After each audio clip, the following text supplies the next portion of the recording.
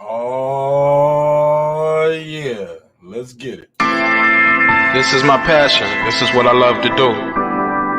But some days, sometimes, I'm just like you, man. I hate this job. Damn, I hate this job. Damn, I hate this job. Damn, I hate my job. Damn, I hate this job. I'm just like you. Damn, I hate this job. Man, I hate this job. Man, I hate my job. From a good dream I awake, sun rays on my face, planning out my day, hoping this ain't the one that I catch a case. I feel so good, I feel so straight. My manager keep calling me saying, hurry up, you late. Hurry up, you lay off. Y'all, man, I hate this job. Man, I hate this job. Been trying to play it cool, but it's hard to play it off. I've been hanging on to this bullshit, cause my car still ain't paid off. I know I'm on my way up. My boy just got laid off, so y'all, man, I hate this job. Man, I hate this job. These hoes here so ratchet. These hoes here so sneaky. Y'all don't even really pay enough for y'all to only pay bi-weekly. I'm trying to double up my cash. Take this job, shove it up your ass. Yo, man, I hate this job. Sometimes I wanna say, walk in and slap my boss. This shit is getting hard. Damn, I hate this job. Gotta make it out of this struggle, bruh. And I don't really mean to take it out on you. You just a customer, but damn, I hate this job. Damn, I hate my job. Damn, I hate this job. Damn, I hate my job. Damn, I hate this job. Damn, I hate this job. Damn, I hate my job.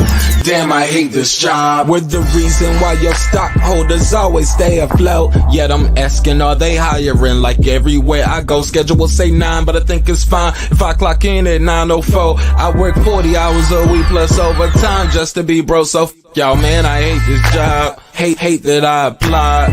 So much has transpired since the day that I was high.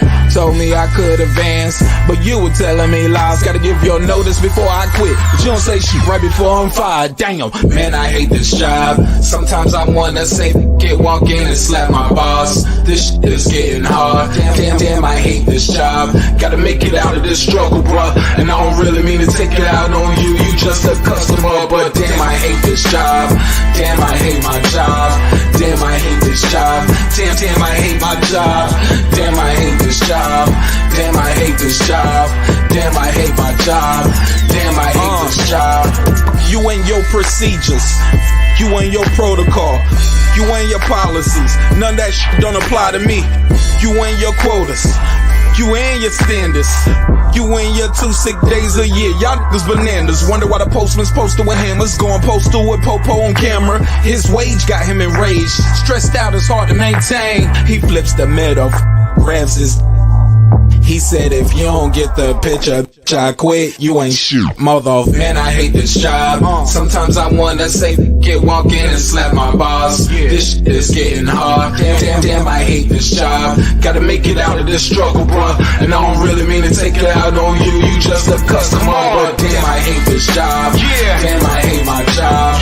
Damn, I hate this job. Damn, I hate my job. Damn, I hate this job. Damn, I hate this job.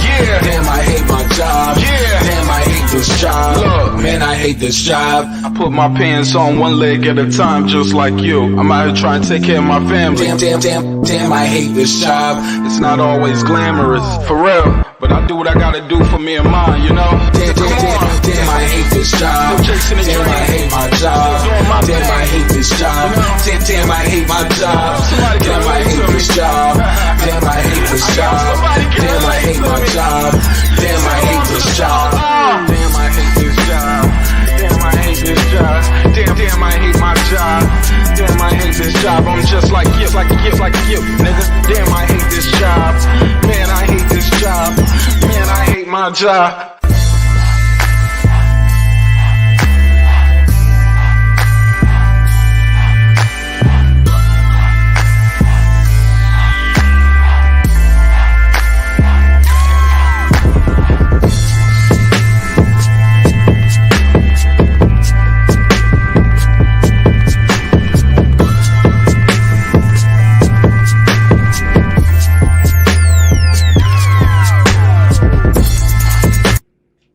The views and opinions expressed in this program are those of the speakers, commentators, experts, and/or the host. They do not explicitly nor necessarily reflect nor represent the channel's policy or the views held by the channel or broadcaster. The broadcaster or its channel cannot be held accountable for all or any views expressed during the program. Basically, if I didn't say it, don't come for me. You come for the person who said it. And please don't sue me for somebody else's words. With that said, let's start the show, motherfucker. This that squad sound.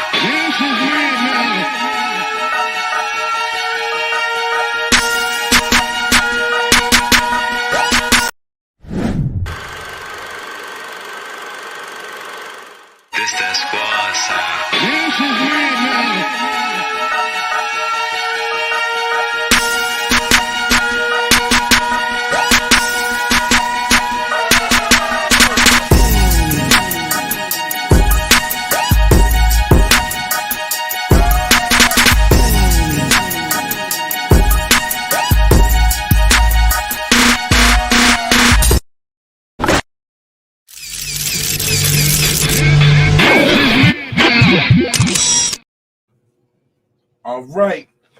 All right.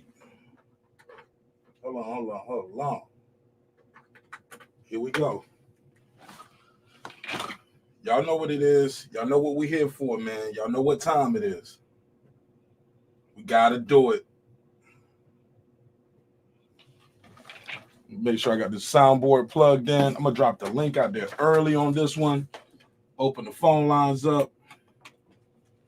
Make sure I got this link out there. I'm going to open up the phone lines real early on this one. Told y'all, man, I didn't know what time I was going to come. I ain't going to lie, I was a little. I didn't even know if I was going to pull up. I was like, man, I already talked about T.O. earlier. I'm going to let the kid live. And then my phone started going off. And I said, oh, bud, don't reply. Now I got to get him. Now. Shout out to everybody who was here early. Lisa Bells. Ty, what up? Put that little music in the background. Here we go.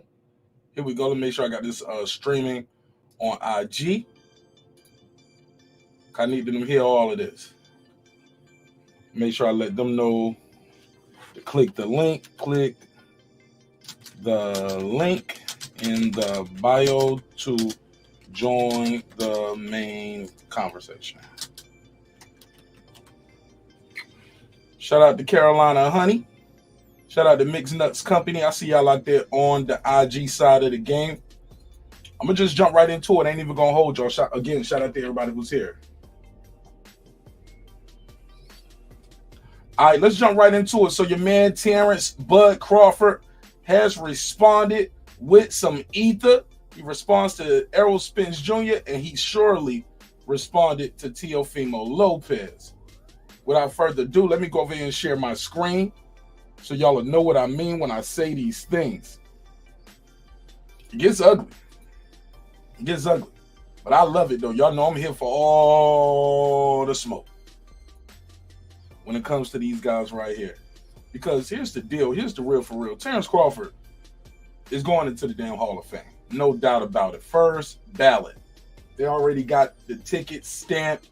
Already got his hands enshrined. The kid is going down in history. What he's done has never been done in the history of the sport. He's the first man. Well, it's been done now as of December with a new way. But nobody had ever 4-belt era, 2-time undisputed. Come on, B. 3-division world champion, undefeated, 40-0, 31 knockouts. All right. Let's rewind and let people know how we got here. Teofimo had a little interview. He was popping off. Must have found a little bit of his dad's set. Pause.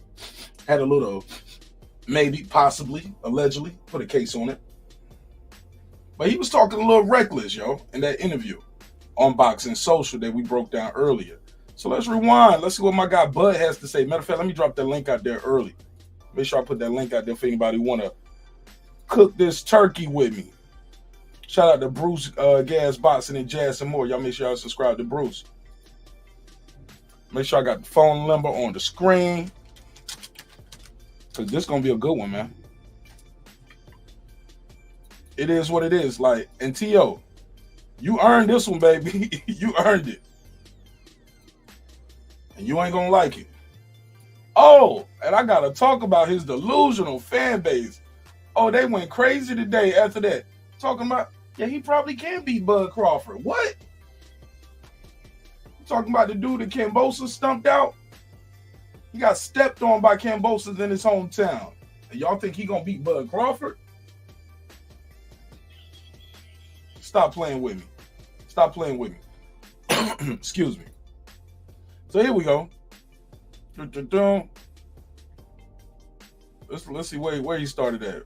RP Cameron Duncan, boom, boom, boom. Where we at? So I thought he was talking about Tio when he said this earlier. Laugh a lot, hate it, love it. I'm just that guy. Anytime a fighter opens their mouth, my name in it. So what does that tell you? Ha! Terence Crawford era. All right. So here we go. This is what we started with. So after I did my live, Bud has responded. It appears he's in Bali. Shout out to everybody in Bali. Salute to y'all. Appears he's in Bali. But he had time on that phone today. I looked at my wrist. I got time today. He responded. He said, I wish I could fight more than one time a year. But these guys been running and hiding for years. Boxing's nothing like it used to be when everyone fought each other. Well, I got to put a case on that, Bud, because it was a time when everybody wasn't fighting each other back then. There's always a fight in every era that people wish they would have got that they did not get. It's always one. Or you either get it way past its prime. And I mean way past his prime. Remember Roy Jones fought Mike Tyson like in 2021 or something like that? You never got Aaron Pryor versus Sugar Ray Leonard. And the list goes on. So the list goes on. But I get where you're coming from.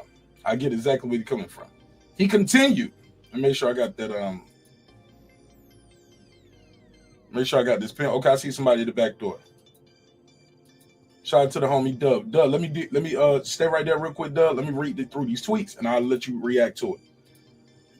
He continued. He said, I live in the gym, but my whole career, these fighters been running behind people, saying I'm on the wrong side of the street. Call this guy, call that guy. Make it make sense. That's good money right there. I see nothing wrong with that. Let me click the like on that one. All right, boom. He continued. He said, I fought everyone and everybody that was put on my table. Never turned down a fight in my life. Even if it was late notice, moving up in weight, short fighters, tall fighters, strong fighters, fast fighters, boxers, brawlers, etc. I fought them all. He beat them all too, ladies and gentlemen. All right. There's more. There's more. He said, I might give y'all one more or not, because y'all don't even know how to appreciate greatness when you see it. Now, this right here, I don't know if he meant about fights or if he was talking about tweets. But he continued. He said, last I can recall, we definitely get our eyes checked. Now, he's talking about Spence right here. He's talking about Spence, sir. He said, last time I recall, we definitely get our eyes checked before every fight. I'm just saying. Any boxer would know that. Shout out to DeMarcus Chop Corley, who called in on the show. Was it yesterday or the day before yesterday? Chop called in and he was like, man, I'm calling cap on that, bro. So this is going back to what DeMarcus Chop Corley said. He said any boxer would know that, but casual fans will say and make up anything. Gotta click the like on that one. He's still going. He said, like I said before, and he added him, Jaron Ennis had 2 opportunities to fight me. We talking about a kid that's still fighting in the theater. Make it make sense, yo. Shots fired. Shots fired.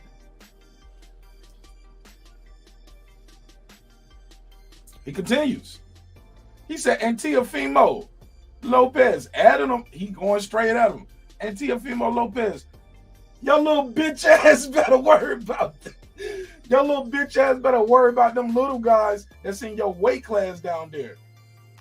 No, he said that's on your ass down there in your weight class. It's crazy. Every time I see your hoe ass, You don't even look my way. But when you in front of that camera, you got so much to say. Y'all see what he did right there? Bars, right? Every time I see your whole ass, you don't even look my way.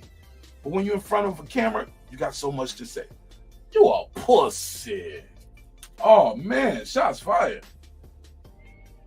I'm loving the energy, Dub. I'm loving the energy. He ain't done. He's still going in. Look at these. He said, Mr. Two-Time, Mr. First to do it. And he got the pictures and the hardware to prove it. Not a bunch of belts that he brought from another fight to this fight and put on. Nah. He didn't bring his 135 belts to the 140 fight and put them on. No. Did it twice. Get it right. And he kept going. He said, hey, Teofimo Lopez, nah, real shit. Good luck in your fight. Focus on him because he can fight. And I don't want you to look bad worrying about me when you got other problems on your hand. Good luck, champ. He said, can't make everybody happy. He continued. He said, yeah, I need 3 surgeries and I haven't got, he said, I need 3 surgeries that I haven't got. So does that make me a handicap as well? Okay. And then he closed it out. He said, okay, everyone, it's 7:45 a.m. out here in Bali, and I'm hungry. I'll holler at y'all another time. About to go eat some breakfast. Man, shout out to Terence Crawford for giving me a topic for the night. I needed that. Oh, yeah. That's what I'm talking about. Let me open these phone lines up. Got the first guest on the panel, my guy Dub Right Side. What's popping with you, fam? Man, salute to you, Mark, man. You know, I always tell you do a hell of a job running your channel, and I ain't got nothing but love and respect for you. Shout out to Bud Crawford. Shout out to Bud for stepping the way he's stepping. Y'all hear Dub? You know? Can you hear me? You can't hear me? Go ahead, though. Let me switch something out. It might be on my side. Go ahead. Keep talking. Testing 1 2. Testing 1 2 3. Testing. Well, shit. I mean, all I'm saying is, hey man, shout out to Bud for saying what he said. I think he stood on his. You know what I'm saying? And he stood on business. It's interesting because ain't no way you could call Bud Crawford out when you got smoke in your own division, and for Teo to call Bud out, right? I thought it was disingenuous. I don't know if the brother really looking for the smoke with Bud, because Bud put it out there, and what did he say? I done fought all these type of styles, and I done messed all these styles up. That's the good that Bud is. You know what I'm saying? Bud is that type of goods, and so. Hey man, Teo, in this situation, I would say, stay in your lane, and I'm picking Jermaine Ortiz to beat Teo, respectfully. And so I don't want to hear nothing about Bud right now. I'm trying to see what Teo gonna do, but shout out to Bud for standing on business, man. Shout out to him. Yeah, man. Hey, look, hey Doug, my man said, and your little bitch ass better worry about them little guys that's on your ass down there in your weight class. Yo, I'm gonna tell you what's crazy about this. For me personally, I love this shit. I love it, right? But we gotta stop the bullshit, man. For the people out there even rolling with the idea, bro, I never heard of T.O. really pursuing a Terence Crawford fight ever. They're like, now that it's already out there that Bud is about to leave the weight division, now you trying this shit, man. Come on, fam. What are we talking about here? A lot of nothing. A lot of nothing. T.O., in my opinion, I said this earlier tonight, but I'm picking and I said I'm picking Jermaine Ortiz over T.O. Yeah, you said that just then. Huh? Yeah, you just said that. And so, and because of that, right, with BVO, right? Y'all got 50 or 100 on it. We got 100 on it. Oh, okay. You listening? So bro, everything, bro. Even when I'm not around, I see everything. I just ain't don't. mad at you. I ain't mad at you. You absolutely correct. No, I'm picking Ortiz. It falls in once again. Styles make fights. Hence the reason if Tio was to ever step up and try to fight Bud, the one thing I give Bud so much credit for is that he can adjust to damn near any style. You know what I'm saying? And Teofimo Lopez, he ain't showed that ability at this current moment in his career. And so when you have an individual who fights off the back foot, somebody where Tio got to be first, he gonna struggle in that fight. Shout out to Bud for calling it out, for speaking truth, and I ain't the biggest. Hell, I ain't a huge EJ fan. I ain't a huge Bud fan. I'm a fan of both of them, but at the same time, I'm gonna give credit what credit is due. And I loved everything that you just read off from what Bud was saying. I'm not on Twitter. I'm what they would consider an old man, so Twitter isn't my specialty. But I love how Bud get up there and he talking his truth and the goodness that he talking, keeping everything spicy. I love it. So, Doug, what do you think about this, man? He said, look, Tio earlier, I don't know if you saw the earlier, I did a daytime show. He was talking about, look, everybody Crawford's fault has been handicapped. What's your take on that? And Crawford said, hey, look, I got 3 surgeries I need right now. Does that make me handicapped? Boots had 2 chances to fight me, chose to do otherwise. What's your take on that part? And the phone line is open, by the way, too, y'all. Y'all don't have to wait to jump in. And this, please don't wait to try to, when I say I'm about to end the show. I hate when I say I'm about to end the show, then everybody want to click the link and call in. I'm not doing it today. When I say it's over today, don't click the link, don't call in. You get what I'm saying? They wait to the last minute. You better get it while it's hot. Come on in, Doug. Talk to me. What you think of that? Show end up being a extra hour and a half long because they want to jump in. Anyway, right. I say I'm about to end it. You'll hear it. Do. Yeah. Like what the? Nah, not today, man. Y'all better pull up and call in early, man. Don't wait to the end. Go ahead, Doug. But what's your take on that? My man said, hey, look, Boots had 2 opportunities to fight him. I'm not aware of those, but if Bud says it, you know what I'm saying. One thing I've, regardless of how critical I'm gonna be of him, one thing I can say is the man that he not a liar. He not a liar. And when I find that individuals speak truth, then it's hard for me to sit here and say that he lying about anything he's talking about. So I don't know those opportunities for Boots. But at the same time, Boots is in a different lane, in my opinion, than what Bud is right now. Bud told us. Elaborate. What's the different lane? Both the money, and I think it comes down to money. We heard Bud told us, man, he looking for big fights. And unfortunately, regardless of me being a true boxing fan, me loving the skill set that Boots has, me loving the skill set that Bud has, I would love to see Boots and Bud fight. But what does Boots bring to the table for Bud? He don't bring nothing. He brings that IBF belt back, and Bud will be a 3-time champion or a 3-time undisputed. You can be undisputed by getting your old belt back.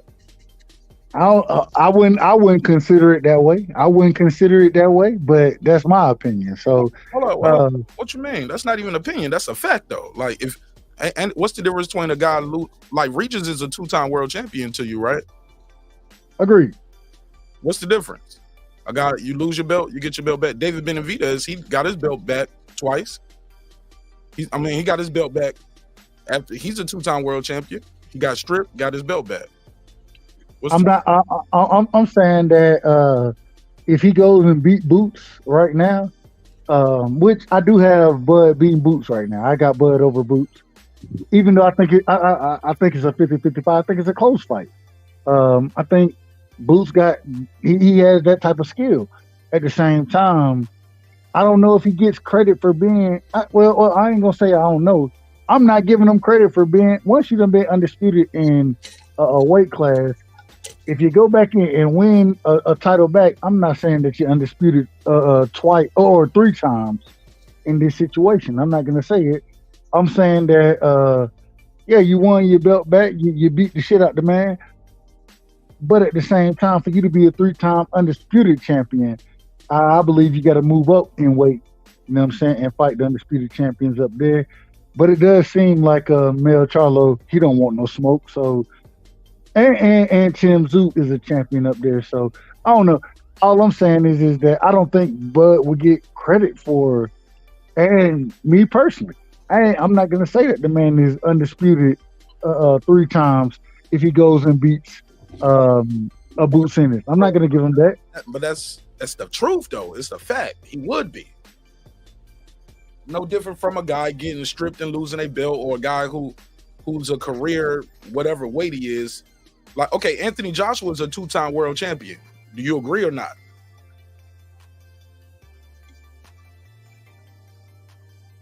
Anthony Joshua is a 2-time world champion, yes. Why is he a 2-time world champion, though? Because he lost the well. Gotcha. No, you didn't. He's a 2-time unified champion. He lost his belt, got his belt back. He's a champion again. Crawford got stripped of his IBF. If he goes and fight Boots, he'll be undisputed again. Tell me why you don't give him credit for that. All right, let me rephrase it then. Let me rephrase it. Get it together. And the reason I got to rephrase it is because you absolutely right. You caught me on that one. You got me. I get you right. What I'm saying is that in this situation, the man that been undisputed at 47. If you're undisputed again at 47, you're 2-time undisputed. You've been undisputed 2 times. No, 2 times at that division. That'll be 3-time in total. 1 at 140, twice at 147. All right. If that's the way, if that's the logic you want to have and the way you want to look at it, I understand it. Fact. Do understand it, and the reason I understand it because people will tell me Tank is a 2-time champion. No, the man won the belt in the same division, so I understand what you're saying. At the same time, I do disagree with it. So that's just me personally, but overall, I don't think it. Fact. No, it's a scientific fact. It's no different from anything. So you telling me? So you? All right. Go ahead. Because some guys can't go to another division, like a heavyweight, right? That's it. Agree. So you can't be a 2-time. By your logic, you can't be a 2-time heavyweight undisputed. I mean, you in the same getting the same belt. You can't. No. You once you become undisputed in the heavyweight division, you undisputed. You know what I'm saying? If you drop a belt and go back and win the belt, I don't see that as 2-time undisputed. I don't see it that way. Okay. Somebody said 1 + 1 + 1 = 3, Doug. Shout out to Cam. Cam said, one love to the homie Martinez. Salute to you. Shout out to Blood Boxing, aka Retro Boxing and Documentaries in the building. Lisa Bell, she never fell against the ropes with Dose. He said Lopez only lost by a split decision. Remember that. So what? It's a loss regardless. Terence Crawford has 0. That means nothing. And the guy he lost to was Cambosos. Got his ass whooped in his backyard. Never took responsibility for that. All right, he continues in this. He also says, last I recall, we definitely get our eyes checked before every fight. I'm just saying any boxer would know that, but casual fans will make up anything. I guess this is him going, well, not I guess. This is definitely him talking about the fans who are trying to discredit his victory because Errol Spence said, my eye hurt. I'm legally blind. I can't see him. I'm legally blind. Shout out to my bad. Go ahead. I'm legally blind. I'm legally blind. Content with me, Doug. I just threw you the ball instead of commenting, doing shout outs. Talk to me. What you think of take the shot? It's ridiculous. Ain't no way. I don't give a damn if you're legally blind. Errol Spence, I picked EJ to win that fight. Ain't no way you could come out here and tell me cataracts and all this. No, hell no. Bro, you got in the ring. Once you get in the ring, I don't give a damn what your excuse gonna be. I don't care about that. I'm not giving you no extra credit or any of that shit. No, nigga, you got your ass whooped. What I'm hoping is that you should have got the eye surgery earlier because it seemed like you're postponing the fight now or holding up the fight. Brother, why didn't you get the eye surgery earlier? Why didn't you get this bitch before the eye surgery before the fight? Why would you go in and it doesn't make sense. It makes no sense whatsoever. And so I'm not giving credit to, I mean, you can give me whatever excuses when you told me you weren't going to give excuses. And now you're giving excuses. No, we're not going to have that. I'm holding you accountable to what you said. And I don't believe, I don't give a damn. Let me rephrase. I don't give a damn what the problem was in the fight for you. You knew this when they went in. I'm pretty sure when they went in and did the original eye surgery that you had to have before the Manny Pacquiao fight, the retina issue. I'm pretty sure they looked at your both eyes and they knew that cataracts was dead in. You should have got all that shit done at the same time. So I don't know. I'm not giving you no extra credit. And then when you say you're not making excuses, but then come out and make excuses, I just don't understand what you're talking about, because how you gonna tell me you're not making the excuse and then making the excuse? It makes no sense to me. I'm not giving you no credit for it. The only thing I hope for, is that in the rematch you look better than you did in the first fight. I picked you to win in the first fight. I got Bud beating your ass in the second fight off of the skill set that man showed, and so maybe you look better in it, but I still think you get your ass whooped off of what I seen in the first fight. Fair enough. Let me go out to Omaha, Nebraska. My guy Cam the Baptist in the building. What's up, Cam? Talk to me. Oh, one love to the homie Mark Nash, man. What's up with the homie Dub right side? One love to everybody in the chat, man. Y'all make sure y'all hit the like and subscribe, man. Get them likes up out there, man. Yo, before I get started, I had to co-sign Dub. I called waiting too, Cam. So I got you. I just want to co-sign Dub and tell him, get these niggas, Dub, in my T-Rex voice from URL, because that man cooking. Hold that man accountable. Get him, Rex. These niggas, Rex. Yeah, hold his feet to the fire. Hold him accountable. You feel me? Like, and I can't lie. T.O. with all this clout chasing he doing, hollering Bud name, because he sees the trend. Everybody that's popular is hollering Bud name to boost they shit, boost their stats, their numbers. You feel me? So, if we remember, didn't T.O. duck Dev at 135? Facts. When it fought Cambosis when he could have fought Devin. Can we put a case on that? So, all this cap, you know what I'm saying? Like, yeah. I'm a 2-time undisputed champion. Never heard of it. You never been. You're not that guy. You're not him. You got to stop that cat, man. All this delusional shit, we not doing that today, man. We got to bring these boys back to reality. We got to hold these boys accountable, hold their feet to the fire. This is a warrior fucking sport. All this soft shit got to go. We weeding and chafing shit out. Let's go. All right, let me tell to my caller, 347. You got the weapon. Tell me your name, where you from. What up? This is M1 from the BX. Shout out to M1 from the Boogie Down Bronx. Talk to me, M1. What's up with your boy? Hey, man, listen. Yo, some of these fighters, I be thinking they be having brain damage or something, because the shit that they be coming out with, man, is fucking incredible. They say one thing one day, and then a month later, they done forgot what the fuck they said, and they just contradict themselves. But, and, you know, they all do it, you know, when but, you know, that other side, they be doing it the most. You know what I'm saying? That other PBC, Al Heyman crew, like, they be doing it the most. And then they just sound like they fucking crazy. Like, they don't know what the fuck they said. And Tio bugging out if he think that he gonna have a win over Crawford. You know, that's just cloud chasing. The same way that he cloud chasing over Matias, because you know what I'm saying. He called him out when he know the dude was hurt for, you know what I'm saying, for what I see. But yeah, these dudes must have brain damage, man, because the lies is incredible, Mark. All right. So what's your take though, man? Tio had a lot to say. He said Bud only fought handicapped fighters. He said Rosa Parks.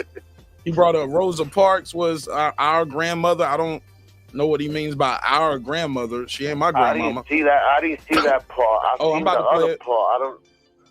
I'm about to play it. All right, play it, because I didn't see that one. I've seen the other ones, but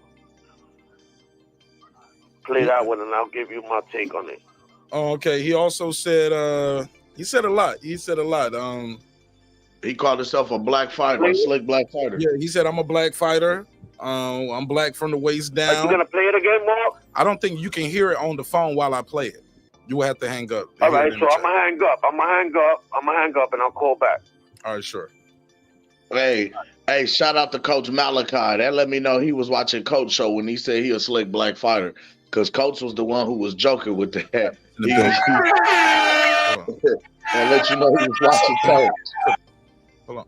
Yeah, hold on, Cam. Yeah, so let me play the clip. Yeah, Tia. No, he didn't hear that. He didn't hear that, bro. Let me play it though. Let me go to Tio. But Tio brought up a lot of I don't know why this guy seems so obsessed with bringing up race so much, bro. Like the lady Michelle Joy Phelps interview him never brought it up. He kept bringing it up and was like, I'm not a racist. I'm not a racist. Be careful about people always telling you they're not a racist. They might be racist. You get what I'm saying? Let's hear some of this Teofimo lunacy. Some of this lunacy.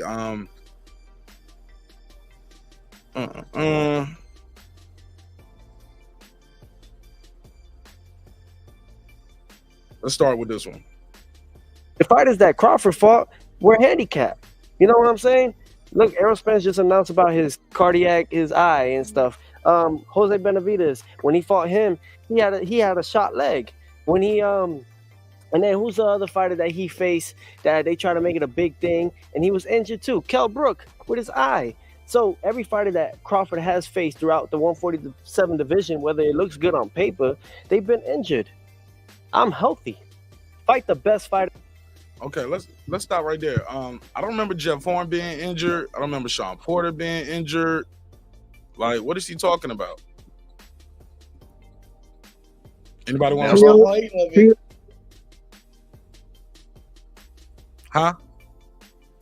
What you say? Tio is looking for clout.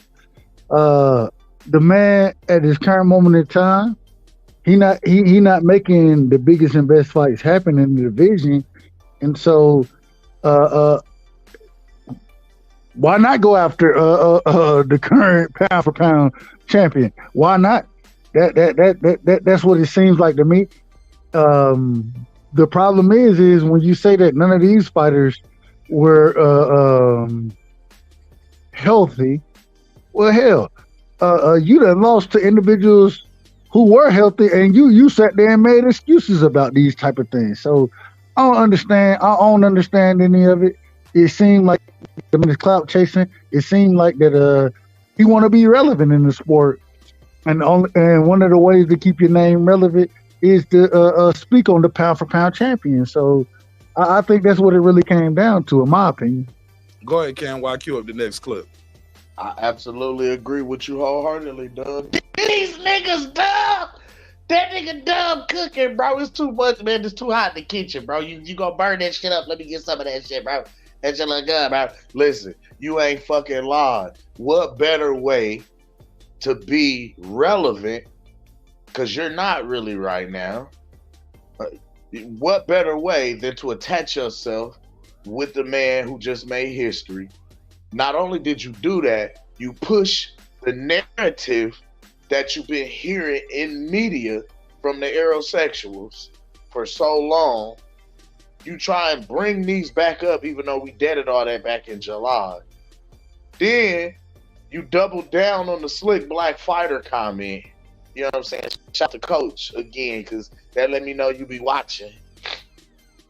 Then you go into this whole, I'm not a racist. It's like you say shit for shock value to keep yourself relevant and to move the needle. You know what I'm saying? I'm not a racist. But then you say some racial shit right after saying I'm not a racist. Like, you feel what I'm saying? It's all this is for shock value to move the needle. You even tried to throw Cat Williams into the situation because of the virality of the moment that Cat Williams just had on Club Shay Shay with Shannon Sharp. You even throw that into the conversation in the mix. Like, you was all over the place just trying to bounce with different current events, but trying to attach your name to the shit. Nah, nigga, who you fighting next? That's all we want to know. All right, let me play this next clip. Famous, they don't want to fight. They just want to get a money check, and that's it. They don't care. They know they're going to lose with Teofimo. Shit, I even know you're going to lose with Teofimo. You know what I'm saying? It's like, I'm not here for this. Everybody want to be famous. Everybody got a chain. Everybody got $200,000 chains on. Bro, I've made $10 million in my whole career of fighting. You don't see that. I got my son's name on here. A nice pendant that's probably like $150. Brokey. You know what I'm saying? It's like, it's crazy. It's crazy how my boxing Your son name should mean more than that, than $150. Then fuck it. Respect. Everyone want to go to Saudi Arabia. To all the Muslims out there, It looked like he paused right there, like he was about to say something disrespectful. Watch this though. Even this, it sounds like he being coy and disrespectful. Watch this. A nice pendant Watch that's this. probably like $150. You know what I'm saying? It's like, it's crazy. It's crazy how my boxing world is changing. You know what I'm saying? Everybody want to go to Saudi Arabia. To all the Muslims out there, assalamu alaikum. You know what I mean? I'm going to represent all the coaches out there and not even press nobody. I'm here to change the game and be respectful. The way he kind of throw his arms up, assalamu alaikum, like whatever. You get what I'm saying? You got to see that part. I can't show it because they might clip me. Here to respect everybody. There's a new image. I'm 26. It's a new chapter in my life. I don't want to have no wars with any of the promoters out there. I just want to be part of the team and have my hand in that pot. And help boxing, help the new generation, and give those young kids inspiration to know that they can do it too, just like Teofimo. It's definitely important to remain active. Yeah, we can do it just like you. Let's watch this. You're kicking. Okay, they're going off of just a year by year, but people are not going off of check the dates. That's how I know people are not a fan of Teofimo. Actually, you guys are not boxing fans. You're not really backing me up. Like, come on now. Because we ain't backing you up. We ain't boxing fans now, bro. You guys got to back me up. If you're rocking Teofimo and you're rocking the TakeOver brand, back me up, because all these other guys are getting paid to lie to you all. I'm not getting paid nothing, and I'm telling y'all the truth. Just like Cat Williams said, winners, the losers don't have the call shots to rewrite history by the winners. I'm a two-time undisputed world champion, first male. And what do? Hide it under the books. Bro, Josh Taylor did not have the belts anymore when you fought him. That's not your fault, but that's the case, though. It is what it is. You didn't beat the guy while he was still undisputed with all the belts. You fought 3 times that year. Like he just said, I fought 3 times within 10 months. Josh Taylor fought once in the 469 days. Then you fought him again 469 days later. All right. Why? I don't know. That's politics for you guys. Before we get on to, obviously, a lot of the other names that circulate around your name. You know what it is? Teofimo is the underground and underdog and underground king. Nah, hold up. Hold up. Dude, hide it under the books. Why? Hold up. I don't know. That's politics for you guys. Hold on, let him say this, Cam, because before we get on to, obviously, he gonna bring up Rosa Parks. He gonna bring up Rosa Parks. See, I think he meant to say Underground King, but he was probably thinking about Underground Railroad too. Like, listen to this dude. Yeah, because now you brought up Pimp C. The other names that circulate around your name. You know what it is? Teofimo is the underground and underdog and underground king. I'm the underground king, you know, and that's where it stands. I give anybody my hand, they definitely gonna shake it. You know why? Because it's been earned, not given. You know, Devin Haney's just writing off my coattails, copy and paste. The only difference is our skin complexion, and that's what stays with the race. But that's the thing. This is not a race. This is not a marathon. And that This nigga's like, he's combining. You see what he tried to do right there? First, he was talking about race. Then he started talking about a physical, like race as in complexion. Then he started talking about race like a physical race. Like he's just babbling. Let's hear it. And then I'm going back Devin to the Haney's just writing off my coattails, copy and paste. The only difference is our skin complexion, and that's what stays with the race. But that's the thing. This is not a race, and this is not a marathon in that end. What it is really is this. The only race I believe in is what Rosa Parks said, which is their grandmother, their great-great-great-grandmother. Their grandmother. He talking about the Haneys, or he talking about all black people? I don't know. Anybody in the chat? Any blacks in the chat related to Rosa Parks? Is that your great-great-grandmother? And she said it best. She said, the only race I believe in is the human race. And that's where we're at. You know, there's no dividends. There's no black or white. There's none of that. You know, people want to call me racist for what? Because you told ESPN they can keep their black fighters. That's why we say you kind of racist, Tio. You just said. And Rosa Parks didn't say that. Yeah. He said Rosa Parks didn't say that. Go ahead, though, man. What's wrong with Teofimo Lopez in his interview, fam? What's wrong with this kid, yo? Alcoholism. Niggas is delusional. Delusional? What's up? I mean, alcoholism does affect your mental state after so long. Think he had too much Bud Light? He said he brought Bud Light to top rank. He brought Bud Light to top rank, nigga. He done drunk too many he done did too many keg stands after the fights or something. Cause this is beyond me. You were the first male 2-time undisputed champion. Where is your name in the history books? In what history books? I never heard of it. And not 2-time. Where's the 1-time undisputed that you've been in the this is ridiculous. And it's interesting to me because it seems like he really believes it. I think from listening to this interview, I think he really believes what he's saying. And that's the scary part about it. If you truly believe you are 2-time undisputed, first off, I don't want to get too deep into it, so I'm gonna just say, at the end of the day, you've never been undisputed. The history books show this, but and then to go into Rosa Parks and all that is delusion, is untruth. I mean, the man is lying to us, and he expecting us to accept the lies. And if we don't accept them some type of way, it's because he's not black. That's what he's saying. This is the nigga that get mad. This is the nigga that believes his own lies and then will get mad at you for not believing the lie because you see the truth. He'll play victim. Oh, okay. Let's play the next part. He's still going. What have I said racist about? Black fighters? Black fighters, listen, I'm a black fighter for crying out. I fight like. You're not a black fighter, bro. You make sure. How can you even say with a straight face that he a black fighter? How can you say that? Black fighter, when you tell ESPN they can keep their black fighters. Let's play this clip though, and I'm gonna let y'all react. Yeah.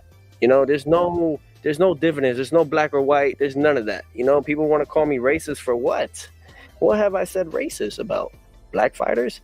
Black fighters, listen, I'm a black fighter for crying out. I fight like a black fighter, and I'm Spanish. So shoot, I'm black from the waist down. You feel me? So it's like I don't care what they say. It's just that people get upset.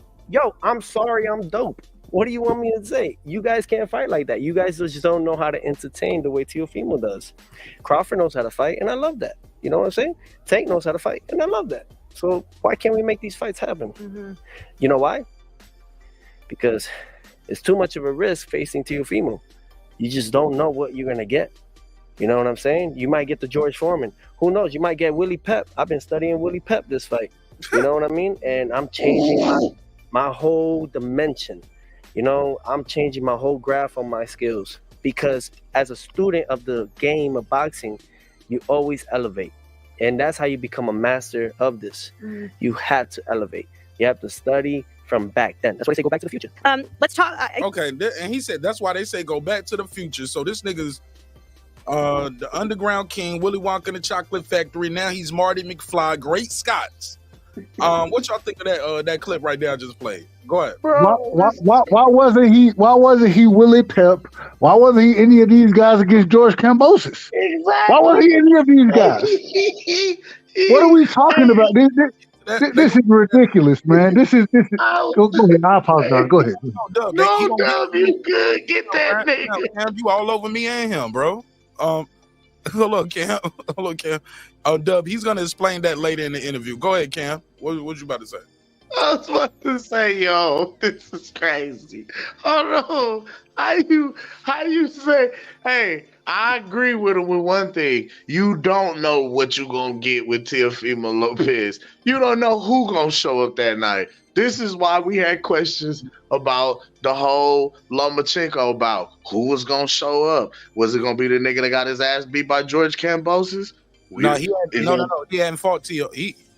I'm just saying. I'm saying when he fought Josh Taylor, I'm thinking who's gonna show up? The nigga that fought Lomachenko or the nigga that fought George Kambosos and got his ass beat? We don't know which version of Teofimo is gonna show up that night. Yes, we do. Yes, we do. You never know what you gonna get. No. This is the reason we know. The reason is because the Forrest Gump line, dude. But we know what Teo gonna show up. The reason we know is because styles make fights. Anytime Teo gotta be, I don't even want to get into it. I apologize. Go ahead, Talk Mark. about it. Just talk, Dub. You ain't gotta keep cutting yourself off and then say apologies, man. We live, bro. We cooking. Go ahead.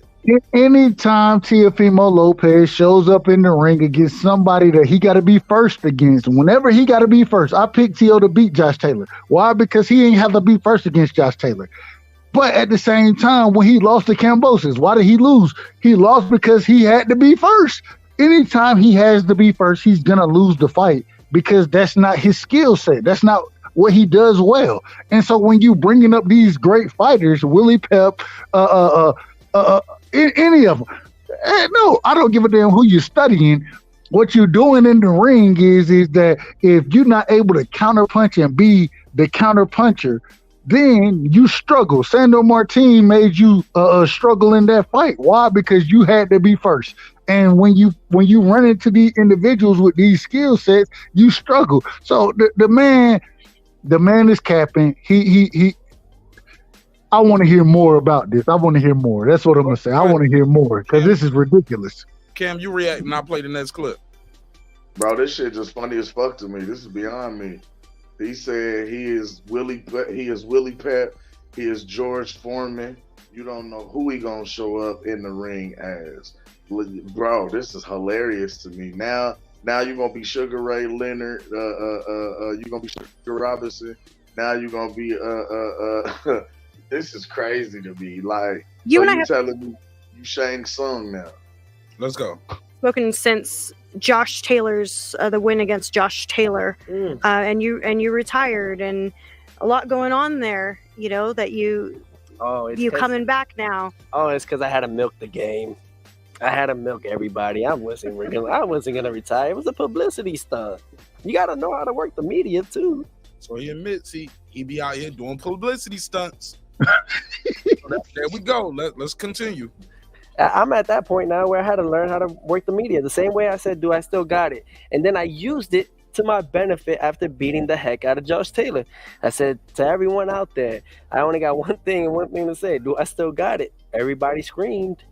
And I know not only did ESPN hear that, but the president of ESPN, the CEO, heard that too. And this is why we're here now. It's February 8th, Thursday. Because boxing is thirsty for the takeover, and we're here to just cooperate. To Bob Arum, I really thank you. You know, me and him sat down and we really talked about it, and I dished it out and I told him exactly the truth, and because of that, we're here now. Yeah, good. I'm glad to hear that. He said it was a publicity stunt. He's milking the game. Cam, I saw you cam up just then. You wearing a T-shirt, ironically, that says "Milk the Game." Shout out to Blood Boxing, Retro Boxing Documentaries. He said, "Who?" He said, "Who will put George Foreman and Willie Pep together?" Exactly.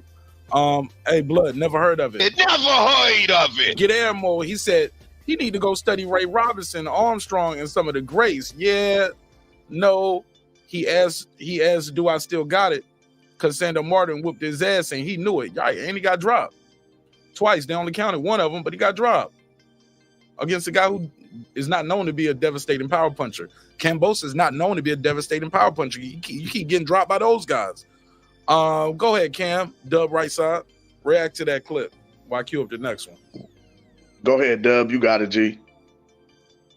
I mean, it's embarrassing, and what we understand is anybody who's followed the sport of boxing understands that what Tio is talking about right now, the man is deflecting some type of way. Him going in against Sandor Martin and Sandor Martin, I believe it's Martin. I don't know what it is. Some type of way, him going in and struggling in that fight was a good performance, according to him. I don't understand any of these. Like Blood Boxing said, who puts Willie Pep and goddamn? Oh, excuse my language. I don't want to cuss on your panel. My apologies. We here, bro. Please stop apologizing, Dub. Please, no more apologies tonight. Well, that's what I'm gonna do. That's just me. That's my personality. That's what I'm gonna do. I don't want to do. Talking. There's nothing to apologize for. Go ahead, bro. You got it. You ain't gotta apologize. Come on, man. Cook. All right. Fuck it. Go ahead, Cam. Oh, my bad. No, I was talking. Who put these individuals in the same conversation? Who puts Willie Pep and George Foreman in the same conversation? It doesn't make sense. And when you do these type of things, what we say as boxing fans is that, bruh, you capping right now. You done made up whole stories and figured a way out for you to be the quote unquote superstar when you ain't the best fighters that you done fought. I give you credit for the Lomachenko fight. I give you credit for the Taylor fight. What about the Kambosos fight? What about the Sandor Martin fight? We got to talk about those same fights in the same light. And you struggled in those fights, bro. Like, ain't nobody trying to hate on you. I give Tio credit because I do think Tio will go after the smoke. But then to say that, oh, Devin is ducking me, when instead of fighting Devin, you went and fought Kambosos and lost to him. You did that. That was your decision. And so, I mean, all this is nonsense, and it's egregious to hear this man talk that way. And then to challenge Bud Crawford and to say that Bud Crawford wasn't fighting nobody when, I mean, it's ridiculous and it's nonsense. Go ahead. Address the clip. You kind of just talking right now. I'm listening, and I feel you. I want you to address the publicity stunt that I wasn't retiring. Him saying it was all fake. It was publicity. You milking the media. Can you address that real quick before I pass it around? Will do. It once again ridiculous, because how you gonna retire and then come back and say, oh well I'm gonna fight this person or this person. You didn't retire, so you're capping once again. The man. We got to stop the cap. We got to stop the cap. Go to Cam. Hold on, Doug. Let's go to Cam. Cam, he retired as soon as they said they're gonna drop he had to give up them belts or not. You never retired, bro. You just made an announcement and kept your belt, and you still in the game. You never retired. You just said that. Once somebody told you, oh, if you retired, give up the belts. But also, my question for you, Cam, if he admits that was a publicity stunt, how do we know this isn't one as well? Then we'll go to Terence. Exactly. You just took the words right out of my mouth, Mark. You pause, but you just said it. I'm like, so now what? Everything you do is a publicity stunt now. Like everything every time we see you in front of a camera, every time you open your mouth, it's a publicity stunt now in my mind, because it's like, what can we take seriously from you? You saying bullshit, you saying lies, you're spewing narratives that's false. You know what I mean? Like that's not cool. And then for you to come out and say shit like, and this is the double talking that kills me. you come out and you brag about how much money you made and how much money you made over the course of your career, but nigga, they got you on the stool after the fucking fight talking about retiring. Why? Because they don't pay you enough? Oh yeah. You don't make enough money? Like, so which one is it? Fair enough. Go ahead, Terrence Bailey, talk to me. Did you hear the clip right then about Teofimo Lopez, or you missed it? Bailey. No, well, I seen the clip a couple times during the course of the day. Give me your take on that first. I'm still playing other clips of it. Give me your take on the publicity stunt part. I think.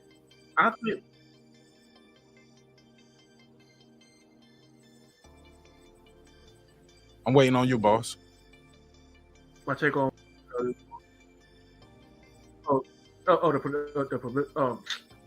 Man, you know what? T.O. been hanging around with Bob Arum too long. You know, I can't hear you, Bailey. It's like there you go. There you go. T.O. need to stick with one thing, and that's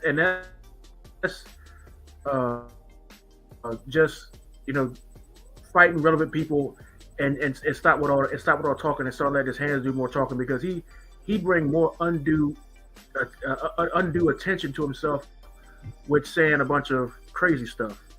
And I mean he says some wild stuff, man, to the point where you don't know what to believe, or should you buy it or should you not buy it, or I mean he just say a lot of crap. Right. All right, let's play this next clip and we'll come back to you. Jermaine Ortiz. Try to fix your Wi-Fi. You might have to beam in or beam back in. Maybe if you cut your camera off, sometimes they say that works. I don't know, but you chopping up real bad, Bailey. You guys have a bit of history there. You said you fought in what, 2015? We fought in fight, and his response was quite interesting. He that at the end of the day, it's just business. Mm-hmm. You know, you take it personal, that's fine. Go ahead, take it personal. I'm not. You know, Rolly, I wish him nothing but the best. His life is going to change right now with Ryan Garcia, and I think it's good for him. He might even retire after that. That's why he's not mentioning nobody else. He's just focused on Ryan Garcia. Makes probably $10-15 million, and that'd be more than enough for that kid. Do you think that he vacates? Because, you know, obviously, with O'Hara Davies losing to Barroso becomes a mandatory again. I mean, do you think money talks, bullshit walks? That's part of boxing. You know, all right. Well, what do you? If it makes sense, it makes money. It makes sense. Fast forward. And I think it makes sense. You got two guys, two Latinos, two fighters going at it. They sparred each other. They had beef coming up on the horizon. And now you got Ryan Garcia just had a win. Rolly had a win that, you know, not many people thought was a win. And now you just gotta pack your end now. There's all entertainment. I think 2024 we're gonna see something different, you know, in the boxing world.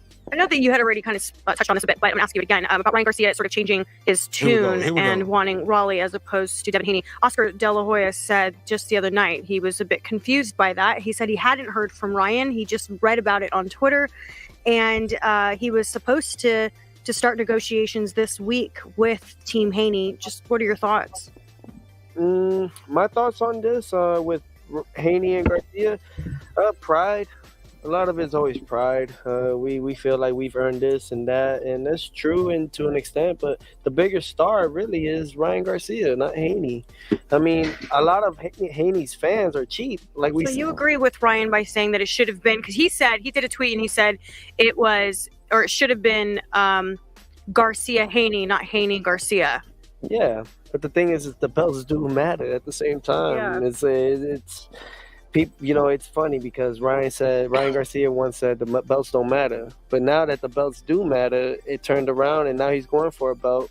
Wow. But that's with Rolly Romero, you know, and for him, he feels like maybe that's the easiest route in order to conduct a bigger mega fight down the line for Haney. It's a business move, but that's the sad part, because we don't get to see just everybody fighting right away. You know, everybody in the world now after COVID don't have patience, you know, but this is what it is. But we have to keep finding a way, right? We have to keep finding a way to build our fan base. We cannot let MMA take over boxing. Boxing is the toughest sport in the world. However, look, I got a loss in my record, for crying out loud. 19-1, 13 knockouts.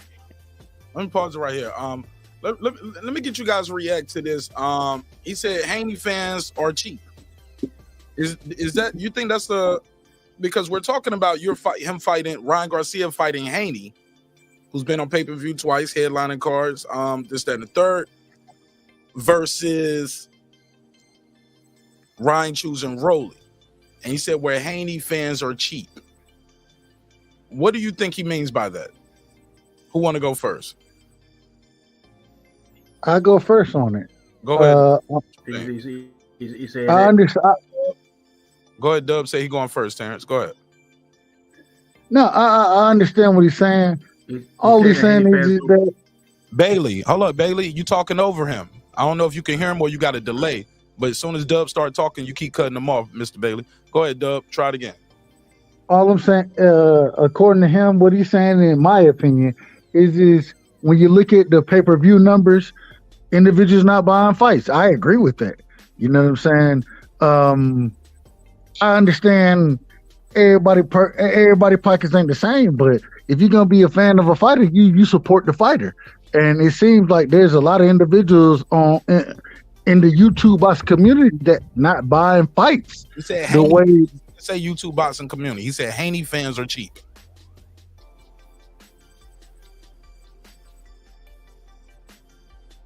That's what he said, Dub. Haney fans are cheap. Cool. No worries about it.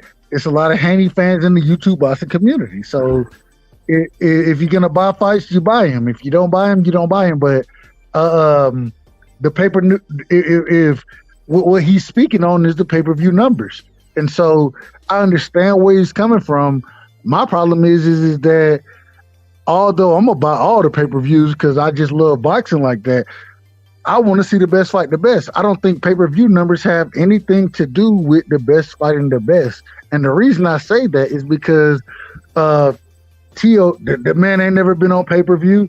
Ryan Garcia, outside of Tank Davis, ain't never been on pay-per-view. A lot of these fighters ain't been on pay-per-view. So let's get the best fighting the best regardless. And then some of y'all may become pay-per-view stars. But all I'm saying is that I ain't worried about the pay-per-view numbers. I want to see the best fight the best at the end of the day.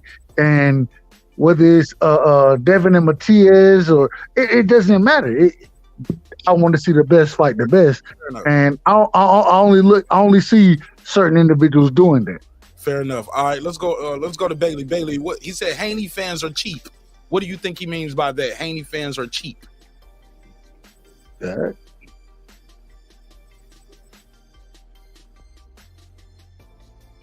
It means that Haney fans don't buy pay-per-views, and that in order for a good pay-per-view in order for a pay-per-view to be good, the tickets can't be a cheap price, and he doesn't believe that Devin Haney sells. What he's doing is he's buying into that narrative that everybody has out there that Devin Haney is not a pay-per-view attraction, and that's what he's echoing. He's dog whistling. Okay, Cam the Baptist, same question. What you think you mean by that? And Cam, I preference this with this. Devin Haney last fight was at the damn basketball arena where the Warriors play. He didn't fight in a theater. Fought in an arena.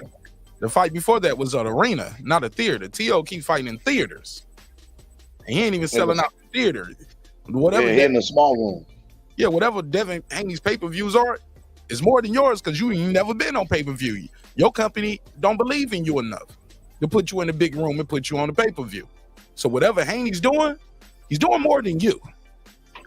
Go ahead, Cam. What you think of that? What does he mean? That's what I'm saying. Like I can't understand how you attempt to try and come at these people because he was alluding to Teofimo versus Ryan Garcia being a bigger fight than Ryan versus Devin, or Tank versus Devin, or you know what I'm saying? Like he was basically at some point he's alluding to putting his name in there. Like he strikes me as a narcissist. Like you understand what I'm saying? Like, and then while discrediting your opponents to make yourself look bigger and better. You know what I'm saying? Like you shitting on You shitting on these guys at every turn. You talk, oh man, his little pay-per-view numbers, he barely sold. He ain't really sold shit. He ain't did nothing. When meanwhile, you haven't done it at all.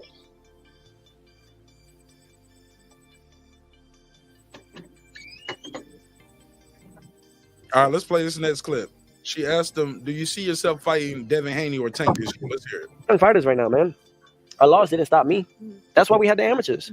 We get comfortable. We get understanding what the loss is. The loss is just a lesson, and that's where we're at now. Do you see yourself this year facing any facing Devin Haney or Tank, Shakur? Do you see yourself facing any of them this year? Any of the top guys that people want you to fight? You know what I see myself doing this year? I see me revisioning and I guess rebuilding boxing. You know what I'm saying? He did not answer that with yes or no. Y'all noticed that, right? Now, is it with those guys? Those are up to them, you know? They have a crew. They have people that they got to hear from because of their own choice. And for me, I don't. I really don't. You know, I actually am my own guy. Look. No, you're not. You work? No, you're not. Like, we're going to sell my whole merchandise by myself, take over outside of the top rank. You selling some T-shirts is not you're being your own guy, bro. Wow. You got to do what Bob Arum and ESPN tell you to do. Got to hear from because you didn't pick this fight date. Come on, bro. Of their own choice. And for me, I don't. I really don't. You know, I actually am my own guy. Look, like, we're going to sell my whole merchandise by myself, take over outside of the top rank, and ESPN Takeover Promotions is going to be selling their own merch that night. And we have so many great ideas that I've been coming up with because I'm an entrepreneur. I'm creative. You got to be creative. Boxing, you know why I love boxing, the show? Is because he don't went all over. She asked you, are you going to fight Devin, Shakur, Tank, any of those guys? This nigga start talking about selling T-shirts. Did y'all peeping this? Y'all peeping the flip, right? He gonna spin you. He's spinning them. He's spinning her, right? Because boxing is universal. You can do anything to boxing, and it really doesn't look bad, other than a transgender situation. But other than that, it doesn't look bad. This nigga's all over the place. That's where I'm at now. And boxing opens more doors for you than any other sport in the world. And everyone knows this. Being world champion, do you plan to... All right, so we didn't get a clear answer on that. Who wants to take... You're fighting Devin, Shakur, and Haney. You start talking about T-shirts and chicks with dicks. What are we talking about here, bro? Anybody want to take the lead on this, or y'all want me to play the next clip? Where we at with it? Y'all, anybody want to respond to that? That dude got issues.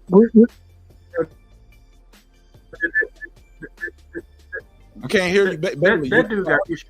You got to that dude got issues, bro. Go ahead.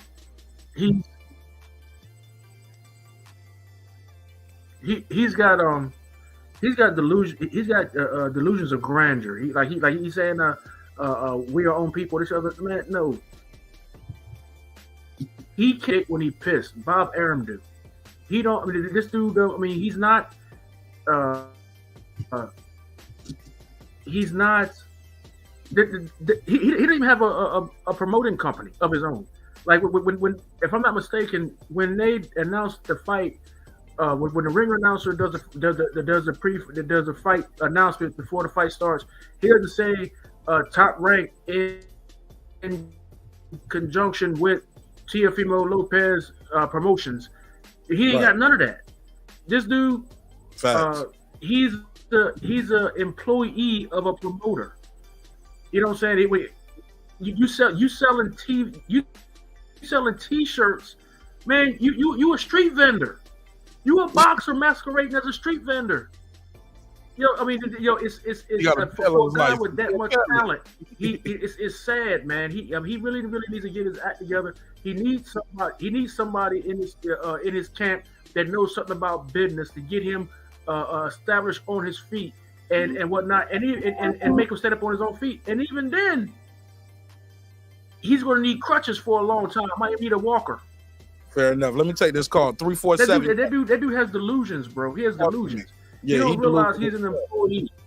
Yeah, he delusional. And these niggas is delusional. All right, 347 M1 from the Bronx. Thanks for calling back. Talk to me, man. What's your take? Oh my God, this dude's all over the place. Where do I start? First, right? he tries to sound smart, highly educated, you know, and he comes off as a straight fool, this dude, man. You know? Yeah, he do. And, you know, it's incredible, man. That's why I be thinking these dudes be having brain damage from these punches or something, man. Because then he comes out and says about, I'm going to try to go a little, look, it was a lot. It was a lot that, you know. Then he says about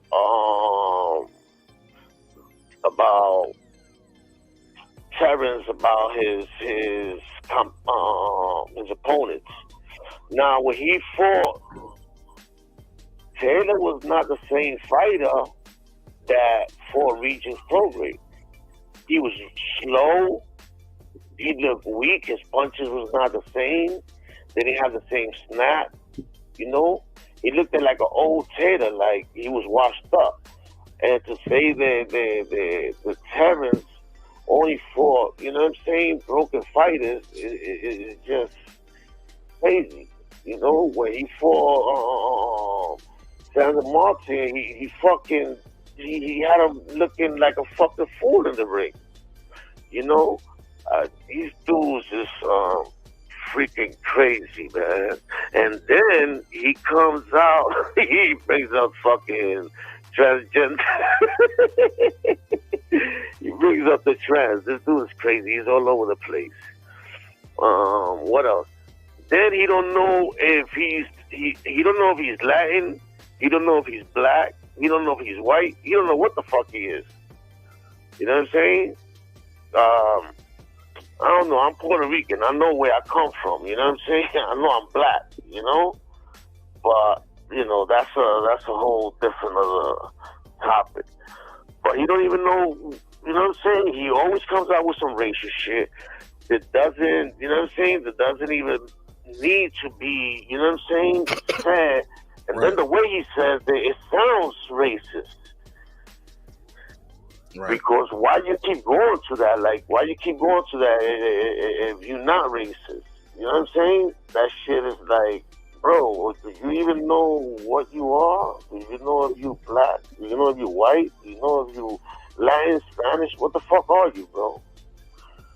Like, you don't even know his culture. But what was the last question you asked, Mark? I didn't ask another question, bro. I didn't ask nothing. Call back though. You're more than welcome to call back. I'm still playing clips from it. You call back and voice more of your opinion. Oh, I haven't finished? All right. I thought I had finished. All right.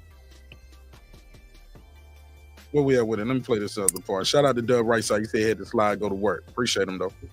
Take your belt to any of the other countries and defend there? Dream, Haney, and run with it. Now they got me as an Honduran fighter. I'm not upset because of the situation of me, whatever the case would be. They decided to take the American Dream, Haney, and run with it. Now they got me as an Honduran fighter. I'm not upset about that, to be real. I mean, I could change it to Spain, this fight. You know what I'm saying? I mean, what you mean they got you as a Honduran fighter? You fought for them in the Olympics, didn't you? Or you tried to. You tried to be in the come make it in American Olympics. You tried to do the Honduran thing. Didn't make it to the Olympics there neither. Like, what you mean? You competed, didn't you? You ain't Honduran no more? But it's the principle. It's the principle. I'm the Buffalo Soldier. You know what I'm saying? I'm here to actually. You're not. The Buffalo, they're black. The Buffalo Soldiers was black. What is he talking about? I'm a Buffalo Soldier. I'm in the Buffalo Soldier Club. Well, you know what? So it's just like I was born in the wrong era, but maybe I was born at the right time because a lot of things need to change. Because I'm here to help. I'm here to help you younger kids that are watching this right now. I'm here to help you guys actually have a better and safer road than a lot of these young champions that you probably look up to. There's things that I know that are way darker than what you may see. However, we cannot express that because there's no need to. You know, what we express it in the ring. And that's the most important part. You know, I care about the kids a lot. I do. I mean, I have my son. He's 2 years old, you know, and me having that connection with him while I was retired. I mean. Bro, Stick was retired for six days, man. All right. 6 hours. Shit like that. Anybody want to react to that? Is going to be facing Lomachenko in April, right? Yeah, well, that's what I'm hearing. I don't know. So you start talking about Loma and Vasily. If it's official yet. I don't think it's official. So Cambosis, one thing I cannot. This was I thought this was interesting because if you watch this, the whole interview they letting them talk. During this right here, they edit him, and you can see why they edit him. Probably it sounds like he gives a threat.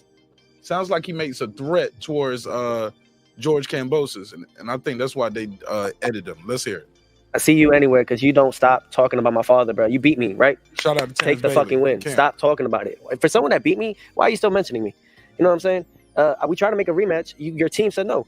So just focus on your fight with Cambosis, because if I see you, I can't see him because you don't call my father a cokehead when he doesn't do coke. You don't lie to the public out there. That's real personal, bro. We already won. Like you beat me, cool, bro. Like I don't even talk bad about your father, for crying out loud. I don't even talk about y'all, man. Like that's different, man. I got a whole bunch of people from every corner that could do something, and I don't do it. You know why? Because it's not of me. That's not my power. That's not my power. I think they're gonna find the people because they. You got to cut that off, Daily, or mute your mic. I can hear you in the background. There you go. Listen to this. He said, "I got people all over the place. We could have been did something." That's different, man. I got a whole bunch of people from every corner that could do something, and I don't do it. You know why? Because it's not of me. That's not my power. That's not my power. But, bruh, all I gotta tell you, man, it's either you shut up about this, because you're not gonna fight me in the ring, or we're gonna fight in the backyard or something. Because I can't, bro. You don't talk about my father, man. You gotta stop that. I just gotta say that, man. I got a kid. You got a kid. You're much older than me, so act your age, bro. Just giving the man a fair warning before things really. They cut him. They cut him. They did a jump cut right there, and it's not because he's threatening that dude, and you can't do that. You can't do that even if you're a boxer. You can't do that. Can't make terroristic threats, and they cut all of that shit out. And he jumps right back in. Yeah, bro. You don't talk about my father, man. You gotta stop that. I just gotta say that, man. I got a kid. You got a kid. You're much older than me, so act your age, bro. Just giving the man a fair warning before things really go sideways. And I don't want to take it there. You know what I'm saying? I got a kid, you know. And look, even Arnold Barboza. Oh my gosh, I wanted to, but I grabbed my toothpick and I just walked away because I lose more than all these other guys. You know what I mean? It's like they're waiting for me to get a mugshot. I'm not gonna do that. I ain't gonna plead no deal. I promise you that. I'm the biggest pussy in the boxing world. I promise you. I'm the biggest pussy. Make it like that. I'm the biggest bitch out there. I ain't gonna fight none of y'all unless it's in the ring. Just fair and square. However, Cambosis, that's on your choice, my man. That's your choice. You keep talking about my father, that's your choice. Wow. Bailey, talk to me. Or Cam, either one. No order. Go ahead. What y'all think of that? Told Cambosis we can take this shit to the street. Hit him with that DMX. Let's take it back to the streets, motherfucker. He was ready. All right, what y'all think of that clip right there? React to it. I think he just talking noise, to be honest, because if you look at that, the post fight when him and Cambosis fought, his father was all smiling and joking with Cambosis and his father or whatnot, and you know what I'm saying, all that stuff he talked about was pre-fight rhetoric or whatnot, just trash talking before the fight. Oh no, it's been stuff after that. Maybe you missed that. He's been still talking shit about him after the fight. He's been calling okay. Oh, okay. Well, if that's the case, then fight. Get the rematch. Do it at 140 or do a catch weight. You know what I'm saying? Why is you doing all this? You know what I'm saying? You doing all that, but ain't somebody doing nothing in the ring. You talking about street fights or whatnot. So what you gonna get on one of those offshoot cable channels and do it? Go ahead, Terence Bailey. Finish saying what you were saying. I'm gonna take the call. If you're not gonna say something about doing it on one of them off-brand channels as a bare knuckle thing, and you ain't talking about doing a rematch, what is we talking about? Fair enough. Let's take a call and then we'll go to my boy Cam in Omaha. 502. I'm telling your name, where you from, family. 502. Where you calling from? What's your name? It's Rollo Green calling in from Louisville, Kentucky, home in Muhammad Ali. Talk to me, Mr. Rollo Green. That's a black ass name. You as a crap. I'm gonna mute your mic, Bailey. Okay, I hear some. I don't know if that static is for him. Okay, the static was from you, Terence Bailey. So go ahead, Mr. Rollo Green. Talk to me. 502, Louisville, Kentucky. I think we're being too hard on the young fella, man. How old is Tio? 24, 25 years He's old? 26, I believe. 26. He a grown ass man. He old enough to buy liquor. He old enough to pay taxes. He old enough to go to the war for his country. He a grown ass man, 26 years old. He's still a young fella. You know you make mistakes when you're that young, man. And he's just young. He gets punched in the head for a living. If he don't so get corrected on them mistakes while he's young, Rollo, he gonna keep making them. What you talking about? Yeah, I mean, you're supposed to get corrected. This is a boxer we talking about, not a philosopher here. So when you're looking at all the young kings that we Tank, Devin, Haney, I don't even count Ryan, but if y'all want to, y'all can. But Loma, Tio's the only one that fought the best. He fought Loma in the peak of his prime, a 31-year-old Loma at 135, who was the top dog at 135 at the time he fought him. He fought, what's the guy's name, Josh? I never was really big on him. I thought Josh was really overrated, but he was undisputed at 140, and Tio fought him too. So 2 weight divisions, fought the top guys. So all the rhetoric of the talking that he does, yeah, he says some stupid stuff. Maybe even a little racist, but this is boxing. I can get over what he's saying and pay more attention to what he's doing.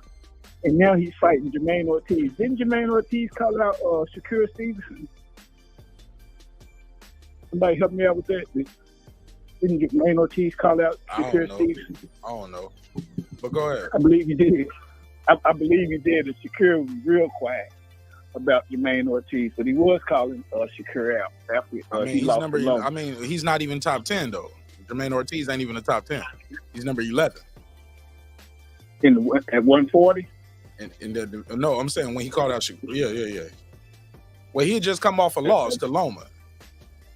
Right. I mean, Jermaine Ortiz, he had another fight in between then. Yeah, but he ain't even at the same division no more though. Right, but I'm saying, Shakur kind of strayed away from Jermaine Ortiz. He fought for a fucking title. What are you talking about? He fought for a title. How he straight for? Shakur did? Yeah, Shakur got a title. He fought for the title. He fought the number 5 guy because 1, 2, and 3 and 4 went a different way. I understand that. 1, 2, I truly understand. Loma said, hold up. Haney was the champ. He dropped the belt. Loma said no. Pitbull Cruz said no. Frank Martin said no. So that's not Shakur's fault. But Jermaine Ortiz ain't next in line. The next in line was the guy he fought, number 5. 1, 2, 3, 4, 5. You don't skip that and go to a guy, number 11. Or wherever Jermaine Ortiz was coming straight off a loss to Loma. I know you want to ride for Tio. I know you want to ride for Tio. Hold up, listen. I know you want to ride for Tio, but you can't fight Loma, lose, and get the title shot next, bro. Shit, Rolly did it. Different division. This the same division, bro. Rolly did it. Different division. Hold up. Okay, I can't argue with him. This is, bro. The fact is, Shakur fought the next guy in line. 1, 2, 3, and 4 went a different way. He fought the 5th guy. What's the issue there? Ortiz was calling him out. He won't in line. You're not next in line. You can say it 10 times, Mark. My feeling is Ortiz was calling him out. Shakur act like he didn't.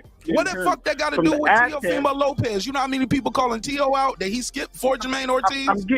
I'm getting to it, Mark. Get to it, because you keep asking questions about Jermaine Ortiz and Shakur. I'm talking about Teofimo Lopez, weird ass in this interview.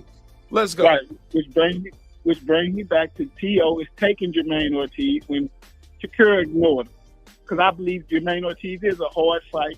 I'm surprised Tio's taking it because it's what you call high risk, low reward. Jermaine Ortiz offers nothing. I believe it's Bob trying to stick Ortiz on him before he gets away from top rank. Because I think I got Jermaine Ortiz beating Tio this fight, but Tio is fighting the best.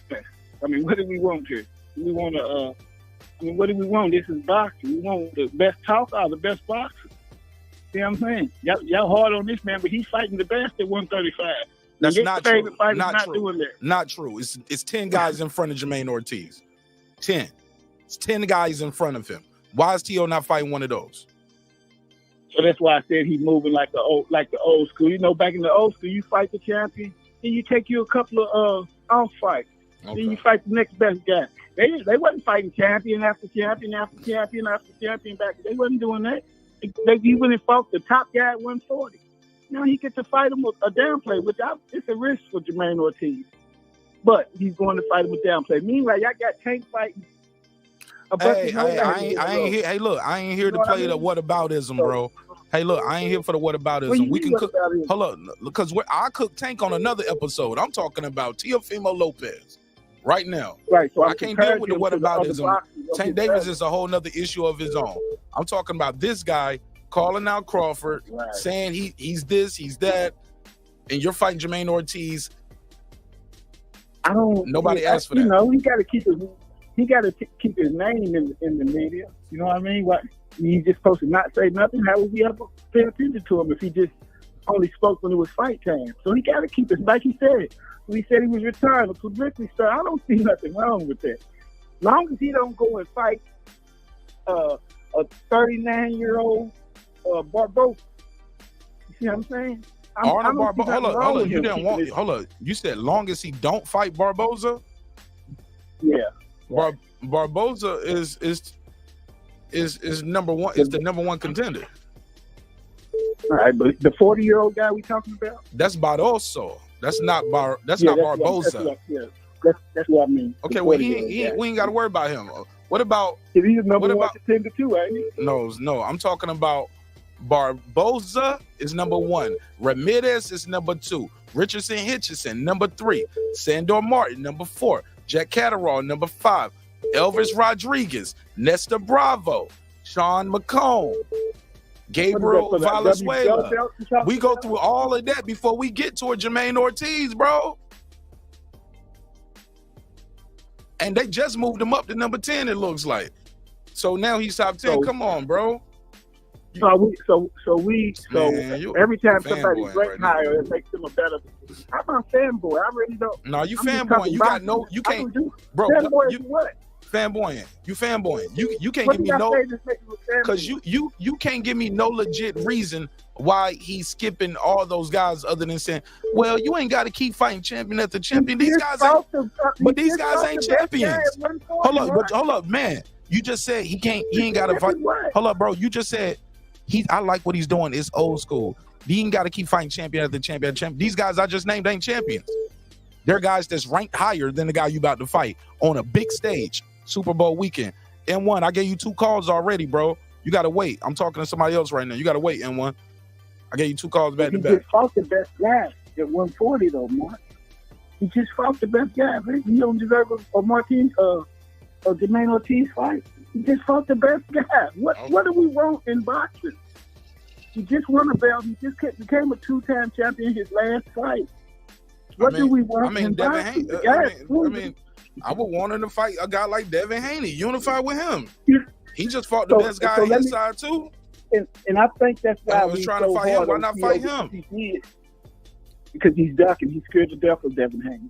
Okay, but why not? Okay, why not Ramirez? He's terrifying. Richardson Hitchison, Jack Catterall, Elvis Rodriguez, Nestor Bravo. Them is really tough fights, and he just fought the best guy. I don't blame him for trying to just get an easy, maybe a little money grab. He just fought the best guy. I don't mind the Ortiz. You spend your money on it, then he ain't gonna grab my money with that shit. Whatever, I'll let you have it. I mean, other fighters, why is it cool when they do it? But it's so terrible with Tio's doing. When he's the one going to in each division, he has fought the top guy on the list. I don't understand it. At 35, I believe Haney is the best at 135 and 140 for the last 5 years. I think he beat him out. But with that being said, at the time he fought Loma was the top dog. At the time he fought Josh was the top dog. Out of 6 fights, the man done fought 4 champions out of his last 6 fights? 3 champions out of his last 6 fights? He got accumulated to 140 with 2 fights. Then he fought the top dog. I'm not seeing what's the problem. Why are we so mad at Tio? Because of what he saying? Oh yeah, definitely what he's saying. Keep your black fighters, all of that shit. I got a problem with that. All of it. I got a problem with that. I got a problem with the Rosa Parks shit. I got a problem with all of that. I think he's just a kid, just so grown ass man. Stop calling these grown men kids, bro. But to me, I'm 20 years older. So what? He's not a kid, bro. But he's not a child. This dude is almost 30 years, bro. He is closer to 30 than he is to 18. You're a grown ass man, bro. He's 26. You still make have mistakes at that age. You know, they say brain don't develop all the way till we 25 years old. Some of us don't develop to after that, clearly. BVO Boxing, talk to me. What's up? Oh man, you know I'm excited to see Tio, man. Try to get this big fight. I just hope Buddy I give him the fight and I run from him. Bro, I can't hear you. Go ahead, BVO. Rollo, you mute your mic. Go ahead, BVO. Speak up. No, what I said is I'm excited to hear that Bud responded to Tio, man. I just hope that they make the fight, because whenever Tio respects somebody, he knock him out. So I just hope that Bud keep that same energy when it's time to make the fight. Time to make what fight? When it's time to make the fight with him and Tio, I think that should be, if the Errol Spence fight probably don't happen, man. We just seen Errol Spence looking like Cyclops, man. It's over with. I mean, I think Tio, after he get done with Taylor, Jermaine Ortiz, I think he should go ahead and fight Bud. That's what we want. We want to see people do what Roberto did. He went up and fought Sugar Ray Leonard. I mean, that's how it works, man. If you want to be great, you can't be scared to get your ass kicked. You said Berto fought Sugar Ray Leonard. Duran, sorry. I said Duran. He went up and fought Sugar Ray Leonard from lightweight. So what I'm saying is, we've seen this before where a guy smaller goes up and beats the life out of somebody bigger. We've seen this all the time in boxing. Okay. Let me take this call right here. I got another call. Caller, what's your name? Where you from? Whoa, what's good? It's D Young from Syracuse, man. D Young, talk to me, man. What's your take on this topic?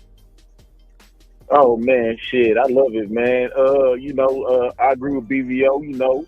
I like what Tio doing. I mean, I don't really like him, but I like what he's doing, because at the end of the day, we could all bark up a tree, but it's about how you react when you get what you want.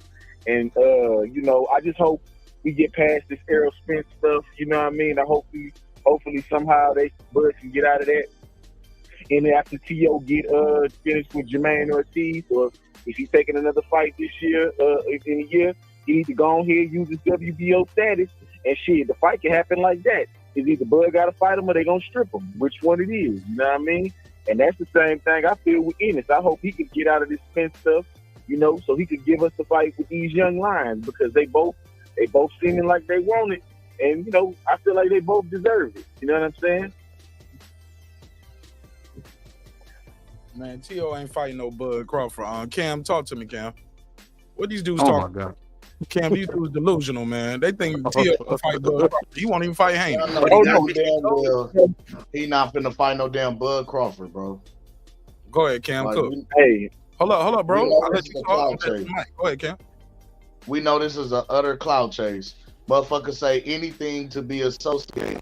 To be the man, you gotta beat the man. And we know good goddamn well he ain't gonna fight the man.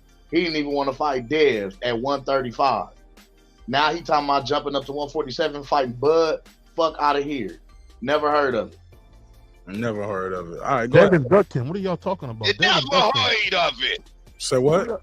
What are y'all talking about? Devin ducked him. What's wrong with your audio, bro? I watch you on your show all the time. You got perfect audio. Hold on Bro, 1 second. Let me fix this mic. I'll be right back. Yeah, try to fix that audio, BBO. Say what you said. Tio ducked Dev at 135. We all know this.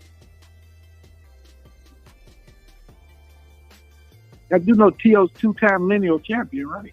I give him credit for that. Congratulations. We gave him credit for that, but he wouldn't fight Dev at 135. That's cap, bro. That's cap. To be the man, you got to beat the man. He did. He's the lineal champion. When he had the opportunity to fight Dev. And he lost too, though. He lost to a guy that wasn't the man.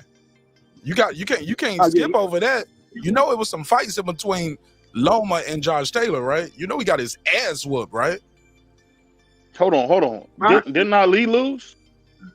He ain't no Muhammad Ali. Ali did. Oh my God. So he's Muhammad Ali. I mean, I think Leon Spinks had 9 fights. Mark, what are we talking about, bro? Leon Ali, gold medalist too, and Ali didn't even train for that fight, but he was a gold medalist. Oh, okay. Nah, he didn't train for that fight. Okay. Nah, he didn't train for that fight, but he was a gold medalist. And you know what though? But he fought that guy again and won though. Didn't he get his shit back? He got his shit back. He boxed him. Yeah, he boxed him. Did he get his shit back? Didn't he win? Did he Tio?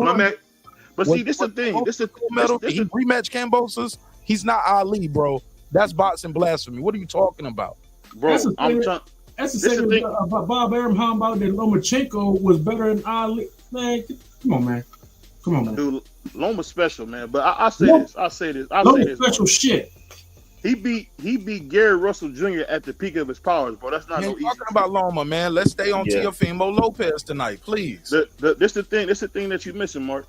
This dude Teo is the absolute can man. If you say you want to fight him, he's coming to get you. We already seen Devin Haney scared to death when he seen him. When he's like, you don't want to do it. We seen the video. Man, I see Devin Haney punk. Bro. BVO, I ain't never heard of it. Bro. I'm not trolling. It's the same shit I say on my show, and you know it. I see Devin Haney punk the hell out of Teofimo Lopez. Told him right to his face, I ain't right here because he ain't fitting to do shit. And Teofimo ain't say a damn word. Teofimo did everything he could at 135 not to fight Devin Haney, and then at 140, when later he'll out, well, I retire or whatever, and they come back. Well, no, I actually mine. I ain't retire. The dude ain't nothing. I guarantee you. The only reason why he talked about Terence Crawford at 147 is because Devin Haney is at 140. And right. he gonna have to see Devin Haney, and he ain't trying to. And he don't want no parts of Devin Haney. He keeps saying he going with this excuse that Devin Haney is not going to become champion or whatever off of his back. Basically, what he's saying is you're not going to beat me to get these titles. So no, stop it. Cut it out, man. Stop. And that's why he gonna fight Bud. And he wants you to funeral home if he fight Bud. Can I ask you a question, man? Can I ask you a question, OG? Let me ask you a question. Here we go. So if I listen to this shit you saying right here, right? Tell me how in the world did Roberto Duran become great and fight Ray Leonard? You got to take a chance, bro. You got to take a chance. Teofimo is not Roberto Duran, nor is he Leonard. He couldn't hold they fucking. How do we know that? How do we know that? BVO, fix your audio. BVO, fix your audio for me, bro. Hey, I can't hear me now. I got my earphone. Teofimo Lopez could not carry either one of their jock strap to the ring to him and into the ring for them and hand it to him. He couldn't carry their gym bag in the gym. No. How you figure that? Because you was back in that day. Get out of here with that old shit. I've seen those fights, man, and Teofimo ain't that guy. I've seen those fights live, and he ain't that guy. Now, if you telling me the pace that they fought with, you telling me that the pace they fought with, maybe you got a point. The pace they fought with back in the day, not many fighters can keep it with that pace. But I'm gonna tell you this: no matter what we want to say or how you want to do it, I know because Tio's Spanish, you don't want to give him no credit. But bro, he went and fought Loma, then he fought a couple tune-up fights, and then he went wipe the Josh Taylor, beat Josh Taylor to death. At the end of the day. So you forgot about him losing. So you telling me that it wasn't evident that Josh Taylor was washed at 140 2 fights prior to when he fought Teofimo? He hadn't lost, bro. Yes, he had legitimately lost, but he had got gifts. He lost the fight prior to fighting Teofimo. Josh Taylor was right for the picking. He had not had a legitimate win for at least 2 fights prior to fighting Teofimo. So basically, you telling me if Teo had waves in the beard, he'd be your guy? Oh my God! What you telling me, bro? What the hell are you talking about?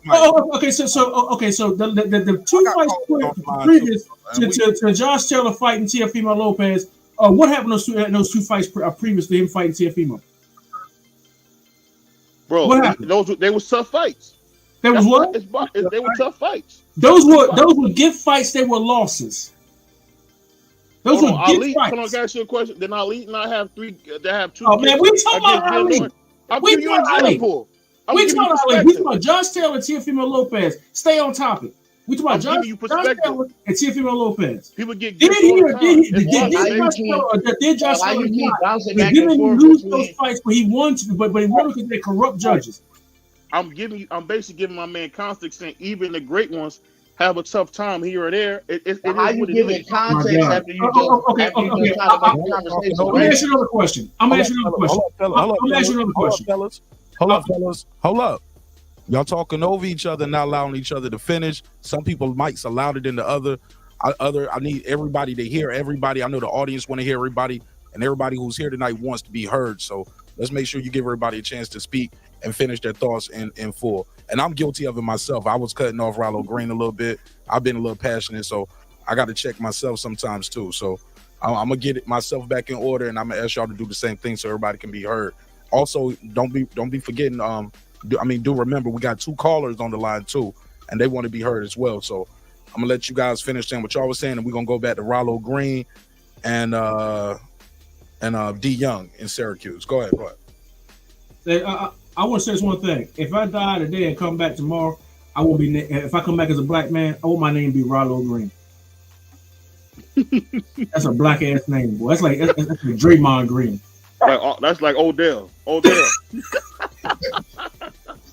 right, so now y'all disrespecting this man's name. Go ahead, Rollo. Fight back, Rollo. Swing. It's a black ass name, boy. Swing on him, Rollo. Rollo, I you like it. I made that name. I'm gonna buy a TV off that dude. Hold on. I can't hear him. I'm gonna mute your mic while he's talking, Bailey, because you got some background noise. Y'all hear all that hissing? As soon as I mute it, it's gone. See, Terence Bailey got some crickets in the background and everything. That nigga sitting outside with a green screen looking like he in the office. Go ahead, Rollo Green. Talk to me.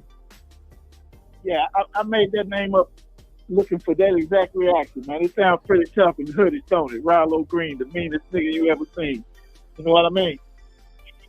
So I like that, man.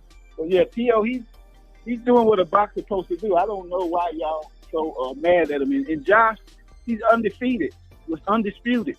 You know, technically, I don't call T.O. undisputed twice, but politics got in the way with that. But he did beat the guy who was undefeated at 140 and the guy who had all the belts at 135. You know, politics got in the way of him being undisputed.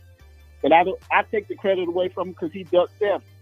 So y'all, whoever said Devin ducked him, I don't know what you've been paying attention to. T.O. running, right. That's a run to 147 to Bud. And he will fight Bud because he's in the rock and a hard place. At 140, he's going to have to eventually see Devin. And by the time the Bud fight comes, Bud will be 36, 37. I would rather T.O. go fight the old 37-year-old Bud than 20, because Haney going to tear his ass up. You better take a chance with that old man. And Bailey, at the same go time, back on mute, Bailey. Thank you. Them crickets coming in loud. He's not going to win with Bud, but if he was to get that puncher's chance off on Bud, you know, we will be talking about him in a Roberto Duran type of path. Not saying that he's on that level now, but the path up. Okay. You see what I'm saying? Hell no. Go ahead, D Young in Syracuse. Yeah, nah. I mean, I'm just basically saying it like this, you know. Go ahead, D Young. Yeah, nah, I'm just basically saying it like this. If you want to fight him, shit, activate your mandatory clause. Other than that, shut up. I mean, that's how I feel about it. Because, you know, I don't feel like him and Dev gonna wreck just because I just think he just playing that trying to play that A-side role shit. So he ain't gonna probably abide by what Devin wants. So I don't feel like they gonna fight due to his ego. You feel what I'm saying? But you know, nonetheless, I mean, he could say Bud fought injured fighters, but I mean, shit, you really got to put an asterisk by that Josh Taylor fight because I mean, he is weight drained, and that's why he's moving up to 47. And plus, he had a foot injury. So you know, I ain't trying to shit on T.O. record. I give him credit for Loma, but you know what I'm saying. But as far as what he needs to handle, he needs to handle these guys at 40. He needs to handle a Subiro Matias, even though we know Matias is so say injured, you know. Or shit, get one of the lines like little Gary Russell Jr., you know, fight these guys at your weight class before you bite off with you more than you could chew. That's all I'm saying. All right, go ahead, BVO, Cam, and on the mic with Terence Bailey. I'll say this, man. I'll say this. This is the thing about boxing that makes me sick. We got people who say we want fighters to take the big fights. The dude's trying to make a big fight, and y'all want to kill him for trying to make a big fight. At the end of the day, man, you don't know what you can do till you get in the ring. No one thought Roberto Duran had a chance. And I'll bring up the older guys because everything is just a repeat of the past. And basically what I'm saying is when you see in Tio, man, you see him one of the future greats, man, the dude that keep taking all the tough fights. And I mean, once he stops Devin Haney, I can't wait to stop hearing this bullshit about Devin the American Dream, this and that. End of the day, we seen how scared Devin was when he was in T.O.'s face, bro. He don't want it. You heard him say you don't want to do it. We seen how Devin had a whole thing where T.O. called me for a fight, and I hung up on him. I told him to have your manager call me. What the fuck are we talking about here? At the end of the day, man, I think if I was T.O., I would hit that mandatory, go in there, beat Bud to death, and become number 1 pound for pound. It's that simple. That's why I be like, this nigga be trolling, fam. Because let me address one thing. Before I go to Cam, before I go to Cam and on the bike with Terence Bailey Sr., I want to say this. You guys keep saying the politics messed it up so he's not undisputed. You know, those politics are the reason why he even got the Loma fight, because if not, Loma would have had to fight Haney. Facts. Say the politics is the reason why he's not undisputed. No, the politics created a whole new belt so Loma could duck Haney and fight T.O., which he thought was going to be an easier fight. And he went in there and got his ass kicked. Hey, Mark, can I add something to that? And I give for undisputed. Hey, Mark, can I add something to that? It was not undisputed. That belt don't even exist no more. Go ahead, Terence Bailey. And was it the politics that had him thinking that he could call himself undisputed without the WBC belt, the most prestigious belt in the game, and he refused to go down there and fight Devin in order to actually really call himself undisputed? They gave him that French fries belt, which was supposed to be a trophy, and it was not supposed to be transferred. And then they made it so it could be transferred, and then try to make it into a belt. And Risa Suleiman got dragged so much in the boxing world that he had to eventually drop that BS. All that was politics too. Man, stop the madness, man. Cut it out. I'll say this. It's funny how you will say that, but y'all call Tank Davis the 3-division champion because he had what is it? He fought for the regular belt. So No, we don't. I'm from Maryland, and I don't. I don't either. At the end of the day, bro. At the end of the day, man. And I don't give a fuck if somebody say I'm trolling. I'm telling you what it is. It don't matter if you like the guy or not. I like how T.O. moves, man. They say, "Oh, Matias a monster." Okay, let me fight Matias. Oh, I broke my hand. I fell on the stairs in the shower. What more can a motherfucker do, man? All he could do is get the fights that's in front of him, man. And let's be honest, man. Your boy Devin Haney. 1 minute he said he want to fight him. Oh, you heard the interview where he said T.O. called me directly. He said, "I got his. How you get my number?" Somebody gave it to him. He lied to me, so I hung up on him. Like, he don't want to fight T.O., bro. He's scared of T.O., man. Anybody that T.O. respect, bro. Anybody. If you call my phone and lie to me, I'm going to hang up on you too. Period. That's a. If you call my phone and lie to me when I ask you a question in the first 30 seconds, I'm going to hang up on you. Because my thing is, you already had the opportunity to fight Devin directly. Right. When? At 135, when you passed it up and fought Kambosos instead. Exactly. Guess what? Kambosos tried to pull the same mess, but Lomachenko was supposedly fighting in a war, but we know it wasn't. But he couldn't get nobody else, and the sanctioning bodies or the promoters wouldn't let him fight nobody. Wouldn't let him fight a Rudy Poo. He had to fight Devin, and he didn't want no parts of Devin.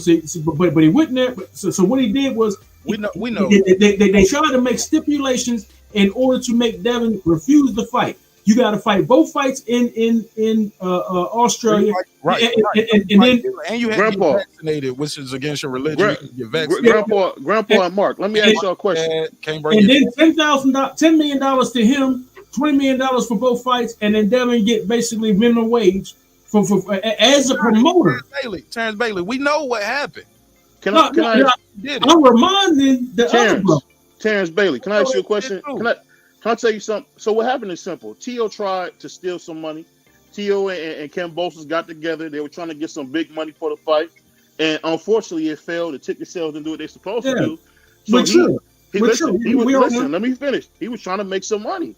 So, yeah, it blew up in his face. The little get-rich-quick scheme blew up in T.O.'s face. So he didn't fight Devin when he could have. But, hey, it happens. T.O. trying to make some money, man. But say what you want. Listen, T.O. don't have the same kind of promoter. People don't understand. Say what you want about Bill Haney. Bill Haney's one of the best promoters in the game. He don't have that behind him. At the end of the day, only reason you know Tio is from whooping ass. That's why you know Tio from whooping ass. Hey, You don't know Tio for no other reason than that. He's represented by legendary promoter Bob Arum. Are you serious? No, we don't. Bob, dude, when is the last time Bob Arum made a star? Every time Bob Arum get a star, they leave him. What are you talking about? But you just said when has he had a star? He's had many stars. What are you talking about? And they all leave him. I'm talking about in recent times. But he's had many a star. Like you know what he said. You know what he said about Bud. Listen, fam. You know what he said about Bud. I could build a house from scratch. About Bud, but we're not moving the goalposts. There's no moving the goalposts. His history. This is the thing. You just made a statement, and then when Bob's history is terrible. Bob's history is terrible. Bob's history is terrible. Makes you feel like this. But Bob promoting Tio has gotten Tio to where he is today. Right. So we can't talk too much about how bad he is. He got him where he at. Who's a better fight, Regis Prograis or Jermaine Taylor? Who's a more live dog, Jermaine Taylor or Regis Prograis? What do you mean? My mistake. I'm sorry, Jermaine Ortiz. My bad, Jermaine Ortiz. My mistake. Jermaine Ortiz. Who's a tougher fight? Who's having a tougher fight? Devin versus watched the Regis Prograis compared to Jermaine Ortiz, who almost beat Lombo. I'm going with Ortiz. Wait, so now, because Jermaine is a hell of a fighter, but Jermaine is also coming up in weight. So Jermaine was big as hell and couldn't make 135. You know that. What you talking about? He can't make 135. He can't make big as hell. Regardless, it's still going to be the narrative that's pushed, my guy. You're going to push it. You're going to push it. You're going to push that narrative. No, because it's there. It's there. He is coming up. So let's coming up. When the last time Jermaine Ortiz made the fucking weight? He ain't made the weight in the last 2 fights. What are we talking about? That's why he's moving up. He can't make 135. But is he not coming up? Hey. At the end of the day, man, like I said, y'all don't want to see dudes that do that Floyd Mayweather stuff and fight whoever. I mean, Tio's in that same spot. Listen, Tio's in that same spot before he fought in Atlantic City, man, where he wanted to get some of the big fights, and he couldn't get it. He got Till Gotti in there, and all he got to do is just beat the hell out of Devin, and then all y'all Devin Haney fans will be quiet. That's all he got to do is beat y'all's guy up. Hey, no, check this out.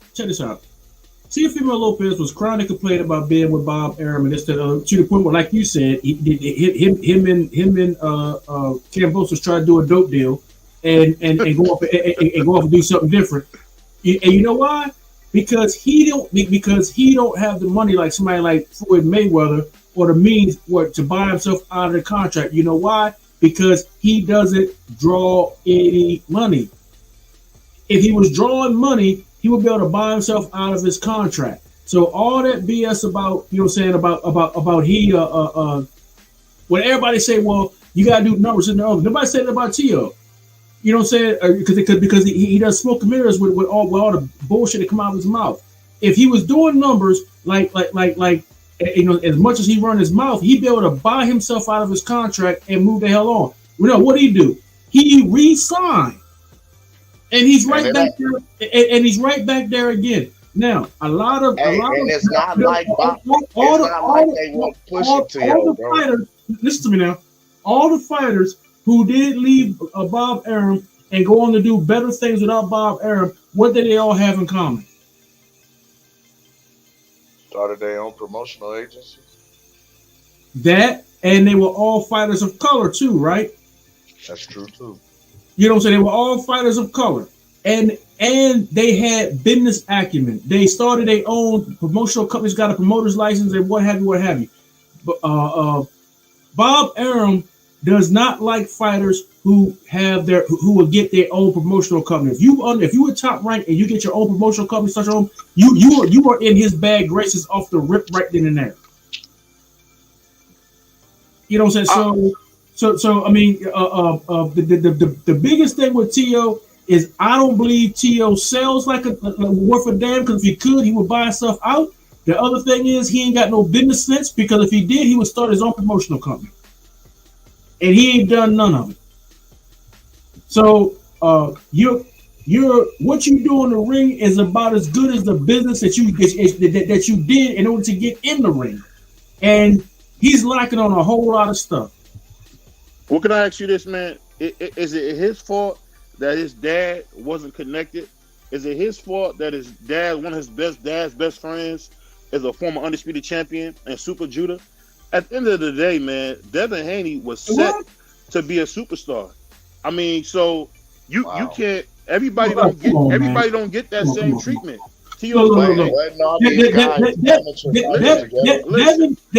Devin, without the ability to be a great boxer, wouldn't set the dude nothing. And that ain't got nothing to do with the price of tea in China with Teofimo Lopez.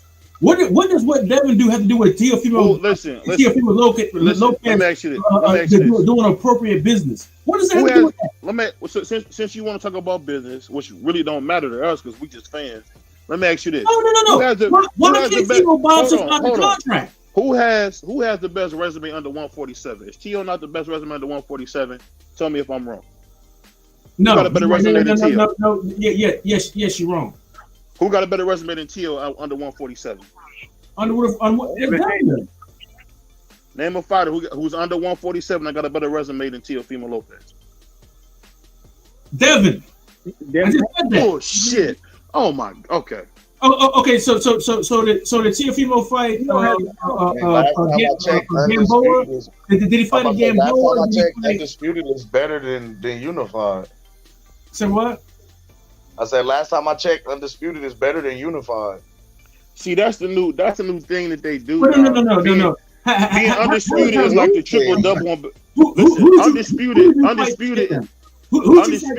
Damn, man. Y'all just said, hey, look, I feel y'all, but y'all ain't even letting other people get in. Y'all literally having a personal conversation with a loaded panel and callers on the line, bro. Oh, my bad. No, I'm just saying, y'all just having a personal conversation, and it ain't going nowhere. I mean, y'all ain't even letting each other finish. Like, not with a casual, it's not going nowhere. Attack the argument, not the person, man. Attack the argument, not the person, bro. We need more casuals in boxing, man. Like you, we need them. I mean, that's why boxing ain't where it's supposed to be. You got stupid people saying stuff like casual. At the end of the day, anybody that want to be a part of the boxing community, I welcome them, man. I love boxing. Hey, man, I'm not stupid. Do you see my plaques? I'm not stupid. Don't nobody know what say on them plaques, man. Them plaques could say #1 dad. You get what I'm saying? Hey, look, #1 uncle. Look, this is right. I'm like, I don't want, man. Mute his mic, bro. I don't give a fuck what's on them plaques, man. Hey, look, listen to the joke, though. No, mute your mic. Let's get back to boxing. I want to talk boxing. Fuck your plaques. It was a good joke, though. It was a good joke. Nah, your jokes ain't funny. You gonna be buffering while you telling it. That's why I changed computers, nigga. Say they don't play. Hey, look.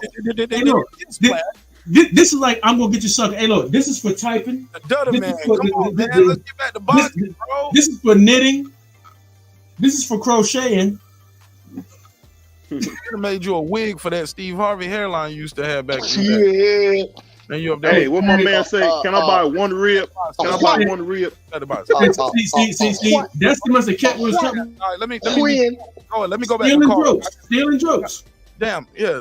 Let me go to 502 on the line. Go ahead. Shout out to my sister Latavia. Shout out to let's get back to boxing. Go ahead, 502. Oh yeah, I think. What we doing? Go ahead. It's on you, fam. Yeah, I think the reason why boxing is in shambles, man, is because we've allowed people to say that belts don't matter. Like, what sport do we have where the championship ain't the end all be all? You see what I'm saying? So when we allow them to say that belts don't matter, now anybody can say they're the best because it ain't nothing you got to fight for to be the best, and that's where we're getting it all mixed up. As long as you fighting a champion, you a champion, you should be fighting the champion. I'm the next man up. You know what I mean? So basically, we got to stop letting them get away with saying these belts don't matter, man. Because we'll get a whole 4 years of these two guys saying who's the best, but they ain't fought each other. One side saying the belts don't matter. And then we let them get away with who sell the more. What they got to do with the fight? We got to start boycotting some of these fights, man, when they put them up against these dudes we know the outcome already. You know what I mean? We need some 50-50 Vegas fights, not no 7-1 and 14-1. Basically, that's how I feel about that, man. You spitting fast, Grandpa. I love it. Man, I try. I just try to keep it fair around the board, man. And do you keep saying that Devin, T.O. ducked Devin? He's crying about being undisputed. You had your chance to be undisputed, and you ducked, and you went and fought Cambosa. You were scared, and you said, I was going to drop the belt if I got him. Still wasn't going to fight Devin, he said. So stop talking about that T.O. Bob is moving him great. That's the only thing. They've been one step ahead of the Haney. They got Loma first. They jumped at 140 and went and got, like you said, Josh was wore down, but he still was the top dog. They went and got him first. Bob been moving T.O. great. But without Bob, he'd have been stuck with them wolves with no title shot in 15 bouts. So these other guys got to work to 30 bouts. They title shot at 135. You know what I mean? So he been moving T.O. great. Better than what T.O. really is, man. Let's keep it real. And he know that. They know them from sparring sessions. I don't know if y'all be in the boxing gym, but if you train boxers and be in the boxing gym, sparring is cool when you and dude, y'all in the same boxing gym, y'all going back and forth, y'all just practicing. But it's days where other gyms come to the gym and it's fight time. You understand what I'm saying? And them ain't sparring, them is real fights when a whole nother gym come in your gym. You can cut the tension with a knife. And they know that's what happened when T.O. went to go spar with Tank and Devin. They know he can't beat him. When you see somebody fight, you know who's the better man. And they know that. And that's why he's running from Devin. You keep talking about Devin. You crazy, dude. T.O.'s a nice fighter. He just ain't better than Tank, Shakur, and Devin. He's running dead last. And that's why Bob keep it one step ahead. When it's time to catch up, T.O. gonna get exposed, man. So hey, what makes you this, caller? So what happens if T.O. stops Devin? Then what? Then T.O. moves his name up on the chalkboard, you know what I mean? But we already, we can only go by what we're seeing. Devin dog walked the man 23 rounds to 1 to beat the shit out of T.O. That's what we do know about their boxing career so far. And when he had the chance to make history and be the youngest undisputed champion, lightweight champion ever, he was younger. He could have been the youngest. He ducked it. That's what we do know. Oh, the guy that whooped his ass and then Devin can't beat the man 23 rounds to 1. And I'm being nice with that one, and y'all know it. So, that's what we do know. You talking about Devin duck T.O. You delusion. He did. Oh, shit. He did. What do you say? You don't want to do it. You don't want to do it. We seen it. We seen the fear in Devin's eyes, man. We seen it. Boy, stop playing. Devin, and that's another thing. Listen, Devin was calling that man a bitch. You ain't scared when you call a man a bitch. Miss Tracy, you didn't see T.O. scared to make eye contact with him. That's like they talking about Bill scared. I seen Bill standing in Bernard Hopkins' face in an attempt to make eye contact while talking shit, and Bernard Hopkins didn't look at that man. That's the same thing T.O. was doing to Devin that night. That you talking about when Devin like, nigga, you a bitch, you don't want it. You wouldn't even look at him, got the stutter and talking about some other shit, kept repeating itself. That's how you know a motherfucker's scared. You keep repeating itself. What happened to Bob? What happened to Bob? Come on, man. You know you don't want it. I thought B Hop acted like a fool in that, man. I thought that was crazy. Bill Haney was invited there, and for him to push him like that, that's weirdo stuff, man. We all know B Hop will beat the sleeves off of Bill Haney, but come on, what does that do? Man, that's like, what does that do? What you didn't notice? You must not be from the East Coast. I'm from the Midwest. Okay, yeah. Okay, so what B Hop from Philly? I'm from Maryland. What B Hop did is some mess that we should do to people in high school. Like you said, you just clown around. You push them, then you run. You know what I'm saying? Like you may know that you can whip their behind or whatever, but you know what I'm saying? You shove them and then you run off. It's nothing malicious about it. Everybody making much to do about nothing. You know what I'm saying? It's like a thing like we do in Maryland, Philly, New York, New Jersey, whatever, Connecticut. In the black community, you throw a shoulder block on them. You know what I'm saying? It's not hard, just good enough for them to feel it, and then you run off. You know, it's not nothing. It ain't nothing. It's actually more funny than it is malicious. Well, you don't have an invited guest, man. Bill Haney was invited there to hopefully talk about the Ryan fight, and of course Ryan did what he always did, some dumb shit, and we didn't get the fight. I mean, I don't know. I'll say this, man. I'm excited where boxing's going, man. I'm excited about what we're seeing with these new fighters, man. Appreciate my brother Mark Nash letting me be on the panel, man. I appreciate you, bro. Man, you good, man. You ain't gotta go nowhere. Fuck that nigga in the chat. Hating ass nigga. I'll his ass out. Send his ass to the shadow realm. That nigga, man. I don't know. Hey, look, when motherfuckers be doing all of that, and I got 3 phone lines open. Bro, you can call in on IG. You can call in on the 3 of the phone lines. You can click the link. But you doing all of that and you disrespecting niggas like that. I think you somebody we know, and we'll probably recognize your voice. That's why you won't call in or can't call in. So I just send you to the shadow realm. I ain't got time for the trolling shit, G's. You know what I'm saying? I swear I block niggas and they make a new account to come show me. I block with that shit. Goofy. I don't know if you ever had that happen, man. Like I done had cats out and block and then they make a new account. Yeah, bro. Yeah, all the time. Fuck them. That's what they do. Got you. They gotta subscribe. Hey, look, they gonna have to subscribe and sit there and wait 5 minutes. Hey, yo. Talk to me again. Like you can't get your view back. Is that caller still on? Yeah, Rollo still there. The other caller dropped off. D Young said, "Fuck y'all niggas. Y'all ain't gonna let them talk anyway." Yeah. Rollo, what's going on, man? What's up, man? Who's this I'm talking to? Hey, this is BBO. Hey, Rollo, let me ask you this. So, who you got winning Bivol versus Beterbiev? Who you got winning that fight? I thought he said BBL. You know that nigga. You a freak. That's why you thought that. You a freak.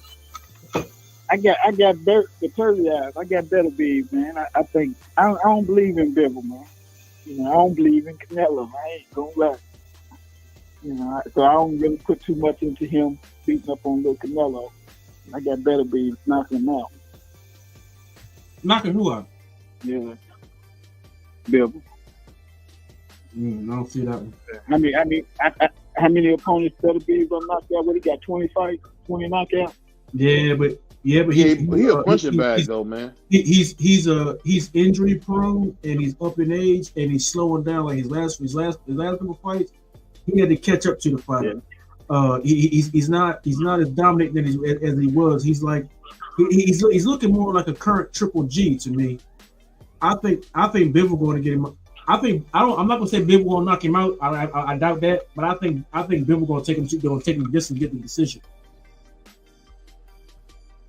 He's slowing down, way down, and he spends a lot of time. He's not fighting as much as he used to because he's getting a lot of injuries because he's up in age, and he's moving a lot slower. So I think Beterbiev is right for the picking with the right guy. Not anybody gonna do it. The right guy got to do it. It seemed like I could be wrong, maybe because I just talked to Iceman Scully. I think Bivol's actually getting better in some areas. I just think he just Father Time is going to get him before he going to look old fast. He can hit a lot, man. That's my only thing with him. He get hit a Beterbiev, he get hit a lot. He get hit a lot. Whatever his name is.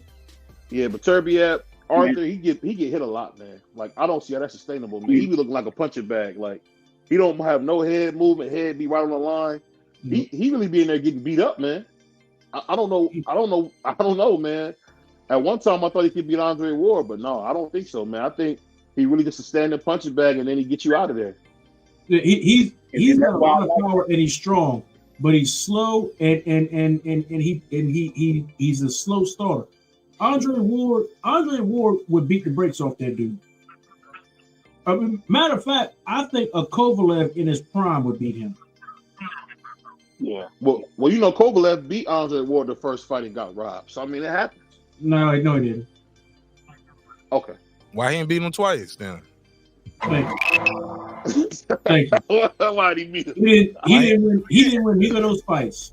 Cut it out. How you go from winning the fight to getting? Hold up. How you go from winning the fight to getting knocked out in less than 6 months? What happened? What happened, BBO? It happens, man. You talking about people getting knocked out, man? Yeah, BBO. BBO. What happened? Hey, Floyd lost to Castillo. It happens, bro. It happens. Fight, you lose fights. It's not a big deal. Floyd didn't go in there. Not a big deal.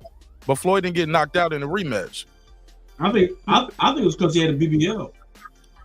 Yeah, you a freak, man. Yeah. That's weird, bro. I can't keep calling them that. That's weird to me. Again, please take the argument, man, not the individual. Because when he starts swinging back, if his jokes is funnier and he hurt your feelings, shit, don't get mad. Hey, Ray Raheem, man. I really. There's nobody alive with the name BBL that can hurt my feelings. All I say is, man, just drink your Bud Ice and let's talk some boxing, Grandpa. But I think the thing that we missing, man, I think is I think Beterbiev be coming in there a little bit heavier to have more punch resistance. And I don't know. I heard about Bibble fighting that dude. What's his name? Opponent? I can't think of the guy's name. That was on Apatire. Yeah, Apatire. Yeah, I think now that'd be a better fight than Beterbiev at this. Yeah, point. cruiserweight though. But Bill was talking about going to cruiserweight once he gets done with his business with Beterbiev. I mean, look, you gotta deal with this shit in front of you first, though, man. Man, look, and that's which brings me back full circle to Tio. Like me being a boxing fan, I would be a little upset with Crawford if he fought Teofimo coming up to 147 before he fought Boots Ennis. Like if you stand at 147, fight Boots. I don't want to see Bud fighting Tio. That's a fact. You know what I'm saying? If you fight Tio and not fight Boots, that's a duck. I wouldn't like that. I wouldn't respect that. That's a duck. I wouldn't call it a duck now if Tio activated that super champ mandatory and he had to fight him. That's one thing. But like even then, I'm like, yo, I want to see him fight Boots. Get that deal done before that guy activates, if that's what's going on. But I don't think Crawford would get credit for Teofimo Lopez when Boots is right there. What do you guys think? What do you guys think of Boots? Somebody said Boots ain't calling them out. Well, yeah, that's a lie. That's a lie. Hold on, let me share the screen. I ain't got to call him a lie. I can just show him what Boots said on Twitter. I ain't got to call him a liar. I just show him what Boots said. Boots said he replied to Terence Crawford, and he said, "Send the contract. I'll sign it." Let me go to let me merge this call. M1 from the Bronx, talk to me. Yo. Thanks for being patient, man, while the lines were tied up. No. There's no problem. You know, I'll be working in the night, so I'll be having the headphones on. And you good. Yeah. I'll be. Sometimes the line be tied up with multiple people. Go ahead. No, ain't no problem, bro. It's all good. What's up? What's on your mind? You're right about that. The fight to be made, Terence was to stay at 147 is Boots. It's not freaking Tio. Tio don't got nothing for Terence, man. You know what I'm saying? I know, Styles make fights, and he's all wrong for Terence. You know what I'm saying? He's all wrong for Terence. Terence will tear that dude apart. You know, I know we got to see the fights to really, you know what I'm saying? But I'd rather see Boots and Terence. I think that'll be a way better fight than Tio with Crawford. Because I truly believe that Crawford will mop the floor with that kid. He don't got nothing for. He'll frustrate him. You know what I'm saying? He'll outbox him. He'll go and fight with him for a little while. He won't know what to do. You know what I'm saying? All that jumping in that he be doing, that shit is not gonna work with Terence. You know, I feel bad for Terence, man. They fucked up that dude's career, man. That dude could have had so many fucking great fights, man. These fucking haters, man. Fucking haters fucked up it, man. Fucked up his whole career, man. You know, we could have had some great fights with that dude, man. You know, once he's gone, man, dudes are gonna then realize it and be like, "Fuck, bro, we lost a fucking legend in boxing for our stupidity."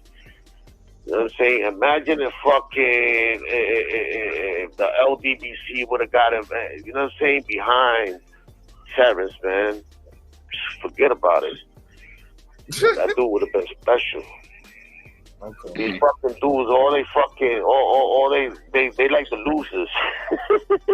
Yes. They like the losers. They don't be on the winning side. Whoever they bet on, I'm betting you got to bet against that shit. They always losing. Hey, I gotta ask you a question, man. So you saying that being said, man, what do you think? Do you think Terence is a Hall of Famer, or you think he got some more work to do? Nah, he a Hall of Famer, man. He's definitely a Hall of Famer. You know. So what you talking about his career waste? I mean, he's a Hall of Famer. That's what you do it for. To become Hall of Famer. Is that what you said? Two things can't be true. One or the other. I'm just saying it can't be that they messed up his career and this, that, and the third. You can't stop greatness. Just saying He's going to the Hall of Fame. No. All right, let me. You know what I'm saying? I'm saying that it could have been a better career. I'm sorry. He just could have had a better career and better fights. You know what I'm saying? Not that they really fucked up his career. You understand what I'm saying? Who's a couple of the fights he could have had? I'm trying to understand. Fights you think he missed out on? I think he could have been. Well, me personally, I think he could have already been undisputed at 47 and been at 54, or been at 54 on his way to 60 already. You get what I'm saying? Exactly. That's my take. That's my take on it. And even now, the rematch was supposed to be by the end of the year. They didn't have the rematch. Now the guy's having cataract surgery in fucking January. That's gonna take 6 to 8 weeks to recover. Cadillac. You said Cadillac? Oh, y'all tripping. Yeah. No. I think the injury's legit though. I ain't gonna lie. I think the injury. No, I'm not saying this. No, I'm not saying. No. But my whole point was, 6 months later, the guy's getting the surgery, and he's still locked into the rematch. It's gonna take 2 months for that to heal. That doesn't mean he's gonna start training in 2 months. Yeah, I'm hoping. You get what I'm saying? Errol's cooked, man. Errol's cooked, bro. My whole point is that shit like this is what stalled out Crawford's career. Mm-hmm. But that I'm answering for you. But that's my opinion, though. I'm hoping that he could get out. I'm hoping that he could get out that contract because of this. You know what I'm saying? That there's a loophole. You know what I'm saying? That the fight was supposed to be in December. He gave him a shot for what was it? March or some shit like that. And now he's gonna come with his eye injury shit. Nah, bro, that's too much. You know what I'm saying? Like, he needs to, you know what I'm saying? His lawyers need to get on that and be like, nah, this is, you know what I'm saying? He got to go on recess. I know he's not a champion no more, but like, you know, some type of shit like you know how sometimes with the champion recess or some shit, nigga, you injured, go to the side, let me fight. You know what I'm saying? You know, Terence is up in age. It's not like he's fucking young. You know, that's what I'm saying about fucking up his career. You know what I'm saying? Not really that you know, that they fuck. I'm just saying that he could have. I believe that he would have swept 154 already, and he would have been in 160 already, doing his thing, having a belt too ready. Well, you know, things happen, man, and I mean, at the end of the day, man, you saying you don't want life to happen. I mean, nobody thought Errol would, you know, get flipped out of the car. Nobody thought Errol would, as he said it best, not live a part of his lifestyle. I mean, at the end of the day, man, I think Bud had a hell of a career. He already got his hand casted. It's not much more you can ask for. I mean, you asked for a fairy tale, but that's not how life works. At the end of the day, he fought the fights he could get. He beat the life out of Errol Spence. I mean, I think he beat the curls off that dude. So, I mean, Errol Spence is actually done. I don't think we'll see him again. And now it's time to see what's next. That's life. Life is always what's next. Question, Paul. Oh, answer the question. We never see him again. What? Come on, bro. What fighter has been ducked more than Terence? Honestly, I don't think there's been any fighter because Terence been on pound for pound list since Floyd and them was fighting. So, I mean, like I'm telling you, man, I agree with everything you're saying. Terence has been ducked. I actually was wrong, and I chose Errol Spence. So, I mean, it is what it is, man. Buds are great. That's what happens to greats, man. They have a hard way to go. Like you honestly think that Errol Spence is done? Errol Spence just said that he ain't retiring, and he's. I mean, you think we'll never see Errol Spence back in the ring again, and he's under contract right now. I'm gonna tell you this, man. I'm gonna tell you this. At the end of the day, the man has, I think, 3 children, man, and this is a second eye procedure. You know, listen, let me finish. We don't want to see another boxer go blind. Sam Lanford, a lot of boxers that went blind, bro. I don't want to see this brother go blind. And we know for a fact, Terence Crawford took it easy on him. He's in there playing with his food. He really could have really fucked him up if he wanted to. I mean, I don't want to have to see Bud pull his punches because he don't want to fuck this dude up. I want to see him go in there and beat somebody to death. And I know if he go in there with Cyclops, he's not going to give it his best because he's going to be pulling punches, man, because he's cooked, man. It happens, bro. People get cooked. It's boxing. It's on to the next one. Okay, so I'm going to answer again. You said we're not going to see Errol again, and he's under contract to fight again. So how is that a true statement? What I'm saying is this: the man should retire. I'm giving you my opinion. I'm not saying what he will or what he won't do. Obviously, I think he should retire, bro, and focus on his family. He didn't make enough money. I agree. I mean, unless he want to be blind. I mean, because I'm telling you, he get in there with Bud. Bud's gonna fuck him up, bro. He's gonna fuck him up. That's what Bud does. Now, the one thing I will say when it comes to that fight, okay, the reports came out that Errol said that why you think I was getting hit with jabs and hooks or whatever, I couldn't see. But Terence said, whenever everybody's talking about Errol's power, Terence said that Errol's punches had no power. That it would appear that I guess if you want to speak on the terms of being a EJ fan, you would say, well, there was more going on than the eyesight. His defense was shot because he couldn't see, but he had another injury, maybe a rib injury or something, which is the reason why there was no power on his punches and why he was visibly slow in the ring. None of that was spoken on. Only thing they said was that he had a cataract. But Terence said that he had no power, and we all saw that he was much slower in the ring than he had been in past fights. I personally don't know what the hell happened. I personally don't care. All I want to see is the rematch, and if there's nothing no different, then and he gets smoked again, then we move on. That's boxing. Hey, Cam, what you think about this, Cam? You ain't really said nothing, bro. What you thinking about everything, Cam? Man, I don't want to see this goddamn rematch again. We know what's gonna happen. Like, at the end of the day, there's nothing that Errol Spence can do to fix the holes and mistakes in his game to even be able to prepare him, number one, for an elite southpaw, the likes of a Terence Crawford, let alone an elite, goddamn me, orthodox puncher or a boxer puncher or someone with the lateral movement, the defense, a jab, you know what I'm saying? Like, it's too many holes in this game, man. The man has too many tools in his bag, and too many ways to beat Errol.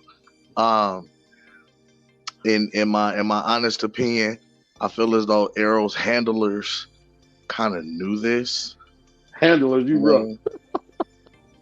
Like, I feel like they kind of knew this all along, and they've positioned Errol to be in the best place to be able to maximize some of his earnings, to be able to increase his platform and his star power without and I think they could have done a little more, you know, as far as the machine push, but I feel as though they actually built Errol up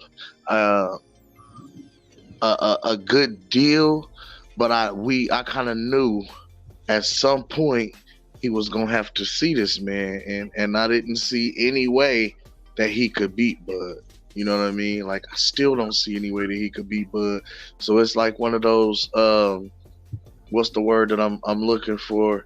You know, in a you know how they talk about, like, on timelines and parallel universes. A conundrum. Some of the conundrum. Exactly, and not only just a conundrum, but some things are just like not just a paradox, but it's just an absolute thing in time. Like, no matter what, this is going to happen. This outcome has to happen. You feel what I'm saying? And this is how I feel it looked with Errol Spence and Terence Crawford. Like, no matter how you sliced it, there was no way he was beating Bud, bro. You know what I'll say to that? You know what I'll say to that, Cam, man? At the end of the day, I think sometimes, and I'm a victim of this myself, man. We focus on too much. Like, we need to be focusing on why David Morrell is afraid. I mean, why David Benavidez is afraid of David Morrell. I want to see these young guys fight. I'm kind of tired of talking about the old guys, man. Like we didn't see Morrell, man. He beat out Pooh from The Simpsons. He just beat the Fufu up, this African dude. I want to see Morrell, man. I mean, he knocking. Remember the Titans? He beating the talk out of people, man. Like that's what I want to see, bro. When you say I got a couple of players like the talk out of folks, man. Like I want to see Morrell versus Benavidez. I think he'd beat the tacos and Mexican pizza out of him, man. What you think? I want to see more exciting fights, and I want to see some of these younger guys get the opportunity to be able to showcase they talents on the big stage and in the rings, right? But some of these guys, they have to stress staying active and kind of doing their thing in order to be able to improve themselves, to be able to be mentioned, to make it on that big stage and that platform. I agree. The game is resetting itself, like the market is resetting itself. The old guard is shifting, and it's time to start, passing the torch to the new guard. But at the same time, the new guard gotta step up to the plate, take the mantle and take that shit to the next level. Now, I like what guys like Devin, Haney, and Naoya Inoue are doing. You know what I'm saying? By attempting to be great. I respect what Teofimo Lopez has done with attempting to make big fights, but it pisses me off, and when you pick and choose, it almost looks like you're cherry picking. You know what I mean? Like, don't pick and choose, nigga. Just grab one of them big names and let's go make this shit happen. Let's make this shit crack. You know what I mean? Like, don't pick and choose which time. You know what I mean? I'm gonna catch you coming straight off, or I'm gonna catch. You know what I mean? I'm gonna catch you while you wait. No, fuck that. Come on. Cam, can I ask you that? Hey, Cam, I think David Morrell Jr. said I'll take the shoes off your feet. Like, yeah, I mean, what more can you say? I'm about to say. I ain't never told a motherfucker that. That's crazy work. So I'll take your shoes off your feet. Sheesh. That's that Mark Nash talk right there. That's that Mark Nash talk. Take the shoes off your feet. Take the shoes off your feet. Look, up here that means something different. Like, knock him off his shoes, knock him out his shoes. Yeah, that's exactly what he meant. Hey, Homano, he said, he didn't knock him off your shoes. He said, "I'll take your shoes off." I'll take your shoes. No, I'm just saying. That's maybe, some jail maybe shit. That's what he meant. No. I think, bro, that sounds like some jail shit. That's some jail prison shit. Like what size? Right. Hell yeah! Like what size you wear? Your size. My size. Give me them. Let me get that. Your size. Cam, you already know. Like that's some chain gang shit. Hey, what size shoe you wear? Let me see them. Yeah, these are mine, bro. You ain't getting these back. Come get them back in blood. That's like when you go to the youth authority, somebody tell you they know you. You don't know me, bro. Hey, you supposed to take off on that nigga. As soon as he say he know you, you supposed to just fire on this nigga. I don't know you. Sit. Get off on that nigga, because you know it's coming next. Hey, Mark, I've been interested to ask you about this, man. How good is David Morrell to you, man? I haven't heard you really speak about him, David Morrell. I got an interview with him on my channel. What you mean? Oh, I said I haven't heard you speak. I didn't know you had an interview. I'll check into it. Yeah, I was wondering what you thought about it. I want to see him fight some of the top guys. I want to see him stop fighting in Minnesota too. Shit. Hey, he can't fight in the Midwest. Come on, man. Dang, we coming back. Nah, but you know Minnesota. No, that's Minnesota. Yeah, go ahead. That's my question that he asked me. Cause I've been quiet. I think he has a good fan base. They trying to build it there, but you ain't gonna blow up and pop off in Minnesota like that. Also, I just gotta say it. It's been some clouds over the drug testing that they do there. So I think he can end all that by fighting and putting on the same performance in a place where they are having the drug testing on the same level. Not saying I think he's dirty, right? But yeah, I think he need to fight somewhere else, and he need to fight some top guys. Get out of Minnesota. I mean, I'll just tell you this, man. It's kind of funny that Benavidez, who's such a tough guy when it counts to everybody else, I'll beat the shit out of this guy. But when it comes to Morrell, he's pretty quiet, man. I don't know. Morrell can't have him that scared. I think he would A-side Morrell right now, just because of kind of the levels that where they are in their careers. Granted, both are undefeated, but it's like, Benavidez is on some. I'm trying to get Canelo in the ring. You know what I mean? This is the biggest name we can muster in the division. One of the biggest names in the sport. You know what I mean? This man's on a pound for pound list. He's undisputed. You know what I mean? Like, what do you bring to the table? You're high risk, low reward. You know what I'm saying? And I feel like he would try and, popularity contest him, around that fight, honestly. But I would love to see it be fireworks. I know we don't talk about this a lot, but man, I think it's kind of funny how Boots gets stripped of his IBF, but Canelo don't never get stripped of nothing. Like, I don't understand. Boots didn't get stripped of the IBF. No, Boots the email champion. They stripped Bud of the IBF. I mean, my mistake, Bud. I meant to say Bud. My bad. That's late. My bad. I thought Canelo did get stripped before. No. You sure? Not. I'm talking about at a different division. I think they made him the franchise champion instead of no. That's a different. No, the IBF. He did get stripped. He got stripped because he fought Yildirim instead, right? Because he had a different mandatory or some shit like that. Yeah, but he got stripped before. Just a different. That was before that fight where Yildirim. Speak up, man, and stop the shit. No, remember, I'm trying to my nigga sound like busting a nut over there. Fuck.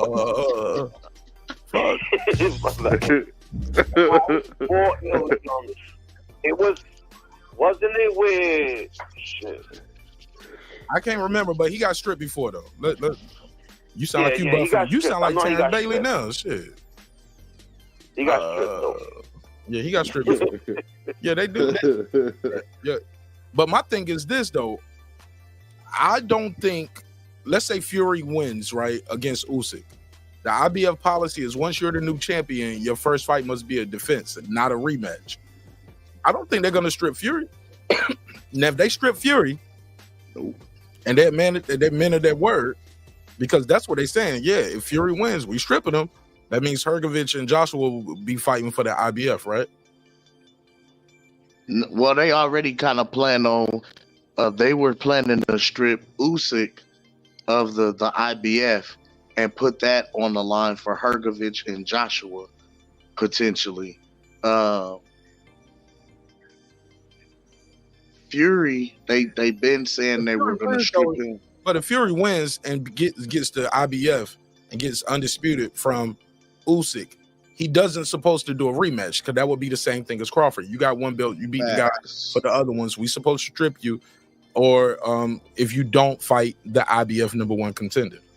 We'll see. We'll see. I don't know if they're gonna do that. But shit, I don't even know if Fury gonna win that fight. Keeping it a buck. That's true too. Don't know if he's gonna win that fight. Let me see. I still had another clip of this I wanted to play, man. I wasn't even all the way done. We got into a good conversation, but I didn't even get to finish playing all of this shit. You got anything else, N1, or can you hold on? Matter of fact, N1, tell me if you can hear this. I'll call back. Hold on. Tell me if you can hear this.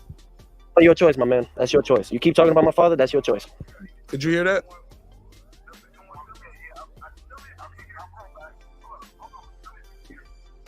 You behind. Nah. You behind. Nah. Yeah, I'm behind. I'll call back, bro. I'll call back. All right, cool. Yeah, you ain't doing shit at the job anyway, other than about to get fired. Up here talking on YouTube all night, about to get fired. Cam, he ain't doing shit at the job, nigga. Listen, getting paid to arbitrarily do shit, make it seem like you're doing something. It's crazy. Shit. Yeah, I ain't mad at it. That's the American way. I ain't mad. Shit, get paid. Let me play this clip for you, Cam. Hold on. Let me see. All right, play that one. Why he never left his dad.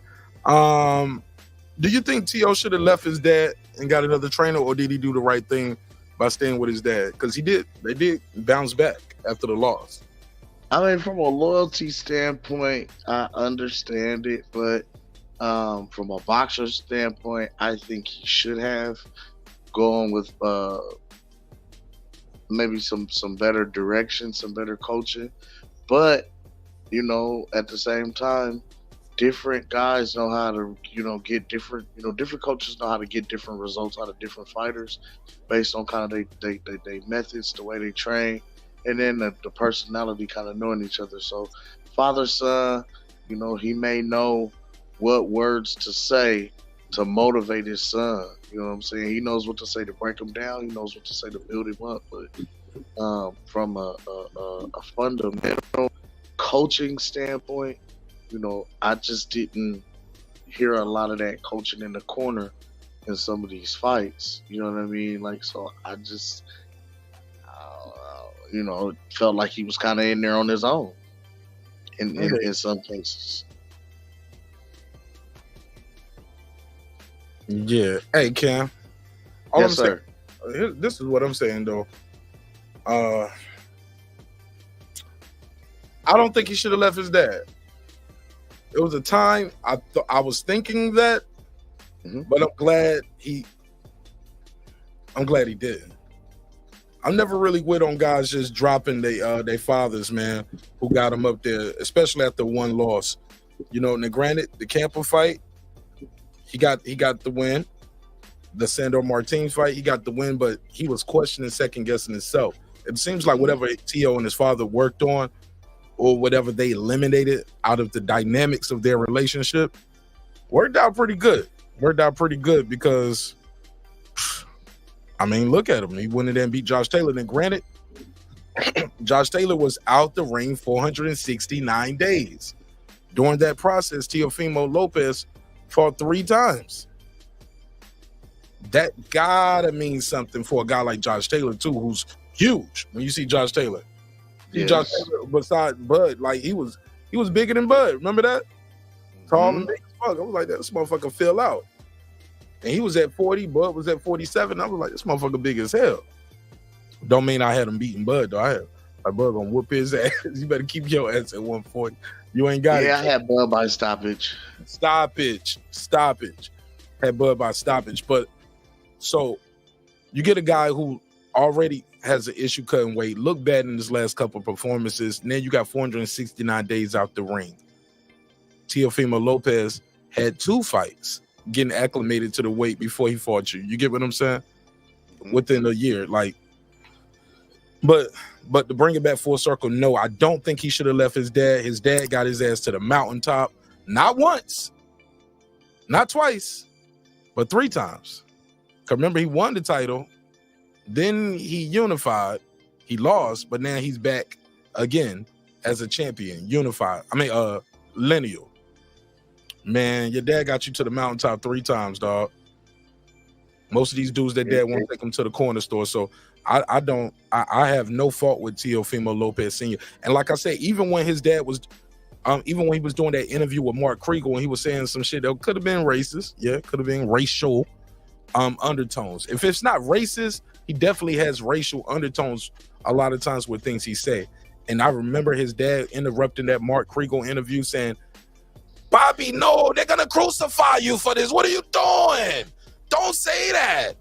And Mark Kriegel's like, are you going to let me do the interview? I mean, I can't let you just do, that's my song. Can't let you just do that to him. Bobby, don't say that. Like, I was like, right.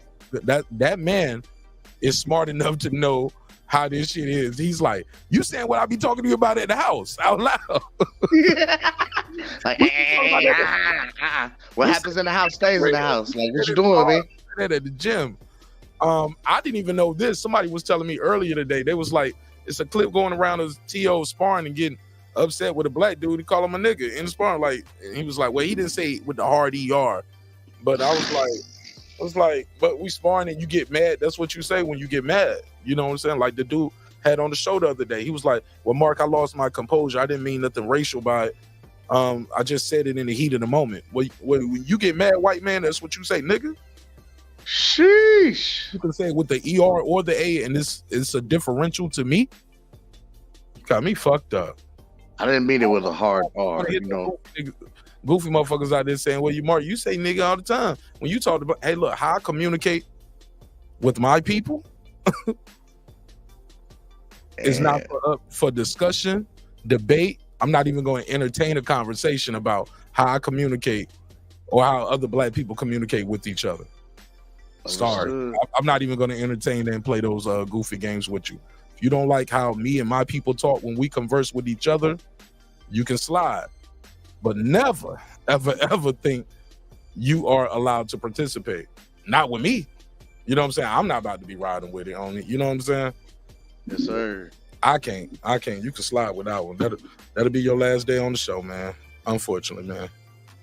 Might be your last day, man. No. And it is what it is. Yeah. Hey, look. Gotta keep it. I mean, maybe we can do an apology and we can start from scratch. I might accept that, but just that's gonna be the new normal where people are I just let white folks and call me nigga and call my panel niggas on the show. Nah, that shit ain't gonna happen. That ain't it. We ain't going. I can't do it, bro. I can't. That ain't never flying in no space. You know what I'm saying? I wouldn't be that person in real life. Because in real life, I would have to try to get them off of you. You know what I'm saying? Somebody gonna be trying to do something to you. Trying to do something to them. Yeah. I ain't saying they all gonna win now. I mean, yeah, but but when it's like 20 of them on you, like I can't even get them off. I ain't even about to try to get them off for you. It's hard to get that. It's hard for you to get a dub on 20 niggas. I mean, Gary James one time, I'm like, hey, cut that out. That's some dumb shit. Y'all stop that shit. That's some dumb shit. I was like, well, he did say it though. Never mind. Like you shouldn't have called them niggas. Yeah. That's how you just shrug. Shouldn't have called them niggas. You play stupid games, win stupid prizes. Yeah. Food Revolution, she said we need to blame it on hip hop. I don't know. Not blame it on hip. Not gangster rap made me do it. Hey, Foodie, no. The people in hip hop don't own the label. They're allowed to say that. They can say that, but they can't say faggot. Can't say that anymore. Can't say faggot. I remember Biggie had this line on "Give Me the Loot." I always talk about this when we talk about hip hop. How people are allowed to say certain things, right? Biggie got a song called "Give Me the Loot." The whole song is about robbery. Facts. But it's a line in the song where he says, "I don't give a fuck if she pregnant. Give me the baby ring and the #1 mom pendant." And the #1 mom pendant. Oh my God, that bar is so slamming niggas like Shaquille. Shit is real. It's time to eat a meal. I'm robbing still. Hold up, Cam. You don't stray away from what I came to say. Hold up. My bad. The label allows the song about rape, talk about the guns, the Mag-10s, the robbing. The whole song is about robbery. We allow that, but you're not allowed to say, "I don't give a fuck if she pregnant." They edit that. Even on the dirty version, they edit that. They edit it out. So you're allowed to say certain things. You got to be allowed because you don't own it. It's a song. He got a song where on the song "Victory," Biggie says, "The son of Satan." They say my killing's too blatant. You hesitating. I'm in your mama's crib waiting, duct taping. Your fam destinally lays in my hand. Okay, hold up. He can't say son of Satan. They edit him saying son of Satan, but he can say my killing's too blatant. I'm in your mama's crib waiting. He can say that, but you can't say son of Satan. Nope. Edit that out. No. We don't want you to say that. So they pick and choose. You're allowed. So when it comes to hip hop, Foodie, you know you my sister. I love you to death, but you're wrong in that situation. In my opinion. You got to be respectful. Yeah. Right. They're allowed to say certain things, and certain things they're not allowed to say. Even in the song, a whole song about robbery, but you can't rob the pregnant lady. Rob everybody else. What? Why robbery itself just can't be bad? Yeah, you can rob everybody else but the single mother. Like, and it was like it was like the best punchline of the record too. That was an ill ass punchline. I don't give a fuck if you're pregnant. Give me the baby ring and the #1 mom pendant. Like, God. It's like, ooh, shit. Hilarious, creative, witty, funny, but it's wrong.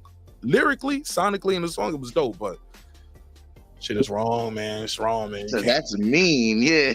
Like, you're gonna get canceled, big. Hey, Darrell. All right, Darrell, I've been patient with you, brother. That was it. I gotta holler at you, man. You don't get to dictate my show. You only been on YouTube since January the 7th, 2024. I'm looking at your page now. You just got on YouTube, which means you've been on YouTube. You're just a troll account with another name, and you're probably somebody I know. So I'll see you. How long should I give him? 30 minutes. I'll see you in 30 if you're still here. What are you talking about, man? I don't know. That nigga just get on my nerves. He just distracted me a little bit. I don't like to be distracted. And if you distracted me, I'm gonna get you the fuck up out of here. I'll see you in 30. Or you can click over to your other account, your real account. Because I don't believe you just found my show. You know all of us, but you just got on YouTube on January the 7th? Nah, nigga, that's a troll account. And you probably somebody we know. So let me send you to the shadow realm. Matter of fact, I'm gonna block you permanently, nigga. Daryl Brown. It's not a real account, bro. He just created that account January 7th. You know, you can go to YouTube and see when they created their account. When they came on, yeah. Just playing on YouTube January 7th. So that's somebody we know already. Bro, I'm smart, boy. I've been doing this longer than you.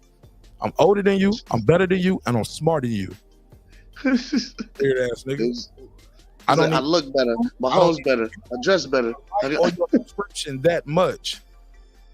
I will send you to the shadow realm. You are gone forever just for playing with me and being annoying with me like that. The fuck up out of here. Gone for life. Crazy. I don't need your view. R.I.P. R.I.P. Another one bites the dust, nigga. I love you. Love this nigga.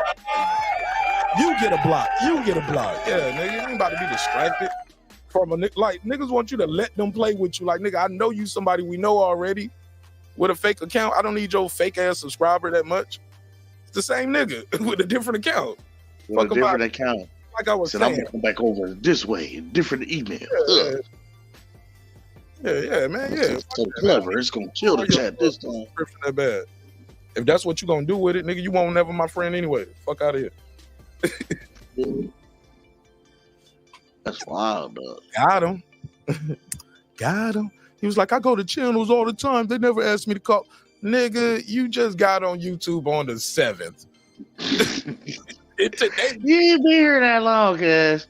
Bro, today just turned the 11th now. So you've been on YouTube 3 days. Somebody Come on. lying, G. Come on, bro. You've been on YouTube for 3 days, 3.5. Come on, bro.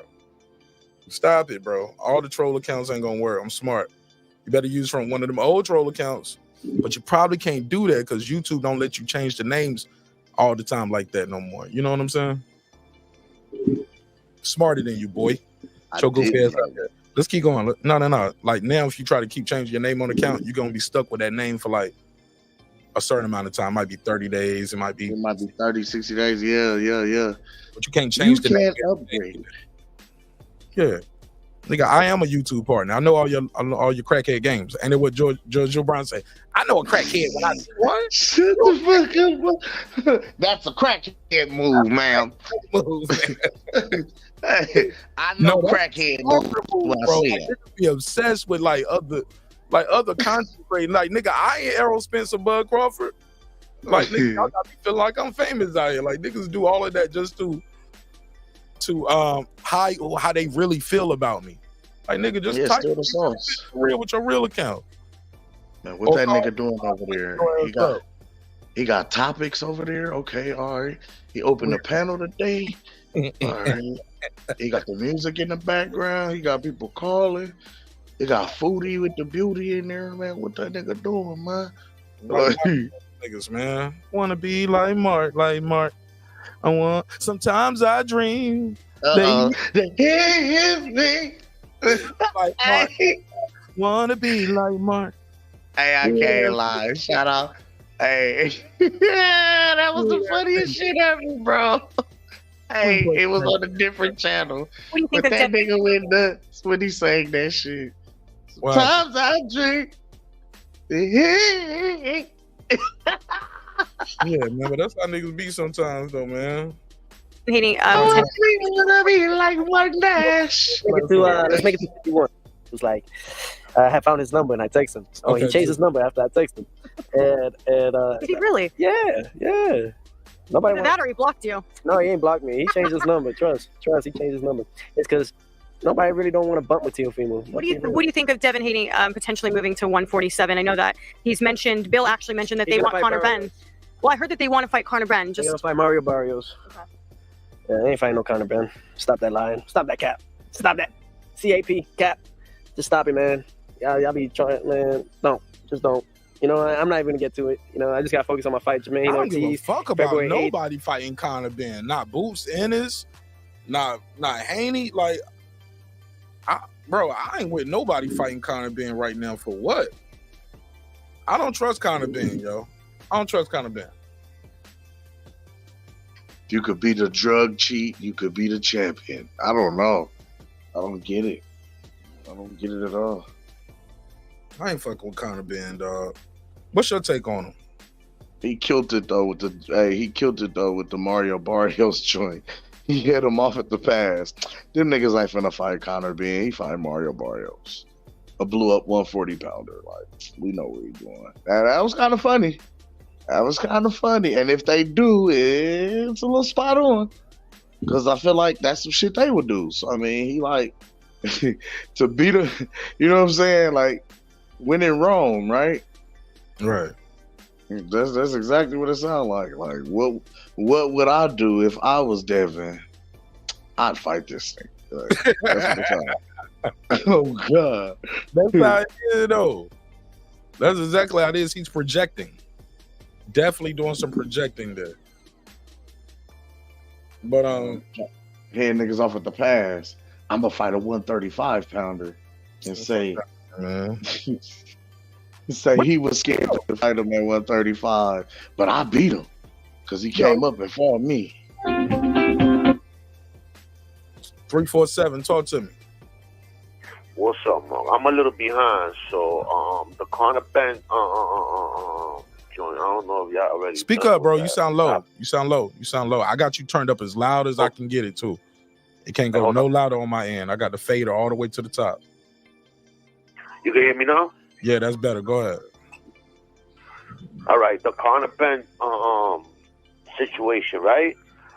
I don't know, man. That Conor Ben situation, the shady, way right? that they, it's mad shady because the way they trying to get at that kid is like to end his career, and they didn't try to end nobody else's career besides him. You know, even when Billy Joe Saunders with the spray, with the nasal shit, they didn't go at him like that. They didn't go at nobody like that. Hold on. Quick question. Whatever happened with that? Did Billy Joe Saunders get suspended? He got suspended, right? Yeah, but I don't think it was the Conor Ben thing. Is like they just kept the thing about the Conor Ben thing for me that rubbed me wrong, just because I am one of those people that's like, I'm done with the kid, right? So, and I could be wrong for that, and I could, you know what I'm saying? Maybe you can sway me the other way. It seemed like they went a lot. Even with Dillian White, I was like that with Dillian White. It seemed like they did a lot of things to circumvent the truth coming out. I feel that same way with Baumgartner right now until other things. It's like this whole time limit where I didn't even know this. I think I heard it on TBV or no, matter of fact, it might have been In the Ring. No, it was In the Ring with Christine, I believe. Shout out to Queens over there, In the Ring with Christine. Got a great show, Women Crushing It Wednesday. Y'all make sure y'all check them out. Tell them Martinez sent you. Somebody said we can hear him. Okay. Well, I gotta hear him too, Foodie, and I couldn't hear him in the headphones. But he's up now. I got him up. The thing is, it seemed like they were doing a lot of things to circumvent the truth coming out. I'm protesting it. So they do all of this protesting. I protest for 6 months. When truth come out, okay, I get suspended. The suspension was for 6 months. So my time is done already. And then they come back. It's like they never have to sign nothing to say, I admit I did wrong. Like, they never have to sign. You get what I'm saying? Like, you have to allocute in court, right? They never have to do a allocute to their crime. They can just say, go the rest of their career and say, yeah, I want dirty. What happened was I had some bad eggs, or it was some dog medication, or whatever the case may be. I don't like it, bro. I don't like it, Cam.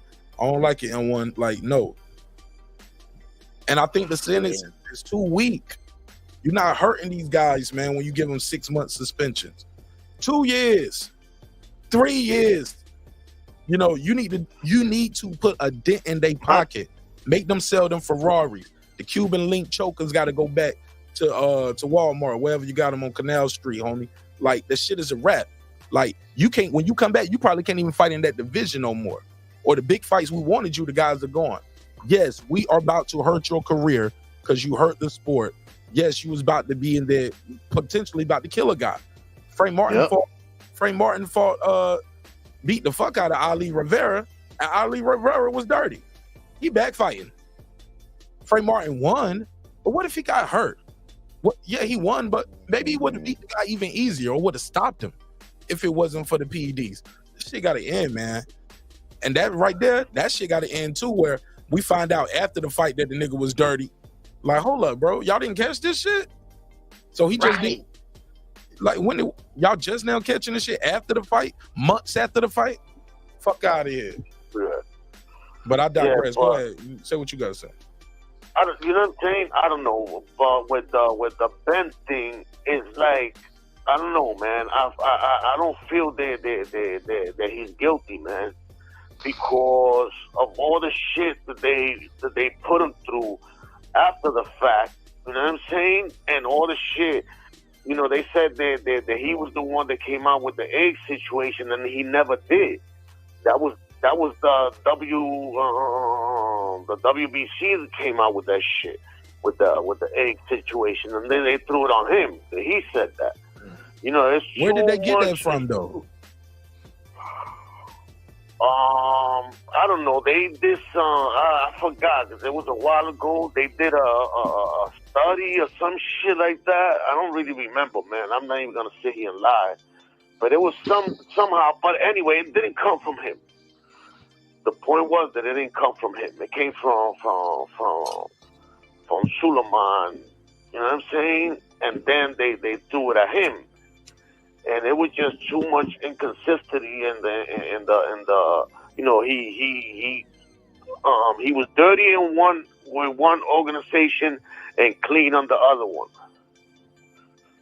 So it was like, you know what I'm saying? Like, how are you going to be dirty on one and clean on the other one? Which one is telling the truth? Which one is lying? And it was just too much underhand shit, you know what I'm saying? And the way he acted like an innocent dude. He didn't act like, you know what I'm saying? Because, remember, they wanted him to... They wanted him to cop out. They wanted him to cop out. He was like, nah. Fuck my career, fuck everything. You know what I'm saying? I don't know what you're saying. I don't remember him doing all this protesting, and I don't know, bro. I think he did that shit. I think 9 times out of 10 when these motherfuckers get popped dirty, they did that shit. I don't know. He might have, but I don't know. That was just a weird one for me. You know what I'm saying? So let me ask you this: are you with the? And now I'm gonna ask Cam this too. Matter of fact, Cam answer first. Matter of fact, you answer first. Cam, first of all, what you think of what he said, Cam? You think it's dirty, or do you believe in it's a conspiracy with the DAZN people popping and mysteriously popping when it's time to leave Eddie? He the Suge Knight, he the white Suge of the Don't make me change you, Mark. I'll change you, Mark. Listen, I'm gonna keep it 1,000. We've heard Victor Conti already come out on record and say that Eddie Hearn and show and Matchroom, as well as Al Haymon and PBC, are 2 of the biggest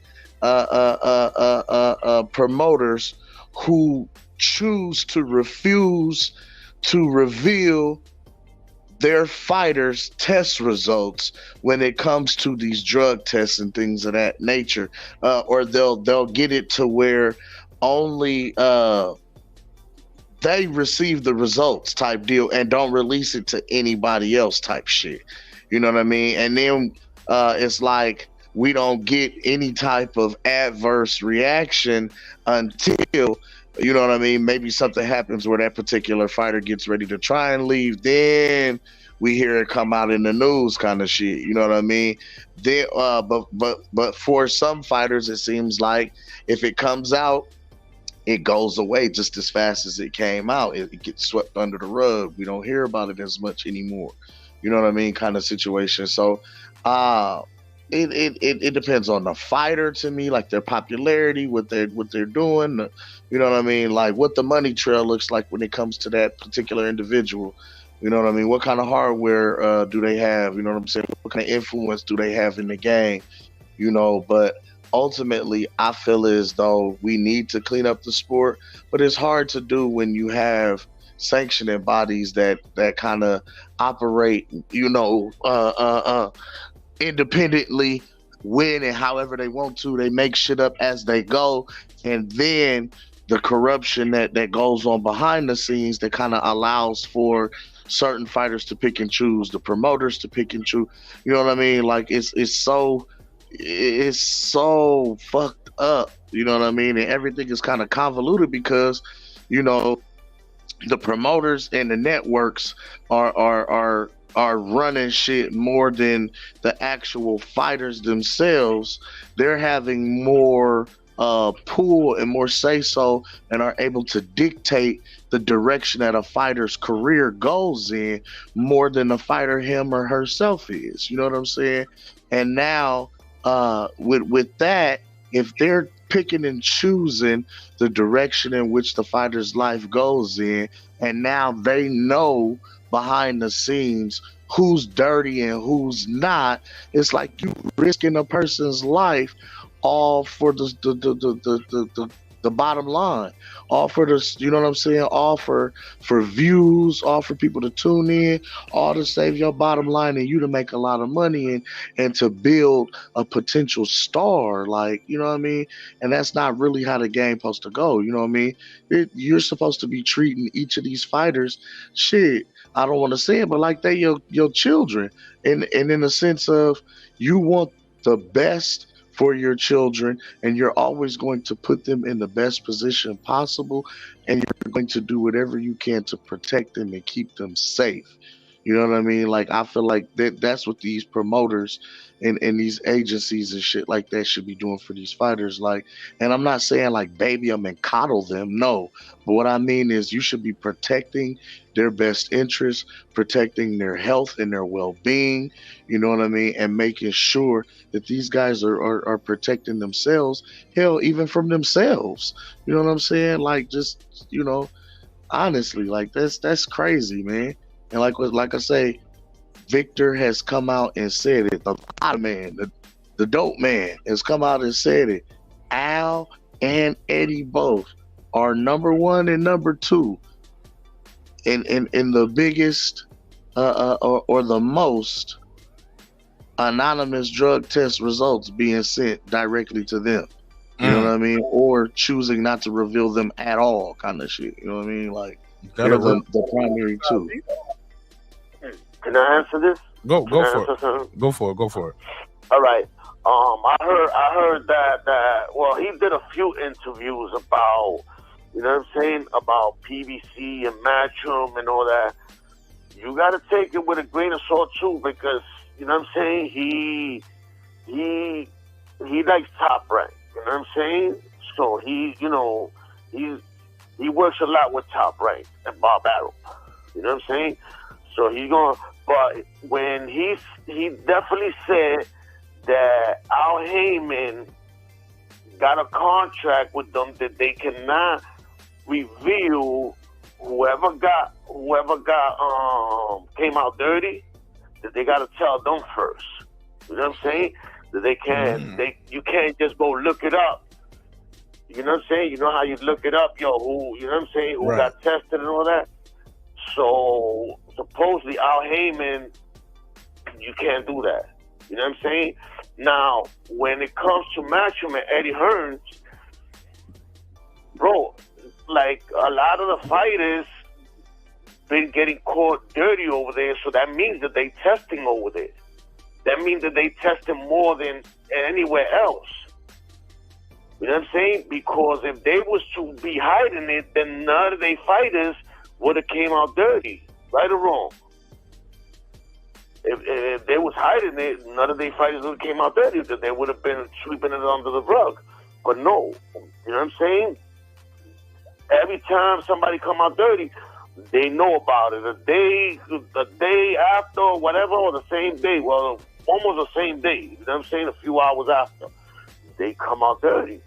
You know what I'm Or saying? maybe like a month later, like in the case of Alicia Baumgartner. 1 month later for which case? Baumgartner. If it's a month later, that right then and there, you know what I'm saying? You don't got no shot of winning. You know what I'm saying? It was a month out. after her fight that it comes out that she had adverse test results. How though, fam? Who was that? Baumgartner. And yeah, that's what she's trying to get proven now, which is crazy. But yeah, that is part of it. Like when they do this testing, the promoters can opt, and he's correct. The promoters can opt to say, hey, I only want only contact me if it's adverse test results, or I only want the results to be sent to me and nobody else.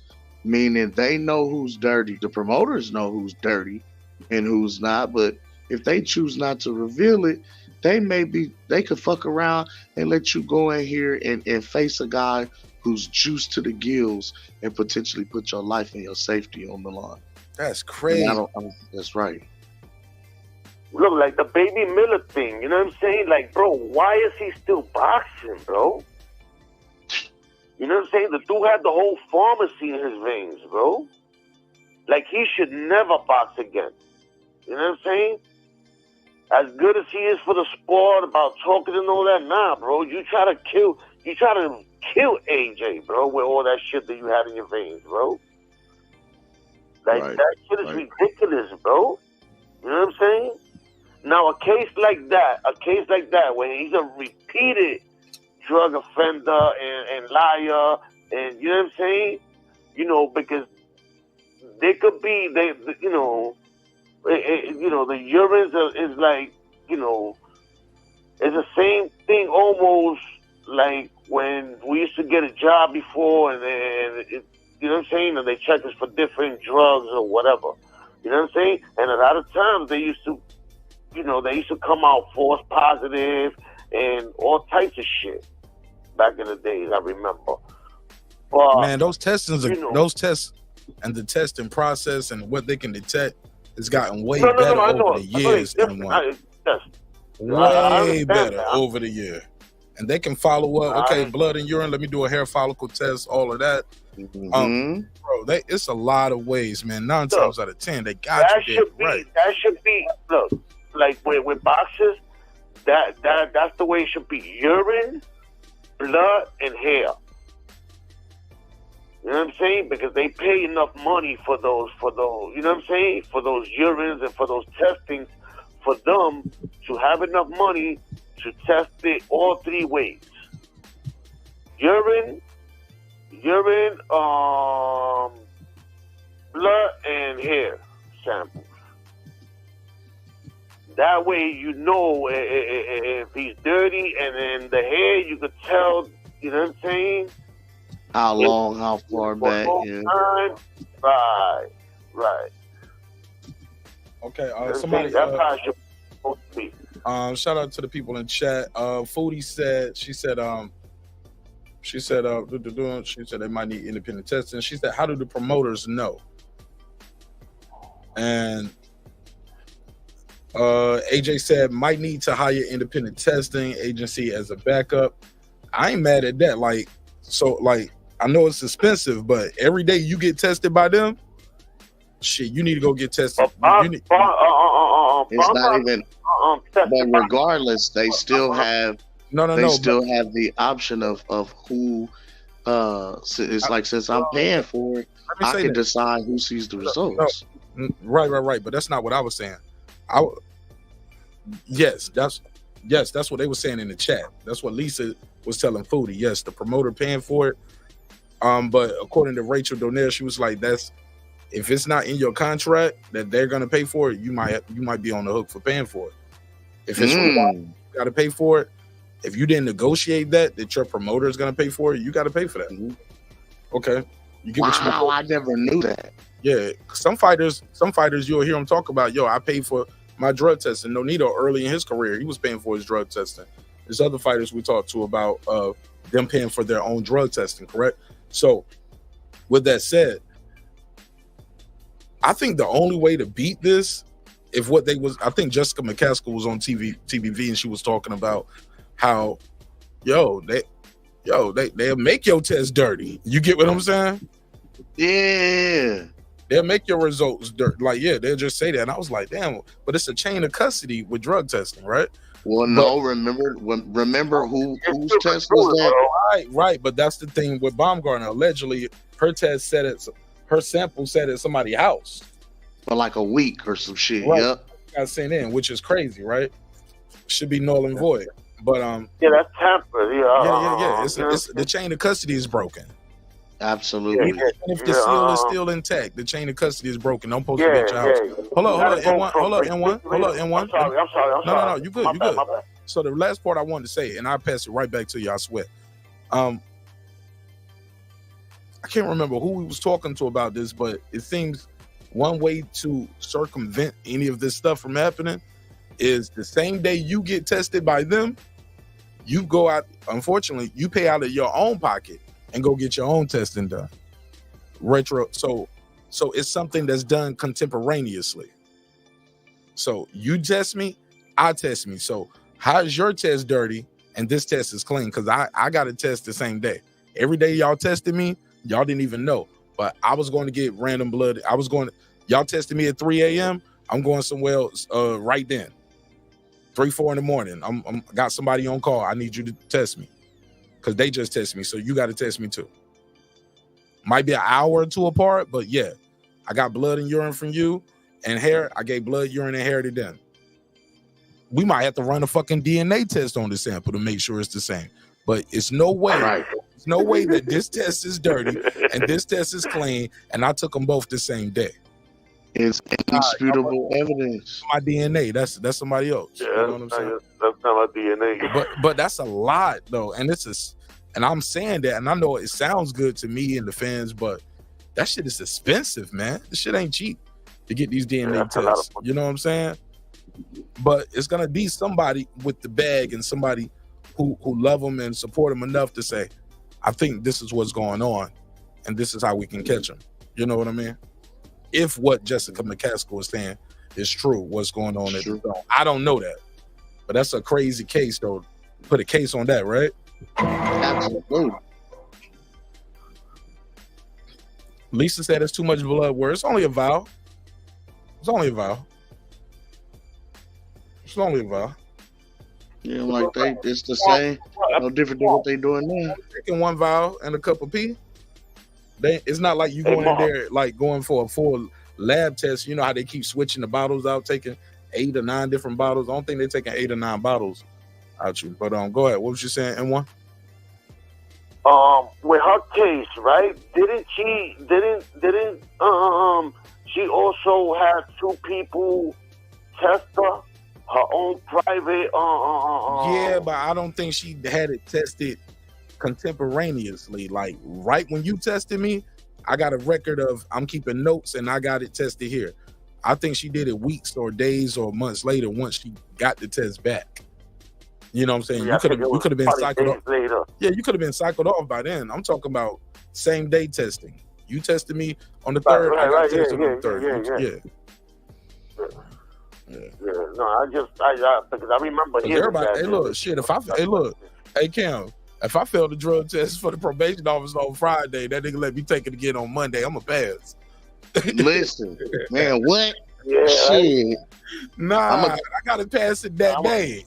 I'm trying to do that shit like weigh-ins. You hear me? he gonna say, listen. Come back in 2 hours. I'll be back in 2 hours. Man, I remember when they used to when the weed shit you couldn't work with weed. I used to drink so much water, man. Oh yeah, you don't play. Hey, you know you gotta hurry up and get up out of there because they'll tell you that sit right here. Look, sit right here and call on that motherfucking man. Oh, I was about to say, I know you in New York. You said, and weed is not it's decriminalized in New York now, right?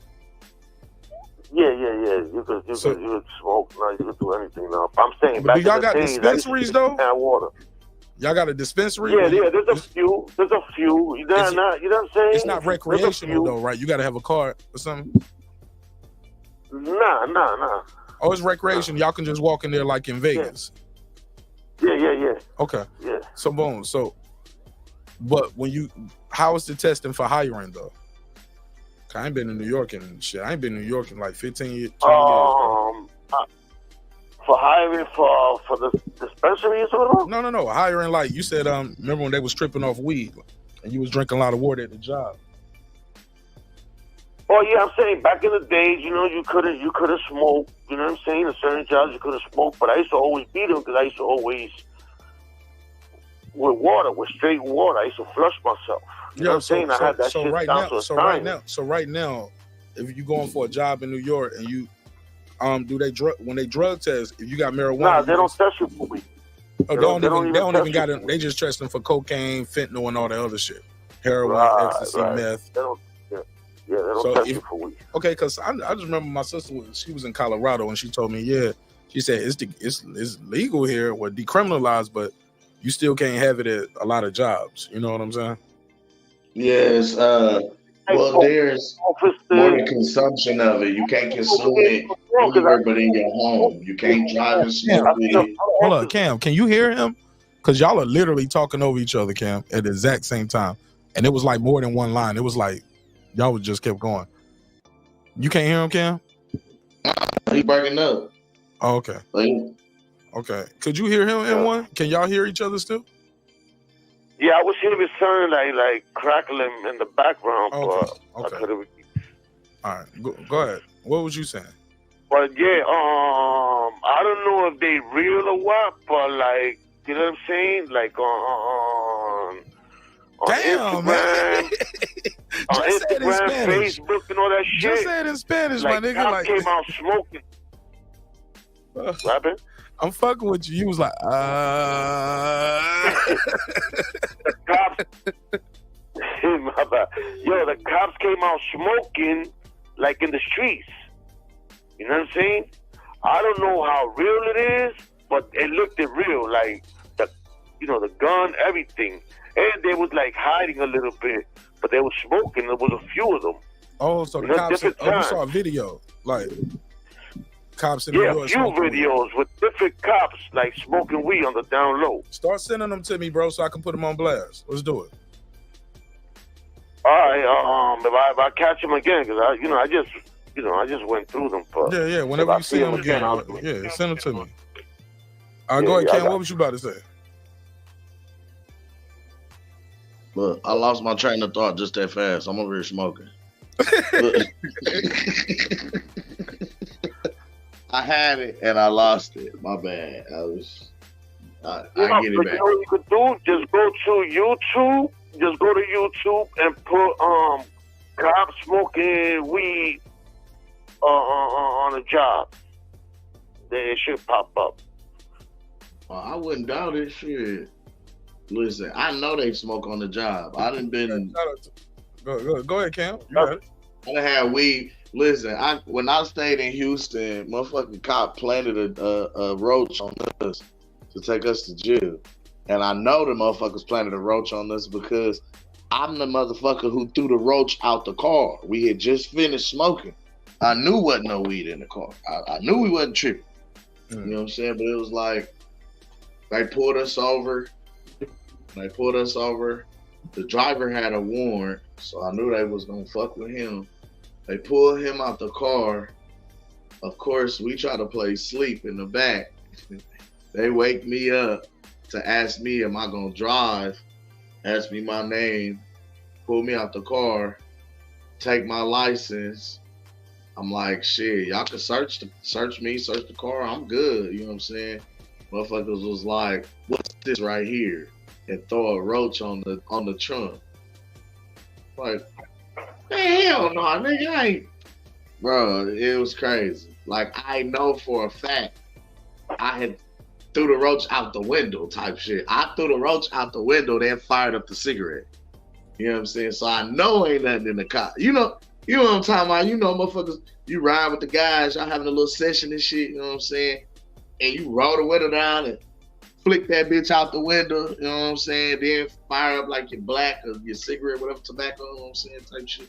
It was just like that. Yeah, you know what I mean? And we was blocks away when we got pulled over. So it was just weird as fuck. Like how you just throw a roach on the hood of the car, like, what's this right here? Bam. I was like, oh nigga, y'all just got through smoking. Oh, y'all some hoes. Bro, I had to sit jealous over the weekend for that dumbass shit in Houston, man. It pissed me off. And then they threw it out because it was possession of marijuana less than a gram. Man, y'all niggas. Man, that's crazy. Y'all niggas always find a way to bring it back to some jail stories, boy. I swear, boy. Y'all niggas missed it. Y'all niggas missed the penitentiary. Prison story. Stay free, goddamn. So you reflect on what got you there. Hell yeah. Look, hey, like, you know what? I'll never do that again. Blunts, nigga. Start there. You said what? Stop riding in the car full of niggas smoking blunts. Nigga, smoke by yourself in the car. Nigga, what? I don't even like to ride in the car with more than two people unless it's my wife and child, nigga. Like, exactly. Hey, what you got to get in the back seat for? You stay here. Us two will go and come back. Like, we'll leave. I'd be like, nah, it's too many niggas riding. I ain't going. I don't ride with four the people. only one they could put. Only like to ride with four niggas in the car. On a blunt is my girl, bro. I don't let nobody put their lips on the blunt when I'm smoking. You know that's right. Get your own, nigga. I'm just like, shit. I'd rather give you a blunt for you to smoke, but right, you ain't smoking on my shit. I give you some weed, bro. Roll that up. That's you. Look, I don't ride 3-4 deep though. You know what I mean? Like, I don't like that shit either. Shout out to my homies from iTalk, bro. If you only knew. Shout out to Joe Chapo. Shout out my homie Joe. Mo Gucci. Ladies of iTalk. Shout out to all my homies over there at iTalk, man. Y'all make sure y'all subscribe to them, man. If y'all like my content, man, y'all will definitely fuck with them as well, man. They do a lot of good things over there. But if you trolling, man, don't go over there. They're going to get you the fuck up out of there. I get a lot of trolls outside. That's why I don't even be like to send people to other people's shows like that because, you know what I'm saying, I post and share links and you'll get a bunch of trolls too. You know what I'm saying? You're going to get that residual hate. They're like, this is where else he be going? This is where else he fuck with them then. You know what I'm saying? Not the residual hate. That's crazy. Yeah. Residual hate, man. Get the little leftover hate. You get the little sprinkle. Yeah, you getting back end hate. That's crazy, Mark. Shit crazy, yo. Crazy. Shit crazy. I don't know who crazy niggas, man. Like, damn, bro. But it is what it is. Some people have burned the house down, bro. If they can't sleep on the air mattress or some shit. They be like, I can't sleep on the air mattress. Now everybody sleep outside. That's crazy. Nah. I give you some money for a hotel. Go stay there. Nah, fuck that. I'm gonna burn your house down. I'm burn your house down. Ain't nobody sleeping there. Fuck it. Shit like that. Shit like that. I said to some niggas, man, but it is what it is, man. I wish them the best. Or not. Or maybe not. Or a little bit less than the best. You know what I'm saying? You can do it. I'm about to say, but shit, I ain't wishing shit. Boy, fuck you. Die today. Like, what that nigga Gates say?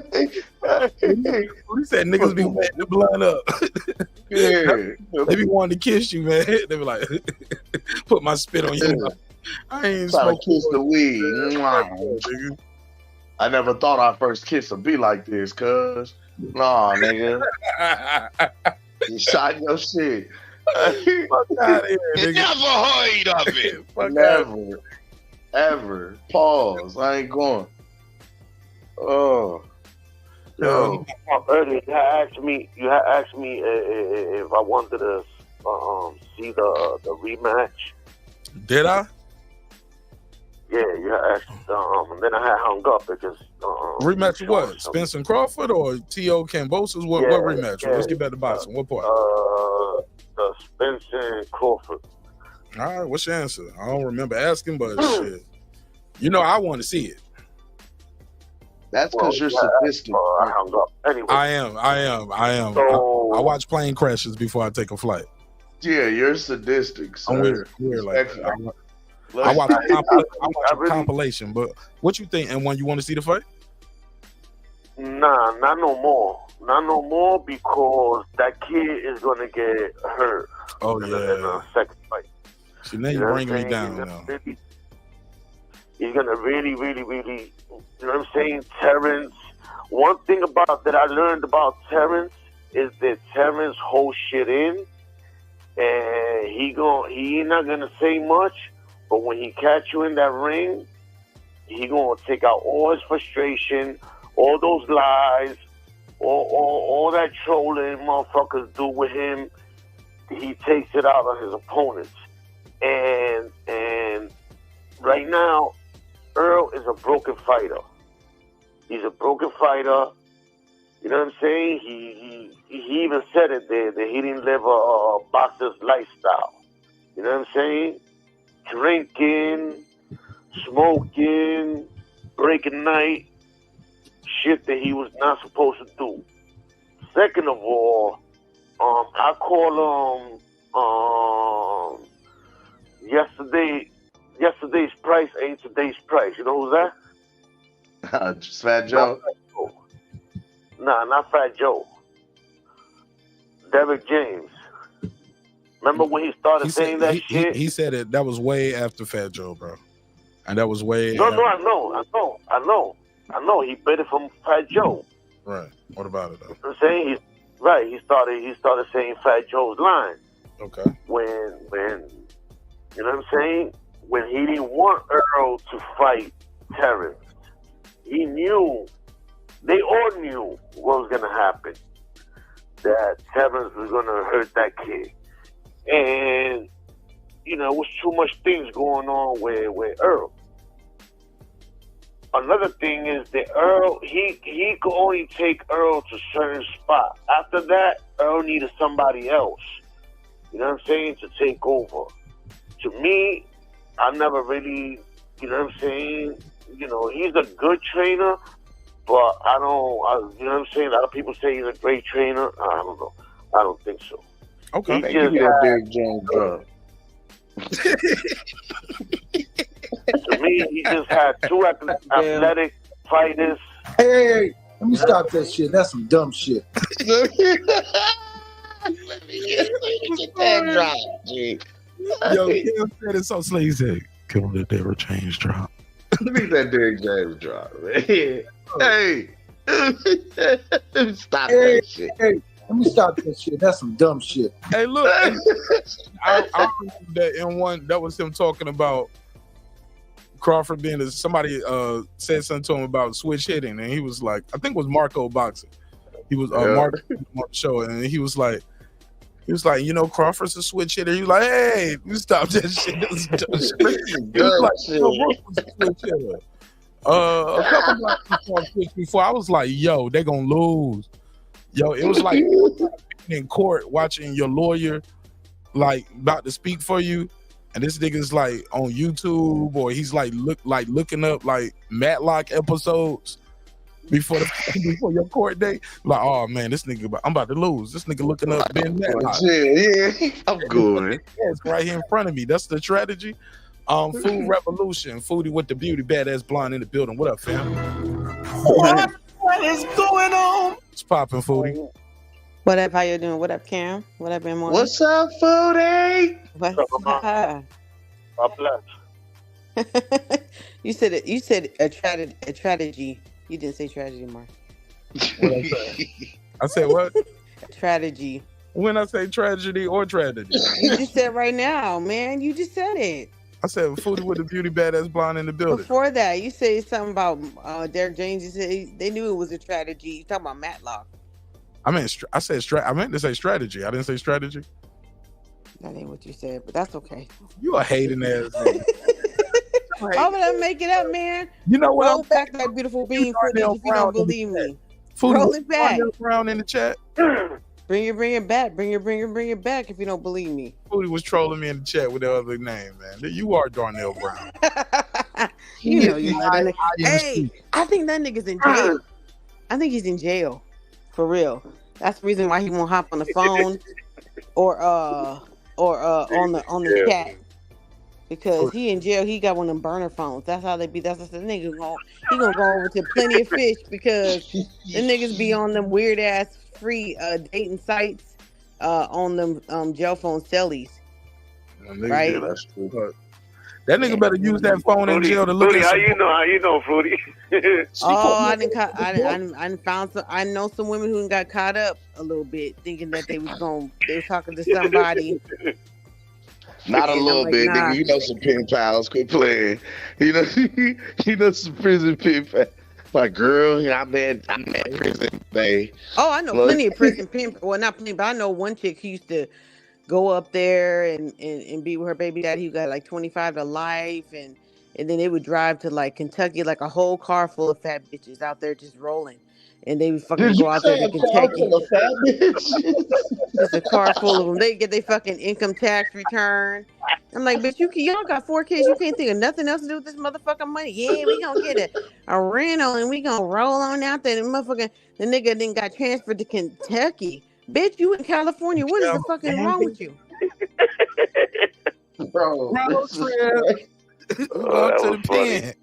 We taking a road trip to car full of fat bitches. Like, what the hell is wrong with y'all? Why'd you got a car full though? Fat chick. Hold on, Kafudi. Why is it a car full? Why is Because it that's how the pen pal system works. These niggas be gaming these bitches. Now, when you want, is it 4 better than 1? That's true. That's true. Look, you fucking with a nigga, right? Right? Not you. Sister wives. Not Foodie. Huh? Sister wife crew of preciouses. A car full of preciouses, yes. All dolled up, new, glue-in weaves and everything. This is good, you know what I'm saying? Take your whole motherfucking income tax truck. Income tax check. Huh? You gonna sneak some commentary in under her rolls? I don't know what they be doing all kind of shit. One bitch told me, look, one bitch told me, oh yeah, my baby daddy, he's in jail. He been in jail since like they had 2 kids when she was like 15 or whatever. She's my age, right? And so she got 4 kids now. She's like, oh yeah, they all his. I'm like, how the fuck that happened? Because this nigga been in jail. He got 25 to life. How the fuck that happened? She's like, yeah, we would go sneak when I go to the visit, we go sneak behind the soda machine. I'm like, bitch, you are the motherfucking soda machine. How the fuck y'all sneak behind there and fuck and have the baby? I know your ass is lying, bitch. I know you lying. You ain't gotta lie to kick it, Craig. You ain't gotta lie to kick it. Shots fired. Tell it like it is. Oh my god. And me and my mom, she's sitting there telling me my mom the story unsolicited, mind you. I didn't really ask, but we were looking at each other. I'm like, this bitch got 4 kids. They had 2. I understand, you was a teenager, y'all had kids, whatever, and then the nigga got a life sentence and all that shit. You go visit them and all that kind of stuff. But you got 2 other kids. And you trying to talk about all 4 of them is his. We trying to do the math ain't mathing, right? And then she started like telling us. I'm like, bitch, you ain't slid behind nothing to get the motherfucking kids. Booty's on fire tonight. Just saying. Booty's on fire. Oh shit. That's all I'm saying. I mean, the math just wasn't mathing. But then that's how I learned about how, people be, the overcrowding in California prisons. I don't know how it is in anybody else's state and how they be like shipping people to other states. Like, I don't know if it was Kentucky, it's like Oklahoma. I don't know how far that is from California, but it sounds far as fuck. Kansas, I don't fucking know. But the bitches would get in the car and they would drive because the dudes would get shipped over there because of overcrowding. Huh? Nigga, that's my mixtape. That's my mixtape, name. Overcrowding? Foodie, somebody said, huh? Somebody said, how you know? How I know what? All this information. I just told you how I know. Okay, well, I met this woman because she moved into my mom's neighborhood, right? And then she was like helping to take care of my grandmother as she got older. But like her kids are my kids' age. We're around the same age. So my kids and her kids went to school. We just wasn't on the same shit. my mom and she don't discriminate. She'll make friends with anybody, and my kids, I don't discriminate. I don't know what your background in life is, whatever. But this bitch talked a lot. Like she had a lot to get off her chest.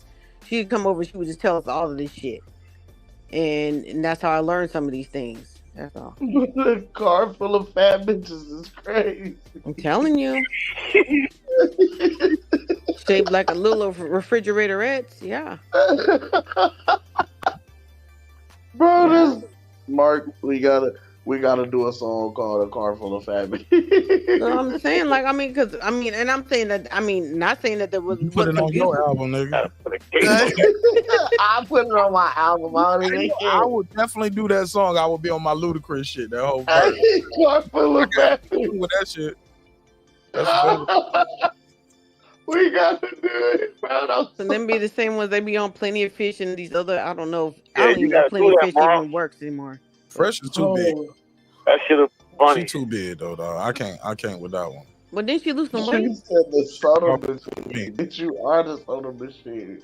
And the face is the face. Let's just keep it real, man. I don't seen some chunky girls with a cute face like most chunky bitches be cute. No. Yeah. Well, the ones I know, like out here, a lot of them are like the Mexican girls. Look, a lot of them, they be Mexican girls out here, and they be having, they makeup and their hair be done or whatever. No, I'm they talking just about big. see, now you talking about getting dolled up. I'm talking about cute. You just pretty regardless. You just naturally cute. Oh, don't nobody do that shit no more. Everybody. I seen some naturally cute girls. I know some naturally cute. I didn't say they didn't exist, but I'm just saying everybody be doing it. Like some girls be shaped like the damn cones, like the little orange cones they use. That be them. That be the ones I'm talking about at work. Lean back big. They so big they kind of lean back. Like Mr. Crab's daughter. Yeah. I ain't never seen Robert Crab's daughter. No, Mr. Crab. What's her name? What's her name? Or some shit. The little whale bitch. Gotta look up. Cam know who I'm talking about. Yeah, Mr. Crab died. They be shaped like that bitch. And now I gotta look up. Now I got. Hey, yo, Mark. What's up, nigga? I'm done. Other days, right? I was with my brothers and my cousins here at my house, right? So I pulled out all my. I'm a fucking picture collector. I got mad pictures from back in the days, right? So I was showing them all the pictures, and I'm like, yo, find a fat person in any of these pictures. I pulled out mad pictures. Yo, there was only one fat person out of all those people. Nobody was fat, bro. Like, you know what I'm saying? They could be healthy, you know what I'm saying? You talking about your exes, or you just talking about family and friends? No, I'm talking about in all my pictures, just people. My ex included. Well, my exes, I ain't. But just people you know. You don't know. You don't hang out with no fat people, basically. So you don't hang out with fat people? No, it's not that I don't hang out with fat people. It's just that back in the days, there was not that many fat people. That's the point I was trying to make to I see what you're saying. Because nowadays, we be having 4-year-olds come in, they 100 pounds. How old are you, M1? I'm 54. Man, hey, M1, what is your ethnicity? Huh? What's your ethnicity? Puerto Rican. Oh, we don't believe you. We don't believe you. We don't believe you. Nope. Shut up. Nope. I'm black. You know what I'm saying? No, we don't believe that you ain't had no fat people if you were Puerto Rican. No, it's not. Yo, I'm telling you. Because I'm just saying, just because of the diet. You know what I'm saying? It's just that people eat more now. You know what I'm saying? That's what it is. That's true though. Like that's what I be saying all the time. You know, I'm food revolution. I'm all about that shit. But the kids be so fucking big nowadays. Like I feel so bad because I'm like, if you 4 years old and you 100 pounds, by the time you 10, you gonna be like these kids. These young women are pretty. Like I said, they be big and pretty in the face or whatever. But they be on all kind of cholesterol medication, diabetes medication and shit. They 20 years old. You know, men and women too. I'm just like, that's crazy, man. Like, I remember in Spanish, right? Like, you can say, gorda and gordo, y'all know what it is, right? Fat, and you know what I'm saying? Like gorda is like a woman, and gordo is a male, right? Yeah, fat. Yeah. So back in the days, if you'd be like, oh, gordo, you already knew who it was. You know what I'm saying? Because there was only one or two fat people. You know what I'm saying? But it also depends on the culture and what people consider to be fat. Because now there's a lot of leeway as to what people consider to be fat now. Yeah. Okay, like my neighborhood is like half black and half. At that time, it was half black and half Puerto Ricans, and a few Dominicans. You know what I'm saying? Right. But not too many. You know what I'm saying? But it was normally blacks. You getting racist? And there was, I'm telling you, a fat person was rare to see. You know what I'm saying? And I'm talking about because I used to take mad pictures all over. If we had a black party, I'll throw pictures. If there was a party, I'll throw pictures. I was always with a camera throwing pictures. I got boxes and boxes of pictures. And we was going through them the other days, and there was not that many fat people. It's just now that people eat so much, and that's how you get overweight people. But back then, everybody's eating their house, basically. Yeah, a lot of it's convenience food. People don't cook no more, and they think it's cute. Right. Wherever you go, you know what I'm saying? Wherever you go, their parents was cooking and they was eating at home. It's not like now there's a restaurant, a pizza shop in every corner. It was not like that back in the days. When you used to go to a restaurant, it was like, yo, I went to a restaurant. Now you go to I went to a restaurant and ate lunch. Yeah. Mm-hmm. Yeah, you know what I'm saying? It was something big. Now you go, yeah. You know, I went to have lunch in a restaurant. When you used to go to a restaurant back then, I went to this restaurant and it was something big. It was, but not anymore. But no, Fruity, I'm dead serious, man. Like, and I'm telling you, it was mixed, blacks and Puerto Ricans, and there were not that many fat people. Yeah, like I said, but it's all relative because what you and I and most people who are non-white would consider to be thick, white people consider to be fat. But I get what you're saying. Yeah, I get what you're saying. Like on average, like it would just be shapely. You might have thick thighs or but a small waist or not like just big all over. Everybody's just humongous all over, and then they just run over to the Dominican Republic and try to get it cut off with a knife. And then just go right back to eating the same way you've been eating and drinking every night and shit. Yeah, that's crazy. That's crazy. Yeah. But these women I was talking about, they wouldn't like that. They was some big ones. There's some big ones right there. Yeah. But there's somebody for everybody. You know what I'm saying? Some people like them big or whatever. But I find that like a lot of people who are not Western, traditionally beautiful, what people would think are attractive. A lot of times fall into the traps of some of the most predators, you know what I mean? So that's why I was just talking about like the girls that these Anybody been in the Bronx? Anybody been in the Bronx? Once. Yeah, I've never been further than Louisiana. Once, but that was like where you went in the Bronx? I drove through the Bronx. We went to I don't even know where I was at, bro. I was there one time in my life. I don't know where the fuck I was at. Right. Nah, and it was and this was like 2004, 2003, 2004. But I was staying in Poughkeepsie. I was up there to be in Poughkeepsie at one of my homeboys' cribs. So I had a girl who was she was a big one too, but she was up in Poughkeepsie. Dad's house. That's like upstate. Yeah, we went to his dad's house to pick up his brother in the Bronx. So we just went there. I didn't even get out the car. It was he went inside, got his brother, came back out, went on, and basically we just drove through the Bronx. So I did like one of them little drive tours. I didn't hang out and kick it. I ain't go to no spots and get no food or nothing. We just drove through. It was like, this is the Bronx. I was like, okay. I'm in a famous spot. I'm like in a famous spot. It's called Fordham Road, right? Then after Fordham Road, it was Little Italy. You know what I'm saying? But anyway, Fordham Road. Nigga, what's the point? Back in the days, like you go to Fordham Road and it was to watch like all the girls, like all the young dudes used to go to Fordham Road. That's where you pick up girls, you go talk to girls or whatever, because it's long. It's really, really, really long. It's like 2 miles long. And there's mad stores. There's mad clothing stores, all types of stores, jewelry stores. But anyway, now you go, at this time I go and I see these girls 24, 25, and they look crazy. They look busted. I'm talking about, like, out of 10 girls, you get 7 girls, young girls that look like they fucking 40. And even in Washington Heights is another one. They used to be bad girls over there.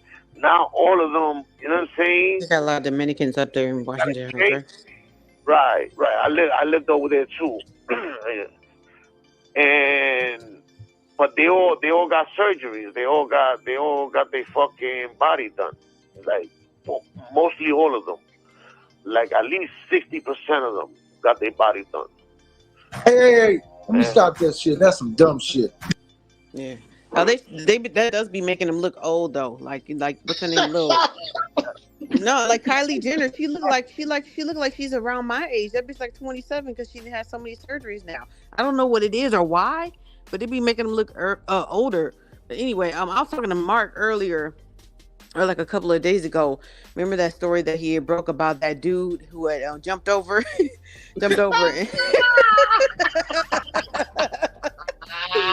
jumped over and tried to strangle the life out that court judge or whatever.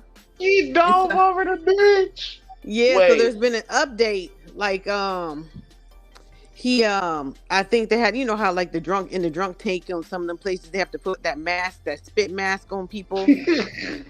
Well, first I think like he's at the city jail. So they still attached to the courthouse. So like there's a little tunnel. So he refused to even come over. Hold on, Foodie, can we let's slow down. I gotta go backwards. We gotta play the video for the people. Oh, I didn't know you were gonna play the video. I didn't know he had the video queued up. My bad. We were just talking about it, so I didn't know. No. Holy shit. I'm live. Okay, we gotta play it for the people who didn't see it. We gotta show the people the clip. The Lambo. Holy shit. It's classic. 2024 is starting off with the smoke, man. God. Judge is getting. This is crazy work, bro. Oh my God. Where am I? Holy shit. They gotta show that one. That boy with hair. Boom.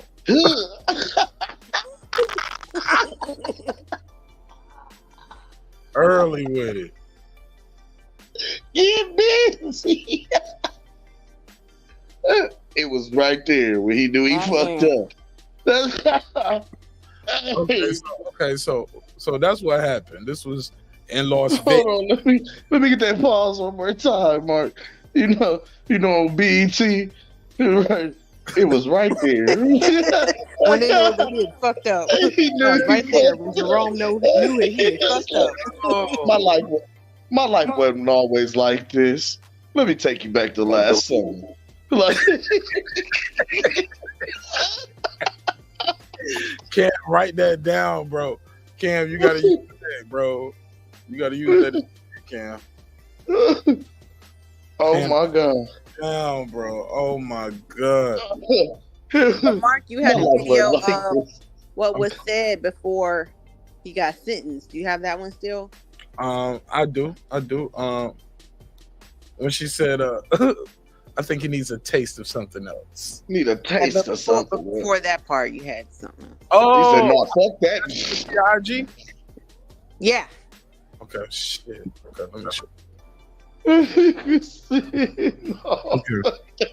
Like the whole history and shit, yeah. Oh yeah, that nigga was a wild boy. That nigga was wilding out a little bit. That nigga was wild. Oh, but then the crazy part was He wasn't even about to get that much time, G. He wasn't Right. even. We're gonna get to that part. We're gonna get to that part. Oh, wait. I gotta see that athleticism, nigga. Yeah. Oh. It was at that point he knew he fucked up.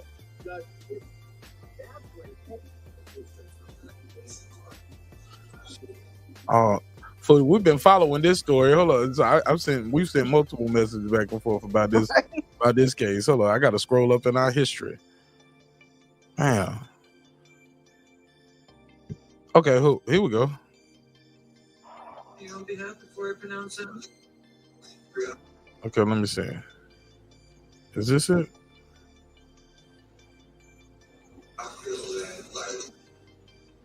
Okay, was that the one? Was that video on black and white? Yeah, I think that's the one when he was pleading his case and going. Okay, boom. So I got it. I think so. All right.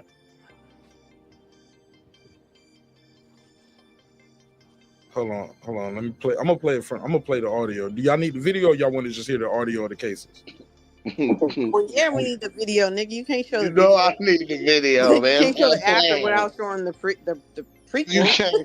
No, I thought y'all just wanted to hear the charges being read. Nah, G. Okay, hold on. Let me get on the stream. We need to feel this. I say that because I got to get on the other computer. Hold on. The nigga said. What you gotta do, nigga? Cue it up, nigga. Line him up. Okay, here we go. Holy shit.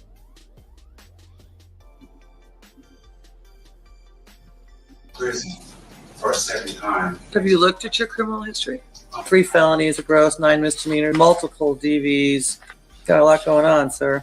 Battery on a protected person, robberies, attempt home invasion. I'm trying to learn from my mistakes. I feel like I shouldn't be sent to prison, but if it's appropriate for you, then you have to do what you have to do. But I figure that I'm in a better place in my life. I'm not doing drugs. I'm not out there committing crimes now. The criteria of me saying.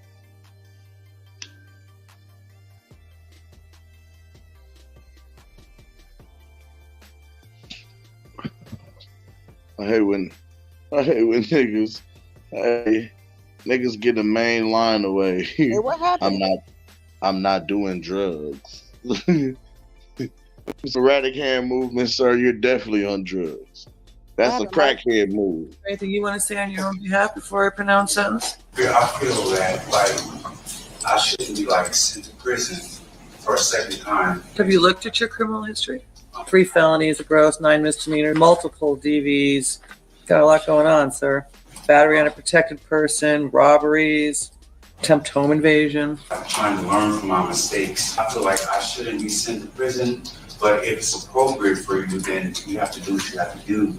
But I figure that I'm in a better place in my life. I'm not doing drugs. I'm not out there committing crimes now. The criteria of me saying this is that I'm a person that never stops trying to do the right things, even if it's hard. I did the best I could. I appreciate that, but I think it's time that he gets a taste of something else because I just can't with that history.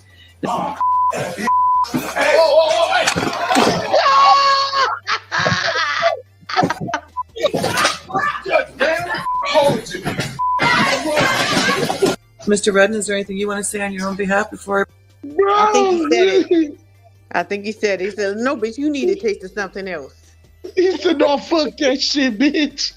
You need to taste of something I think else. You need to taste of something else, bitch.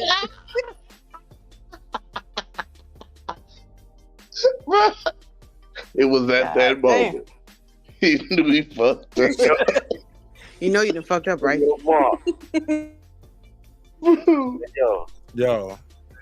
After he pulled out his heart, how he was changing and how he could be better.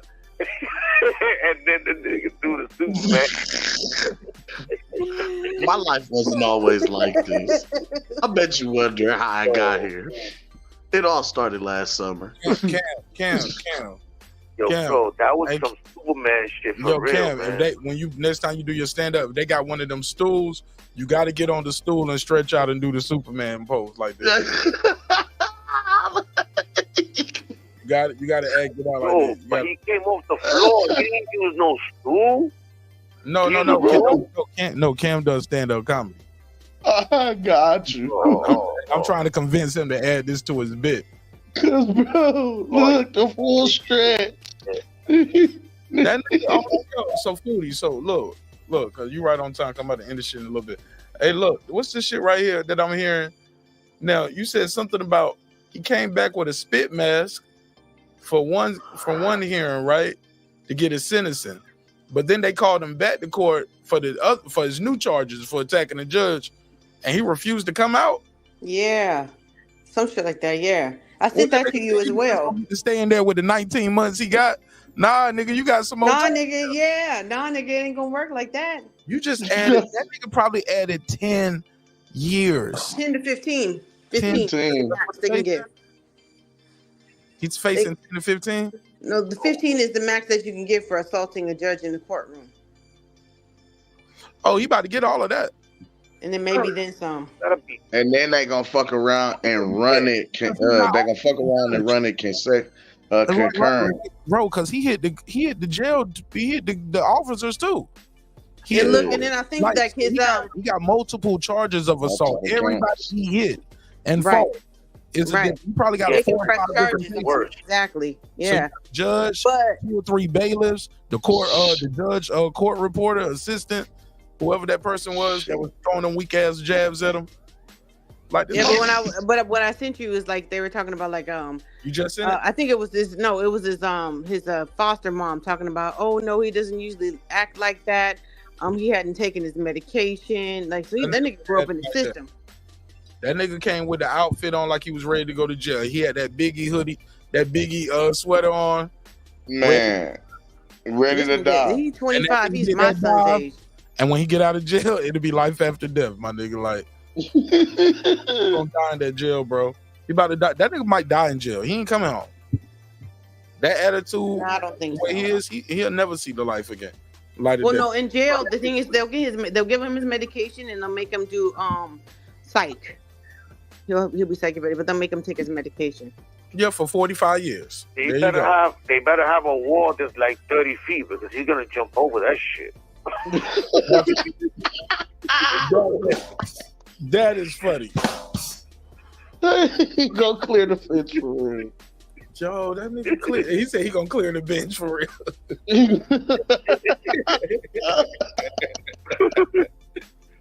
Clear this courtroom. I just did. Clear the court. That nigga did that shit like he was in the Olympics, man. That nigga should have had a javelin or some shit. 30-foot vertical. High jump. Nobody but Foodie ass. She said wasted talent. Nigga, I cried. Wasted So talent. he would have did the high jump. He would have won that shit.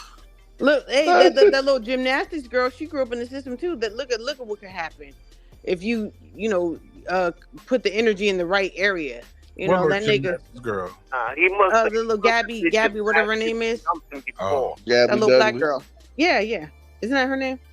Not Gabby Douglas. Yeah. No, the one that they talking about her husband. Type of sports. Oh, that's not Gabby Douglas. That's Simone Biles. Yeah, Simone Biles. Yeah. That bitch is she's America's sweetheart. The whole world knows her world over, right? She grew up in the same type of system like him. She's about the same age, 26, 27 years old. Look at what she did with her life and how they. Like a hater. You hate. Oh yeah. No, you sound like an apologist. You sound like an apologist. Yo, Mark. I love the crab babies, man. Mark, ask the chat who can jump that high like him. Gabby Douglas, or what's her name? Simone Biles. She ain't the 4'7". Bro, because I don't listen. That was 4th and goal at the 1 yard line. Super Bowl on the line. That nigga took off over the line. I mean, that nigga didn't skim the desk at all. That nigga was all air. Hold on, let me play this last clip on this subject though, because the judge speaks out. Y'all want to hear the judge speak out? Yeah, I want to hear it. Hey, let's see. Like, I didn't know that nigga could jump. I mean, I didn't realize he could jump like that. Let's see what she got to say. Judge Holthus releasing a statement thanking well-wishers, writing, "I am extremely grateful to those who took brave not yet. The attack. The shocking incident captured on..." Oh, sorry. I don't hear it either. Courtroom cameras. Give me 1 second.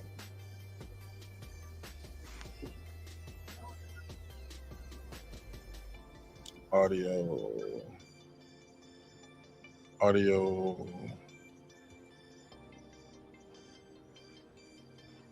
Playing Y'all out see the is video though, seasoned right? judge was sentencing 30-year-old Deontay Redden to prison for attempted battery. All right, hold on 1 second. I got you. While I cue that up, I don't cue it up on the other screen. But why it's not audio ain't playing over here? Probably because this nigga playing his shit in the background over here in one. Gotta blame it on somebody. Fuck it. Give him the charge. He called in. He ain't clicked the link. Right.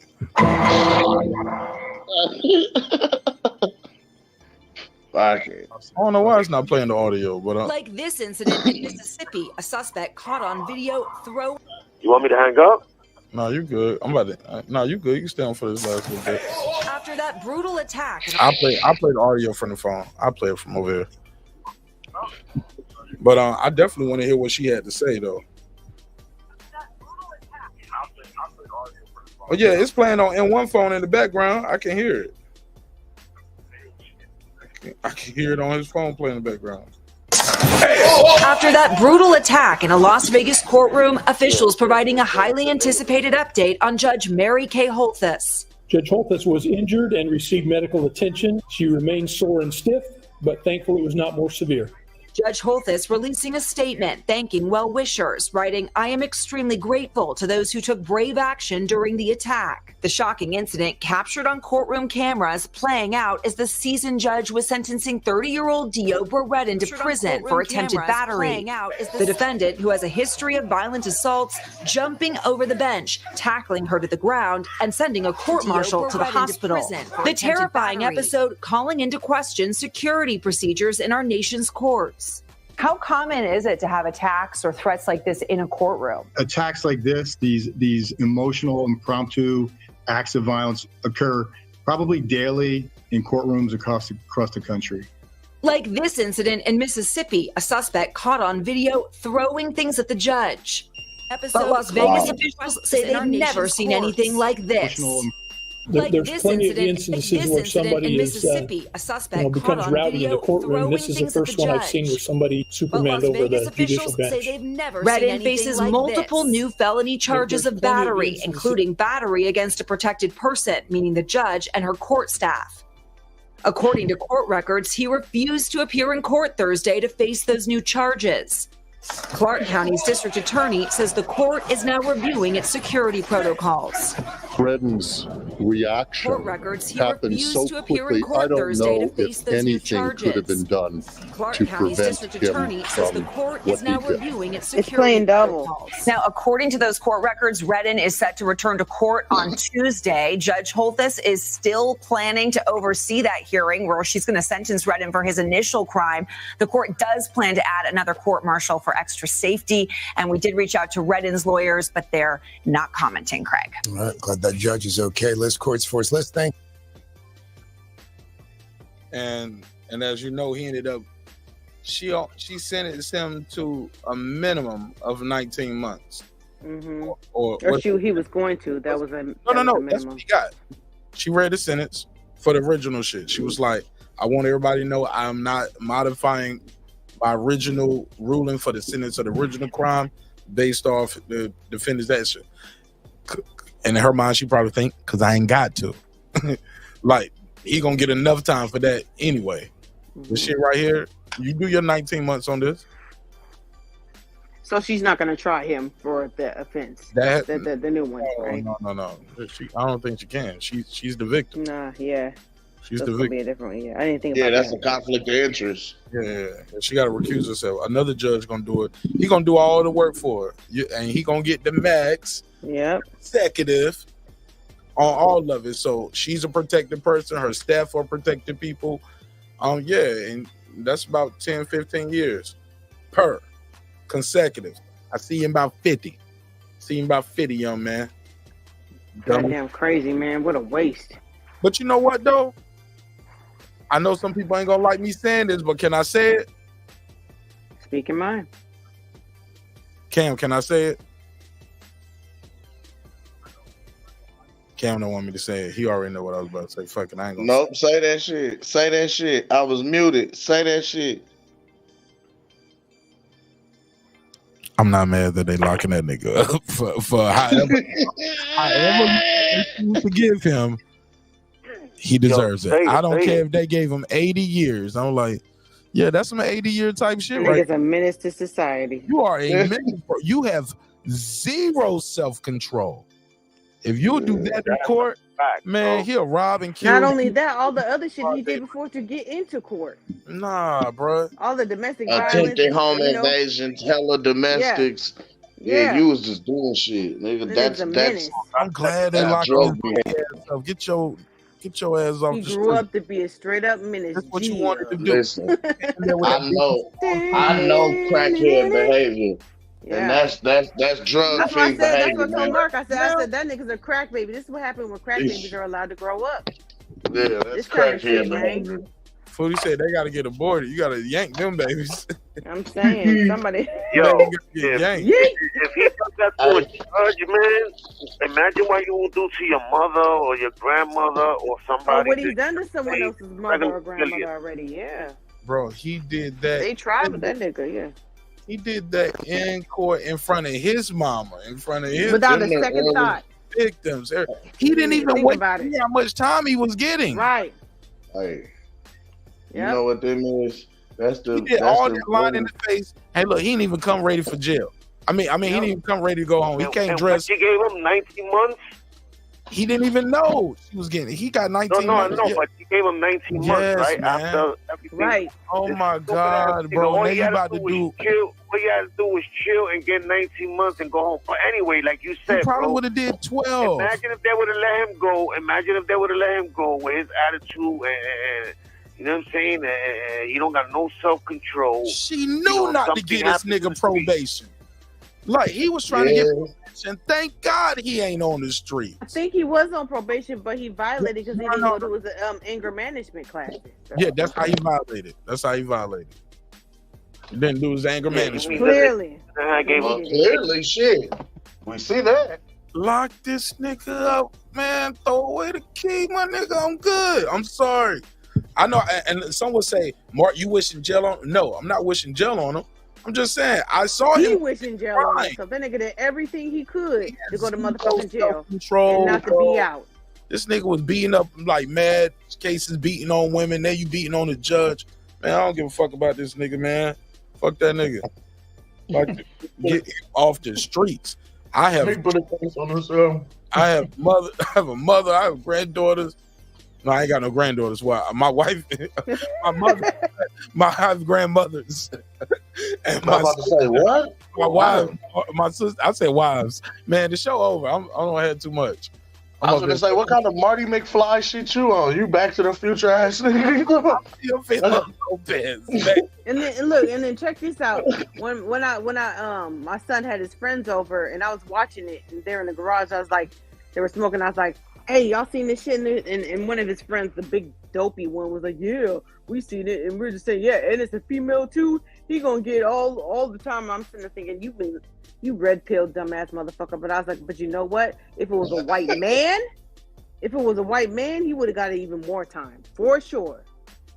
That's crazy work, bro. That nigga said, no, bitch, you need to taste something else. Yeah. And that shit remind me of fucking what was that shit? Waterboy when he was in class with Colonel Sanders. He said something's wrong with your medulla oblongata. He said, no, Colonel Sanders, there's something wrong with your medulla oblongata. He charged that nigga just like that. Stop making fun of me. That's how that nigga look. Hilarious, man. Yep. No, Colonel Sanders.